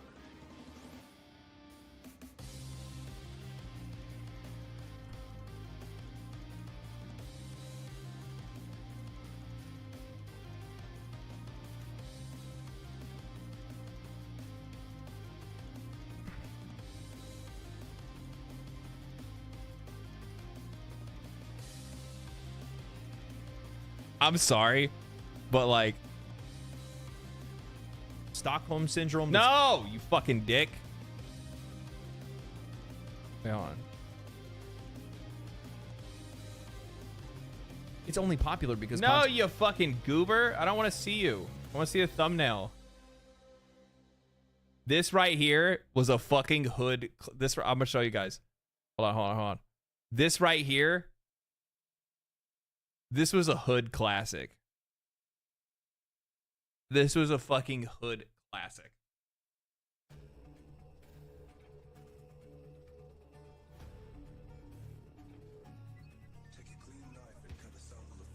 This was Pal World as a wake-up call.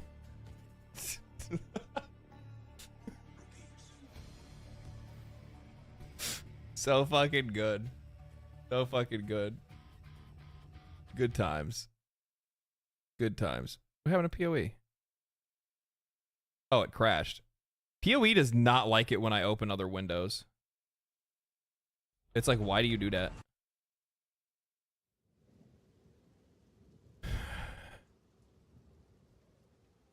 Don't call yourself a dick and a goober. Love yourself more. I love myself plenty. Just not every single night. Otherwise, you know, that's habit forming. That's not good for yourself.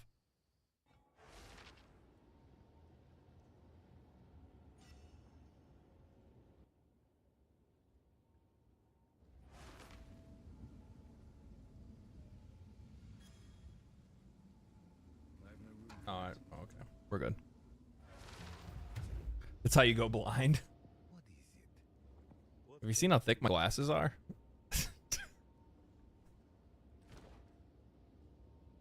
Rarity all element. That could be a spicy meatball. This. Ooh, that's also really nice. Could be. That's the name of the game, right? That's just the name of Path of Exile. Ooh, that could be nice. Or it could be absolute fucking trash. Which will it be? Most likely trash. Most likely trash. I would really like to be able to go and fight the... we're getting close. If we can get another couple really good breach maps, then we're cooking, and we might be able to go fight the boss. That'd be really nice to do. I'd like to be able to do that today. We'll roll these and see if we can get lucky. I still would like to be able to try to get a pair that actually have 35 movement speed. That'd be kind of nice to have. Maximum mana, a little bit more mana would also be really nice as well. Money? No. No. Oh, this is just fucking chilling, huh?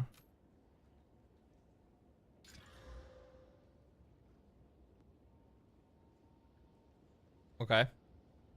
Okay. Does it not support borderless? It is on borderless. Talking about. Okay. First roll is a banger. Okay. That's good. It's not bad. Come on.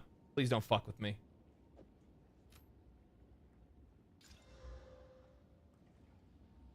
Tier 2 energy shield. Life regen. It's not even really... I don't think it's even worth putting an Exalt. Should I try to Chaos now? Nah, just brick it. Call it a day. Yeah, I got a good point. No. This could maybe. No. What can I do for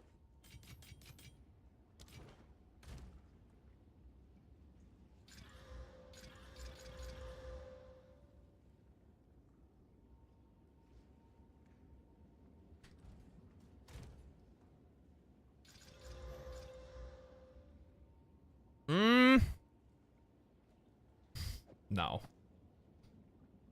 No. No. No. I hate this game. This game is fucking ass. Just complete ass is what this game is. Like, who even likes this game? Why would you even play it, to be honest with you? Like, what is the fucking point? Just, you know what I mean? Like, what is the fucking point?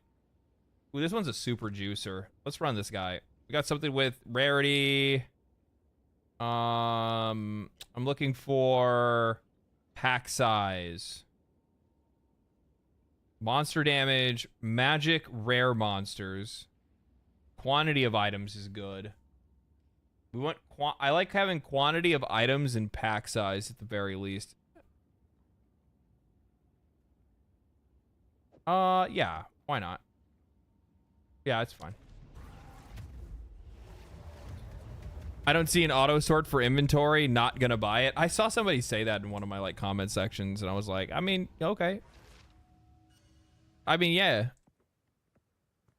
Yeah, you know, like what? Okay, I get it. You know. Personally, I'm kind of neurotic, so I don't mind. I don't mind. I don't mind organizing my own shit, you know what I mean?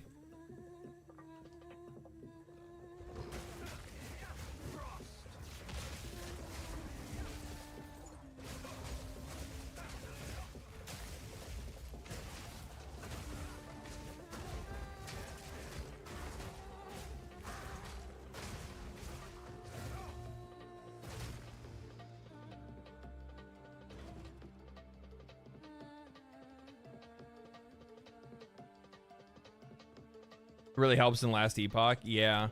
I think that like auto sorting is like less of an issue once you have like more premium tabs and stuff like that. But again, that requires you to pay money, and I understand that people don't want to do that. But you know, free to play game. I like paying money. I like spending money on this game. That was like one of the things I was thinking about. No. Why are you guys so fast? Why are you so fast? Fuck off. You guys see them try to gang up on me like that? That was fucking bullshit.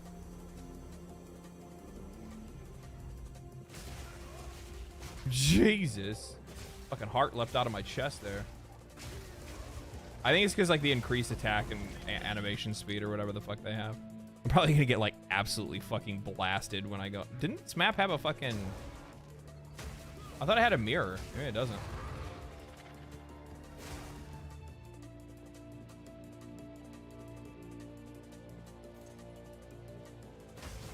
Maybe it's just like, was it like, oh, it just doesn't have a boss. That's what it is. It's corrupted. I think it was corrupted, breach. Yeah, okay. Corrupted, breach, irradiated, and whatever that other one is. The one that sucks. The one that doesn't give you shit in this game.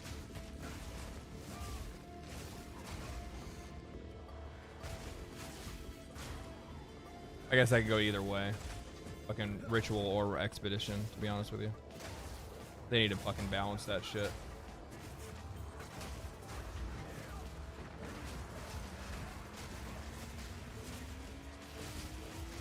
This is a spicy fucking map, man. I should have paid attention a little bit more when I was looking at the modifiers.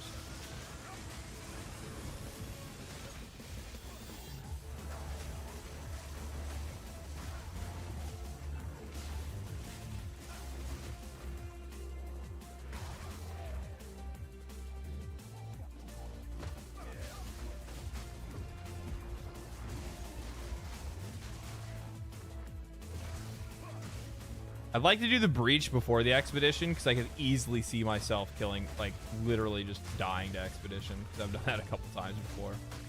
The expedition is like the least rewarding. So if I'm gonna die, I'd rather do it. No. My God, dude, this map is fucking spicy, dude. Holy shit. This motherfucker's spicy. 2 a.m. here, gotta go to sleep. It's fucking 5 here. Chilling. I'm fucking, it's middle of the day for me, baby. I'm going to a concert tonight. I'm gonna go see the Final Fantasy Orchestra do their entire Final Fantasy 14 tribute. It's gonna be a fucking nostalgia scape. It's probably gonna maybe bring me back to Final Fantasy 14 after not playing it for like I played a little bit when Dawn Trail came out, but I kind of bounced off of it because I just wasn't in the mood for an MMO at the time. I'll be back there for sure. Once I tap out on Path of Exile and burn myself out for a while, and then like want to go, play something else and have like that other kind of turn my fucking brain off and play a game. I'll go play Final Fantasy. Concert's gonna be really fucking good though. I've been to it before. Distant Worlds is what it's called.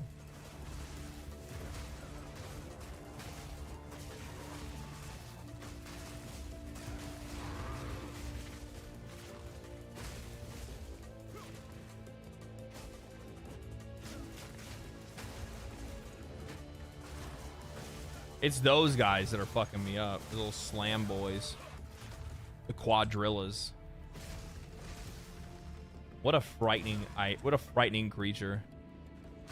That would be the cause of human extinction. Fucking gorillas with fucking 4 arms. That'd be crazy.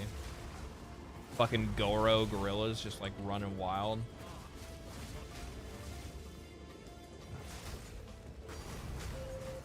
Oh, piece of candy.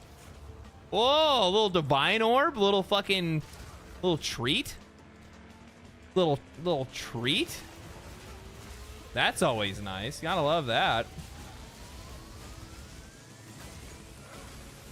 Piece of candy.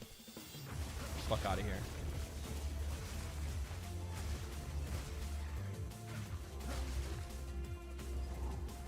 I always try to make sure that I finish the map before doing the dangerous stuff, which is usually like the fucking events, right? Like expedition and fucking ritual and stuff. I like sometimes, especially if it's like a juiced map and I know it's kind of tough.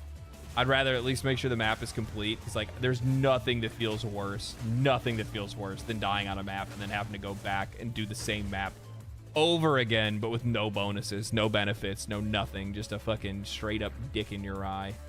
That's what it feels like. I really hope GGG knows that, understands that. There's just nothing feels good about it. Yeah, Sobe concert for me tonight and my wife. That's fucking sick. That'd be really good. That'd be really, really good. They're fucking, bro. The OP that they did for Oshinoko was stuck in my fucking head on repeat for fucking like 2 months.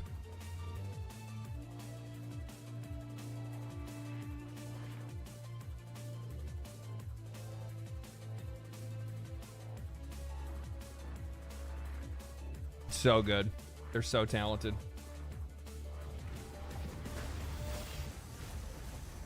I'm gonna die.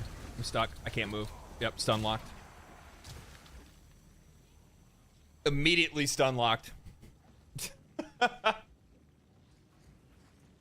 Immediately fucking stun locked. 0 movement. Like I'm like, I can't go anywhere. Couldn't swing, couldn't do nothing. Are you on hardcore? Fuck no. Are you kidding me? I would never like. I mean, I could be convinced to do a hardcore character or something like that. That'll probably be fun at one point in time. But while a game is not complete and has issues, and I also don't really understand the game like I understand it much better on a fundamental level than I ever have than I ever did PoE. I'm not complaining. I still got a divine orb out of that map. My dumbass still runs into this thing where I'll get into maps and I'll have modifiers on the map and I will completely not know that I'm literally walking myself into a meat grinder. A lot like the one that you just saw right there. Quite literally exactly what you just saw right there.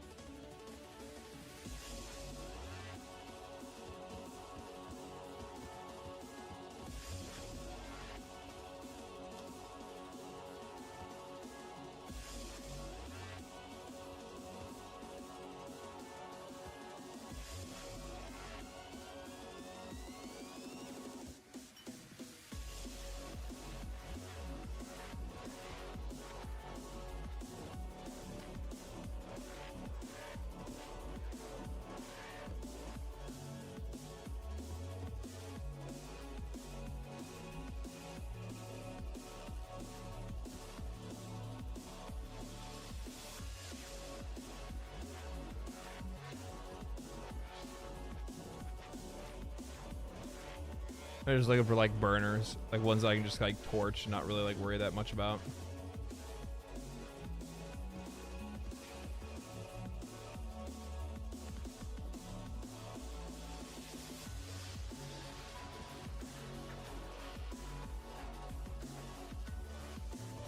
Yeah. I'm still learning the game myself, never played Path of Exile. I played PoE1 for a little bit, but yeah. But I didn't really get that far.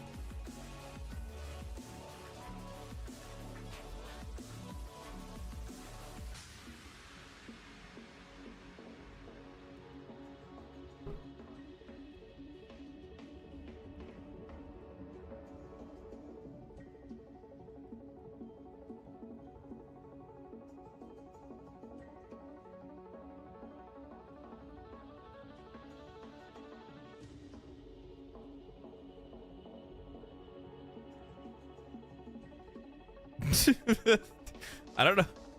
I guess like I just used auto translate. This is you're very popular. Is this you're very popular in my village? Yeah, very popular in my village. My family and friends always watch your live streams before eating tater tots. It might be copy pasta. I don't know, but tater tots do sound delicious. I am fucking hungry now that I say that. I am actually starved. Even just the mention of tater tots has awakened the beast in my heart. And that beast says, I need tots. Or just food in general. You should eat and do the concert thing. Yeah, I gotta, well, I'll probably run a couple more baps and then go from there. You have, I mean, you have cat food already out. True, Miki. Yeah. You're absolutely right. Let me just go ahead and just like take a fucking big old bite out of a fucking, what is it? Some cat pate.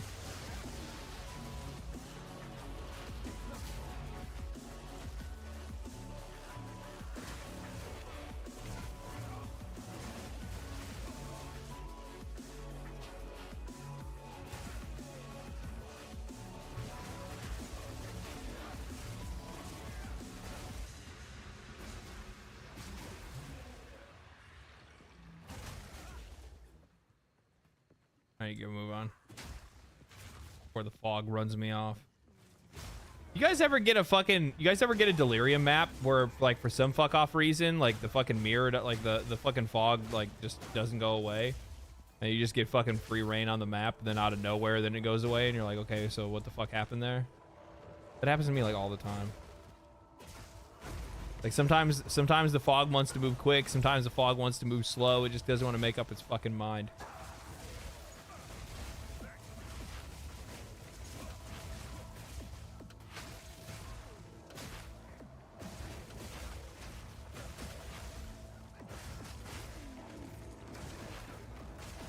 I still need to farm out the simulacrum shards so I can actually get more. I can actually do the delirium boss. I still haven't done the delirium boss yet. I tried to do audience with the king and I got fucking smashed. I got my face smashed in. It was not good. Oh no no no! God damn it!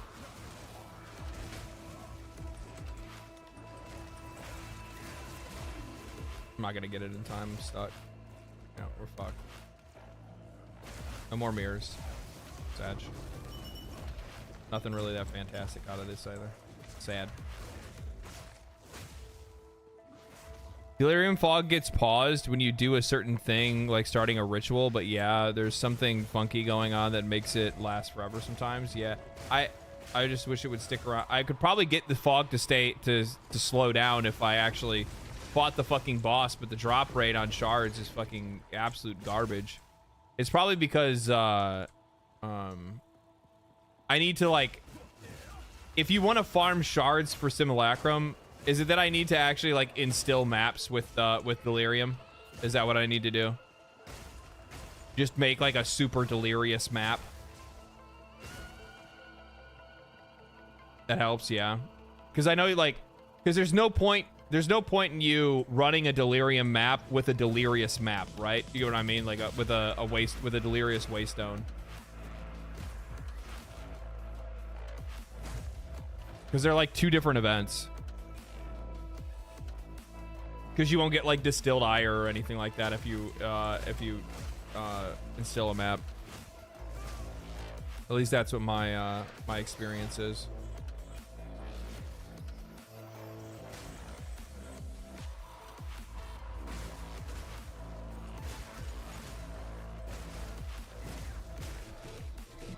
Correct, the mirror won't be there, yeah.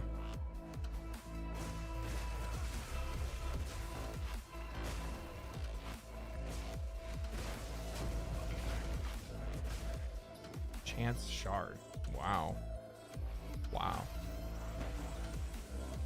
Don't you feel like PoE2 is kind of suffering from the same problems as PoE1 endgame, moving around the map, blowing up everything? I'll be honest with you. I actually don't think that that's a problem. I think that for like an end game like this to begin with, and for an end game like an for an ARPG end game, like you don't want something that's like super slow and methodical. I just don't think that's just the case. Because the thing is that like the idea is that your play gets faster as you go on, right? Like you earn the right to be able to I think I used the words in the video. I said you earn the right to be able to trivialize certain things in the game. And I think that's kind of the case with Path of Exile. Like the last thing that you want to do is make some, like, would people want to continue to play and farm an endgame where you had to play it at the pace that you did? I do not think players would want to play an endgame where you would have to play it at the pace as your first character that you ever made in Path of Exile. I just don't think that would be the case. I don't think people would be into it. It's too slow. It'd take too much time.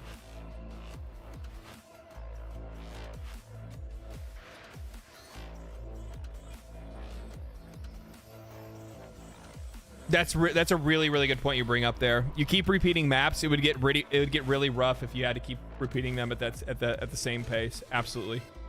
Absolutely. You're right on the money.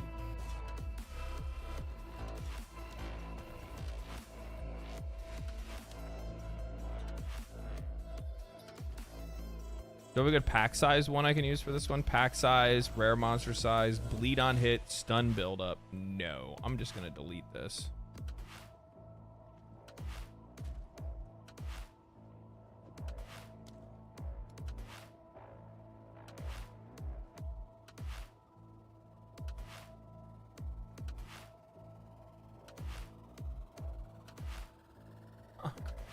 Why is it with the fucking stun buildup? Stun buildup is such fucking boo-boo.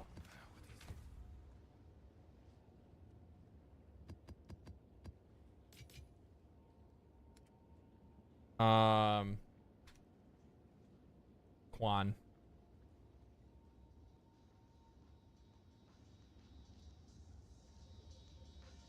That's a really good map for this.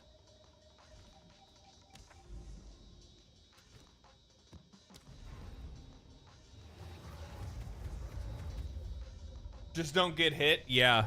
Yeah, you say that until you go to do a fucking breach.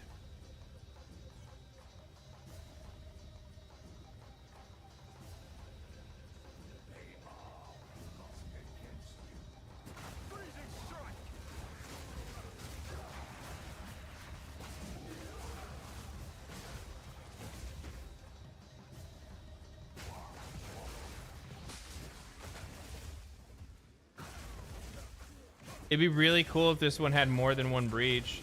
Just saying. It'd be really cool if this one had more than 2 breaches. Just, you know what I'm saying? Does that work more than once?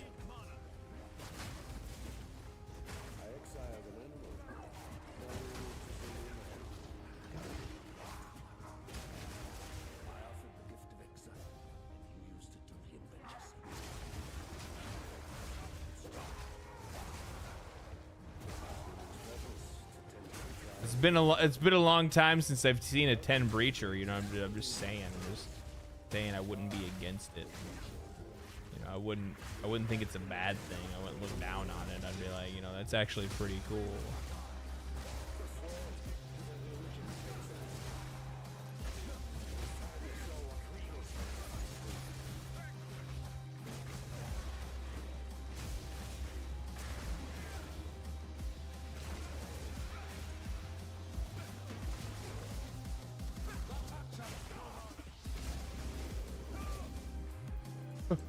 We gotta move. We gotta move. We gotta move. We gotta move. We're getting chased out.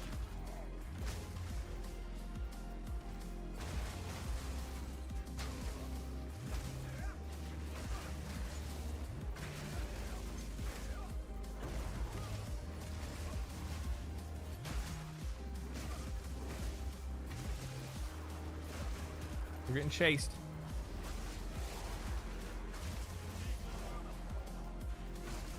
Get out of my fucking way! God damn. I guess 4 is not bad.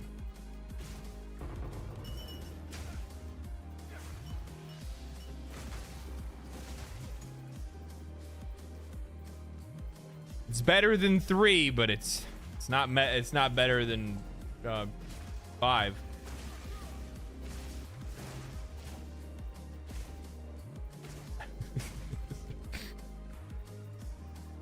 I like how somebody just noticed. They're like, LOL, LD's maps.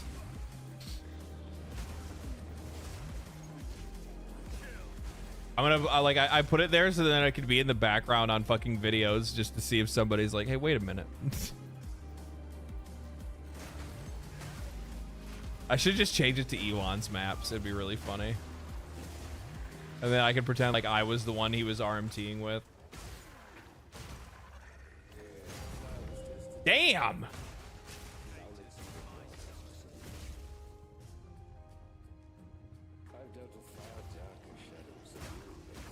Well.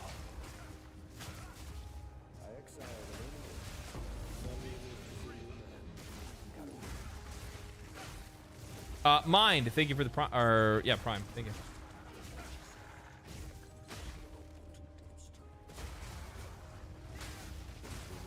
Fucking Divine and back-to-back maps. I ain't complaining, baby. Give me another one. Oh, there is. Oh, is there? I don't know.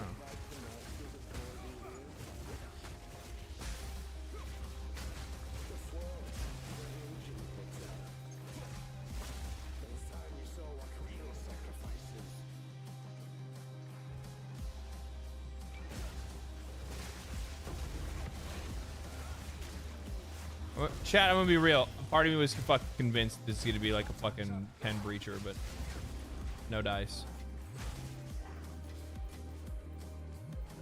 I also just like to make sure, like, I'm fucking weird about how I play. I don't know how other play. Actually don't even know how people play this game. I don't really watch people play this game. I listen to people play this game. Like sometimes I'll play, like I'll be playing Path of Exile and I'll pop on like DM stream and like bullshit with him in his chat or something like that. Or like Moxie, I'll drop by like his stream and say like what's up or whatever.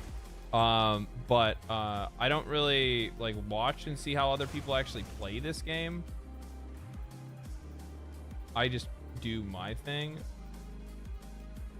And the thing that I do is I like to actually like clear the map before doing my breaches, mostly because of the fact that I fucking get so irrationally upset when I run into a fucking wall or a dead end when I'm doing the breach, and I feel fucking robbed.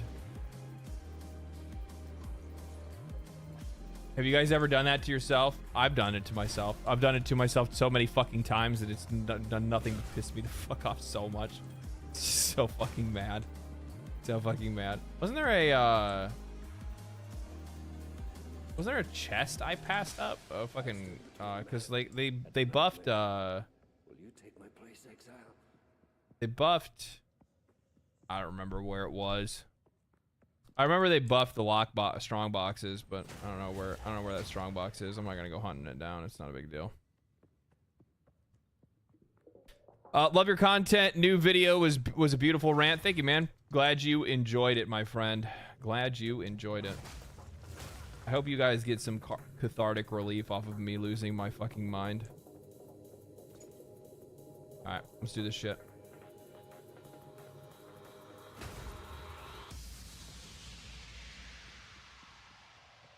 That's not the one. It was yellow before. They downgraded it? Oh, I think it's a different one.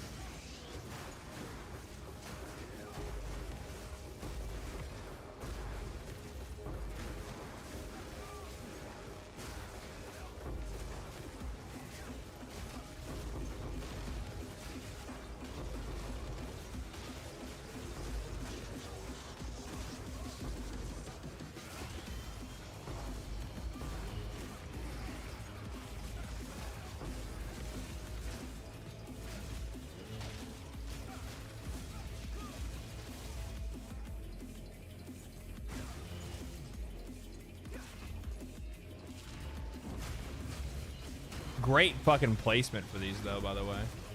Yeah, this shit's fucking awesome. So much room.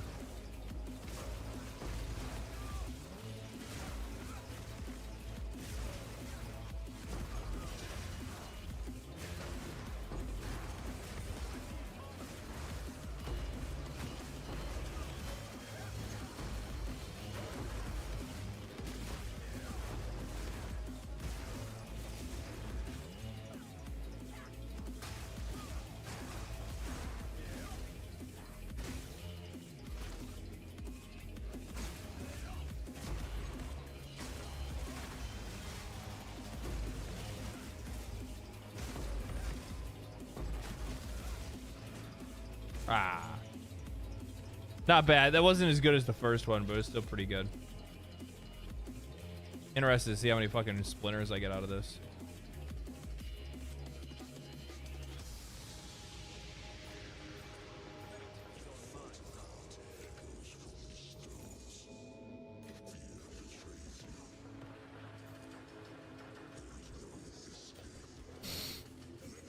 Strong boxes can be upgraded? What? How? How you do that? I've never even heard that before. I didn't know that was even a thing. With currency? Really? You enchant them. Really? I didn't even know that was even a fucking thing. Okay. Maybe we'll go take a look at it before we leave here so then I can actually go, like, see how that works.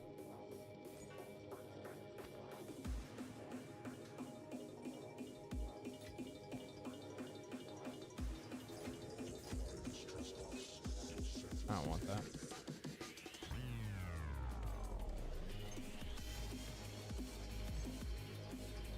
How much did we get out of that? 37 shards. That's not bad. I think it was like down here, right?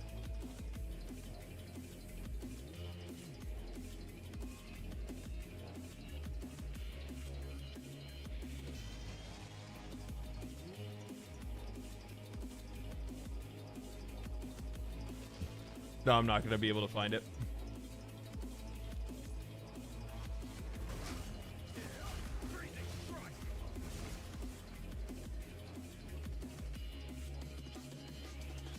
Click your currency from your inventory and put it onto the strong box. Okay. Well, I believe you. I just don't know where the fuck it is. That's like one thing that I would actually really like for them to put into this game. I think it would be really fucking helpful. Just because of the sheer size of some of the maps now, it's so easy to lose track of like where shit is. You know what I mean? Like once you walk past something,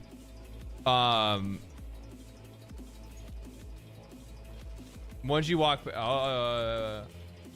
so, but I mean, like, it's already, oh, I have to identify it.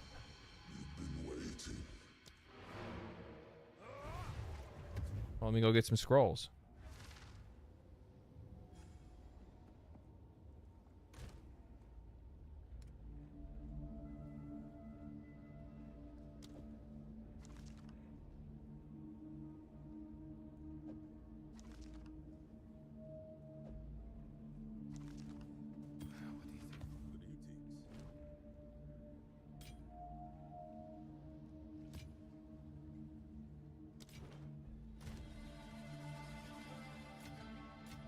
Big fucking currency run there.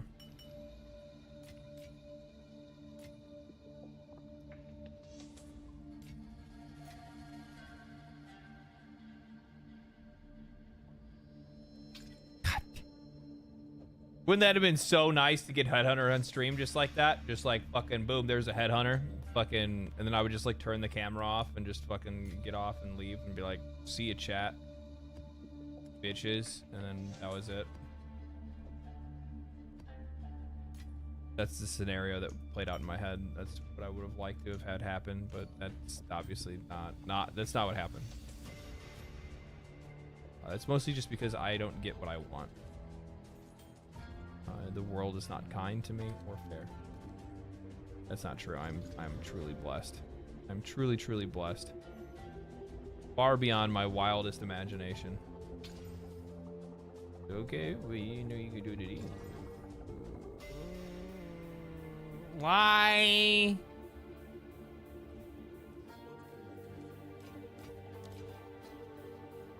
For everything I need.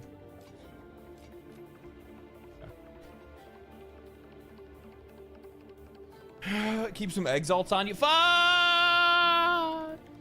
You got a good point.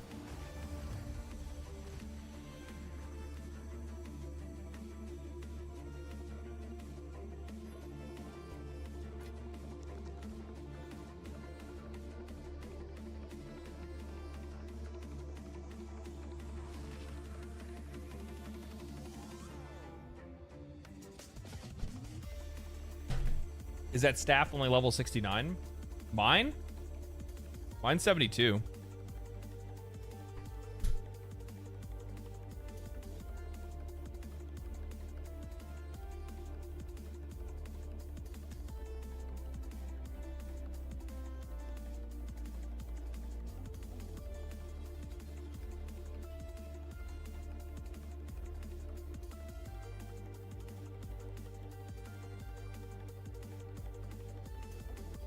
Okay.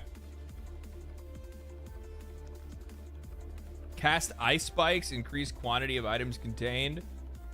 Freezes when you activate. freezes you. You can't do it. I can do whatever I want. I fucking clicked my...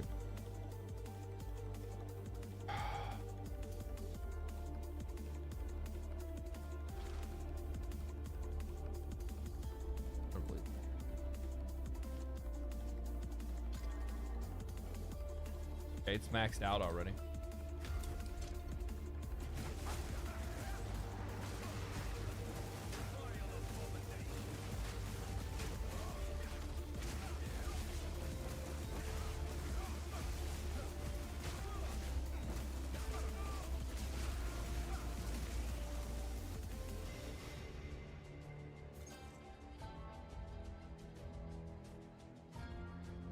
Bullshit. Bullshit. Wasting my fucking time.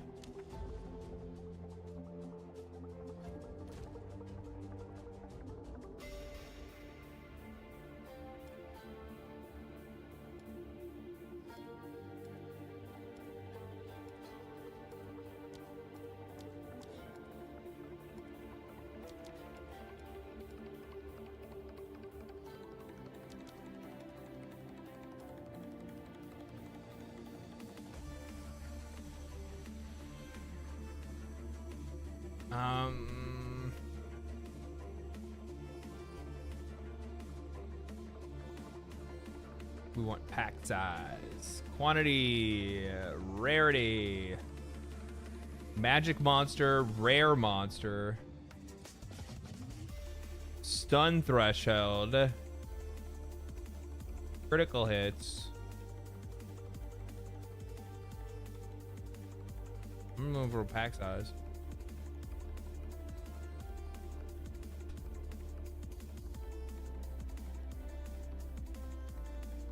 That's fine. I don't need anything crazy. It's just a hidden grotto.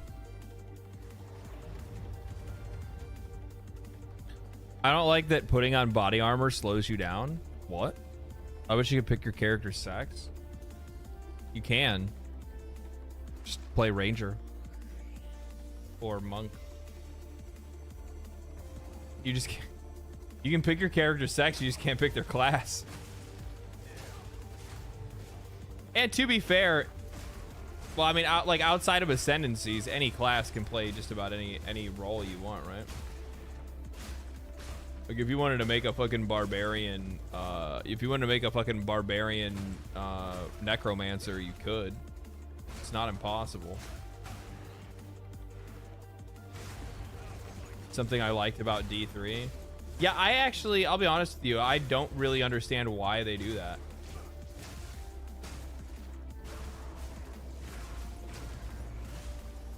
I really don't. I don't understand why that was the choice they made.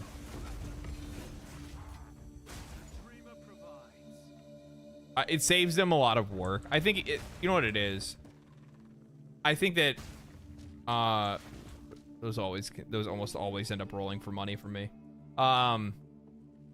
You know what I think it is? I think people just forget that Grinding Gear Games is not a massive studio. And there's some areas that they cut corners. And for them, where they cut corners are like the things that are like the least important to the player, to be honest with you. So the reason why they don't have like, gender locked characters is likely, maybe part of it's due to a creative vision, maybe. But most likely it's just because they don't have to create twice as many character rigs.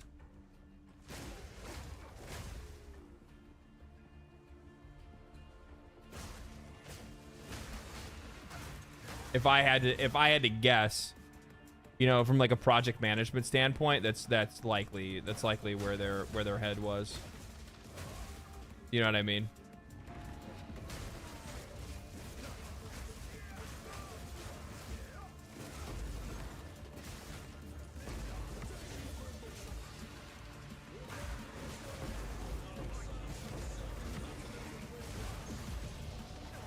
Of course I picked the dead end.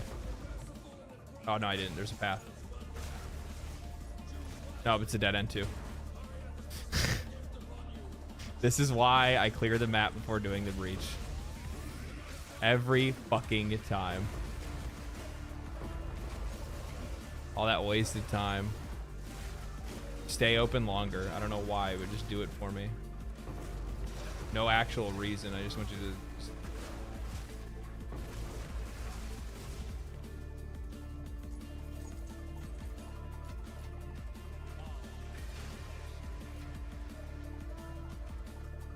Character customization is overrated in ARPGs, in my opinion. Yeah, I mean, like, the thing is that, like, in a lot of cases, I think, like, people, like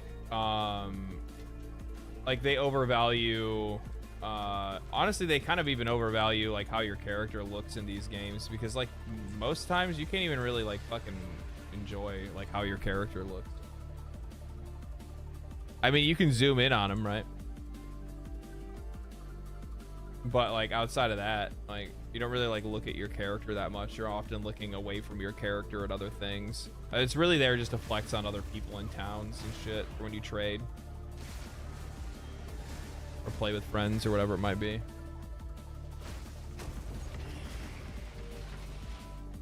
Oh, there's another one.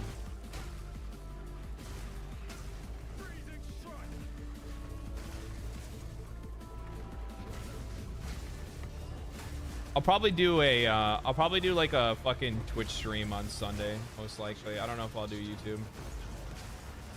I wanted to stream, I wanted to do like the normal stream stuff yesterday, but I couldn't. I had to record.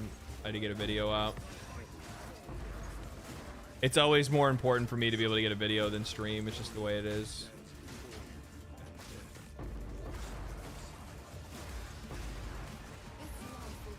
Videos always take precedence.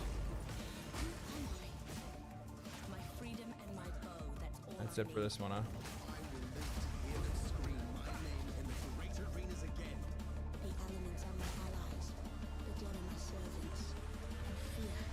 Yeah, I'll probably do like a writing, research, chillin' stream on Twitch, so I can prep for videos for so I can prep a video to record on Monday. And then I will probably play Path of Exile. I want to do some like Pinnacle boss stuff. I'm really close to being able to do like the Pinnacle boss. I think I'm strong enough to be able to take on the main guy, the main Pinnacle boss, because he has his own skill tree too, right?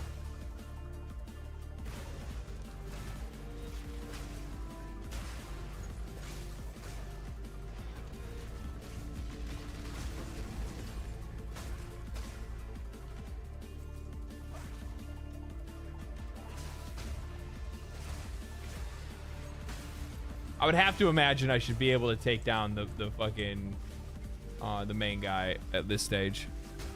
I would hope.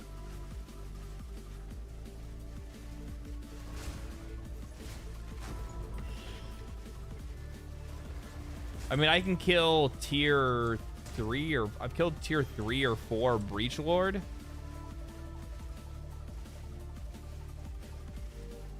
So that's not bad, right?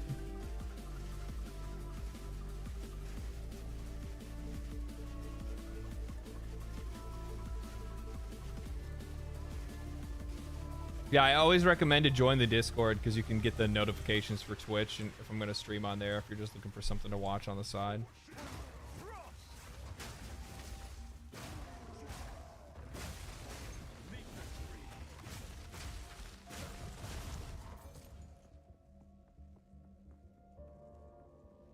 Okay. Oh.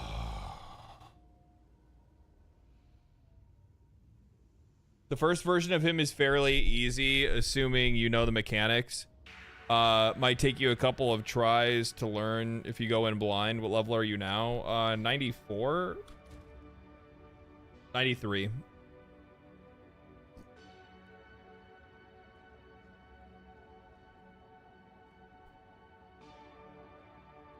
Spinning my wheels at 93.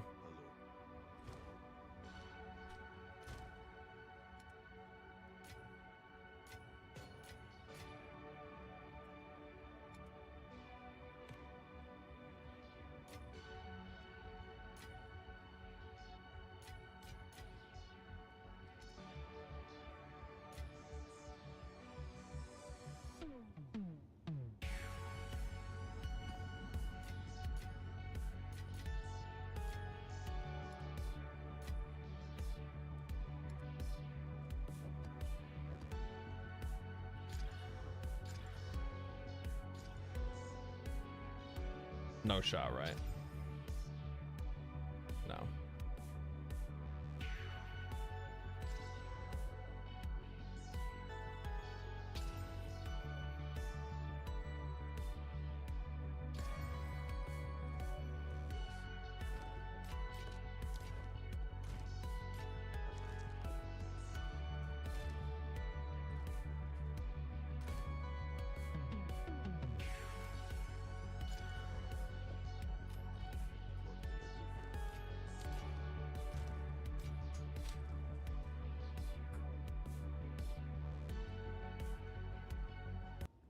All right, ladies and germs. I need to go. I got a concert to get to. So I'm gonna get some food in me, chill out, all that good stuff. I hope you guys have an absolutely fantastic rest of your weekend. I hope you guys enjoyed the stream. Thank you guys for hanging out. Thank you guys for the subs. Thank you guys for the super chats. Thank you guys for the donos. Thank you for everything, man. You guys have been fucking killer. Thank you guys for supporting this and keeping this train going. I am forever grateful to all of you guys. I'll be on Sunday just to do like a chill stream, jam music, write, play Path of Exile. If you guys want to check that out on Sunday, feel free to drop in on Twitch, come and hang out. Outside of that, my friends, stay cool, stay righteous, stay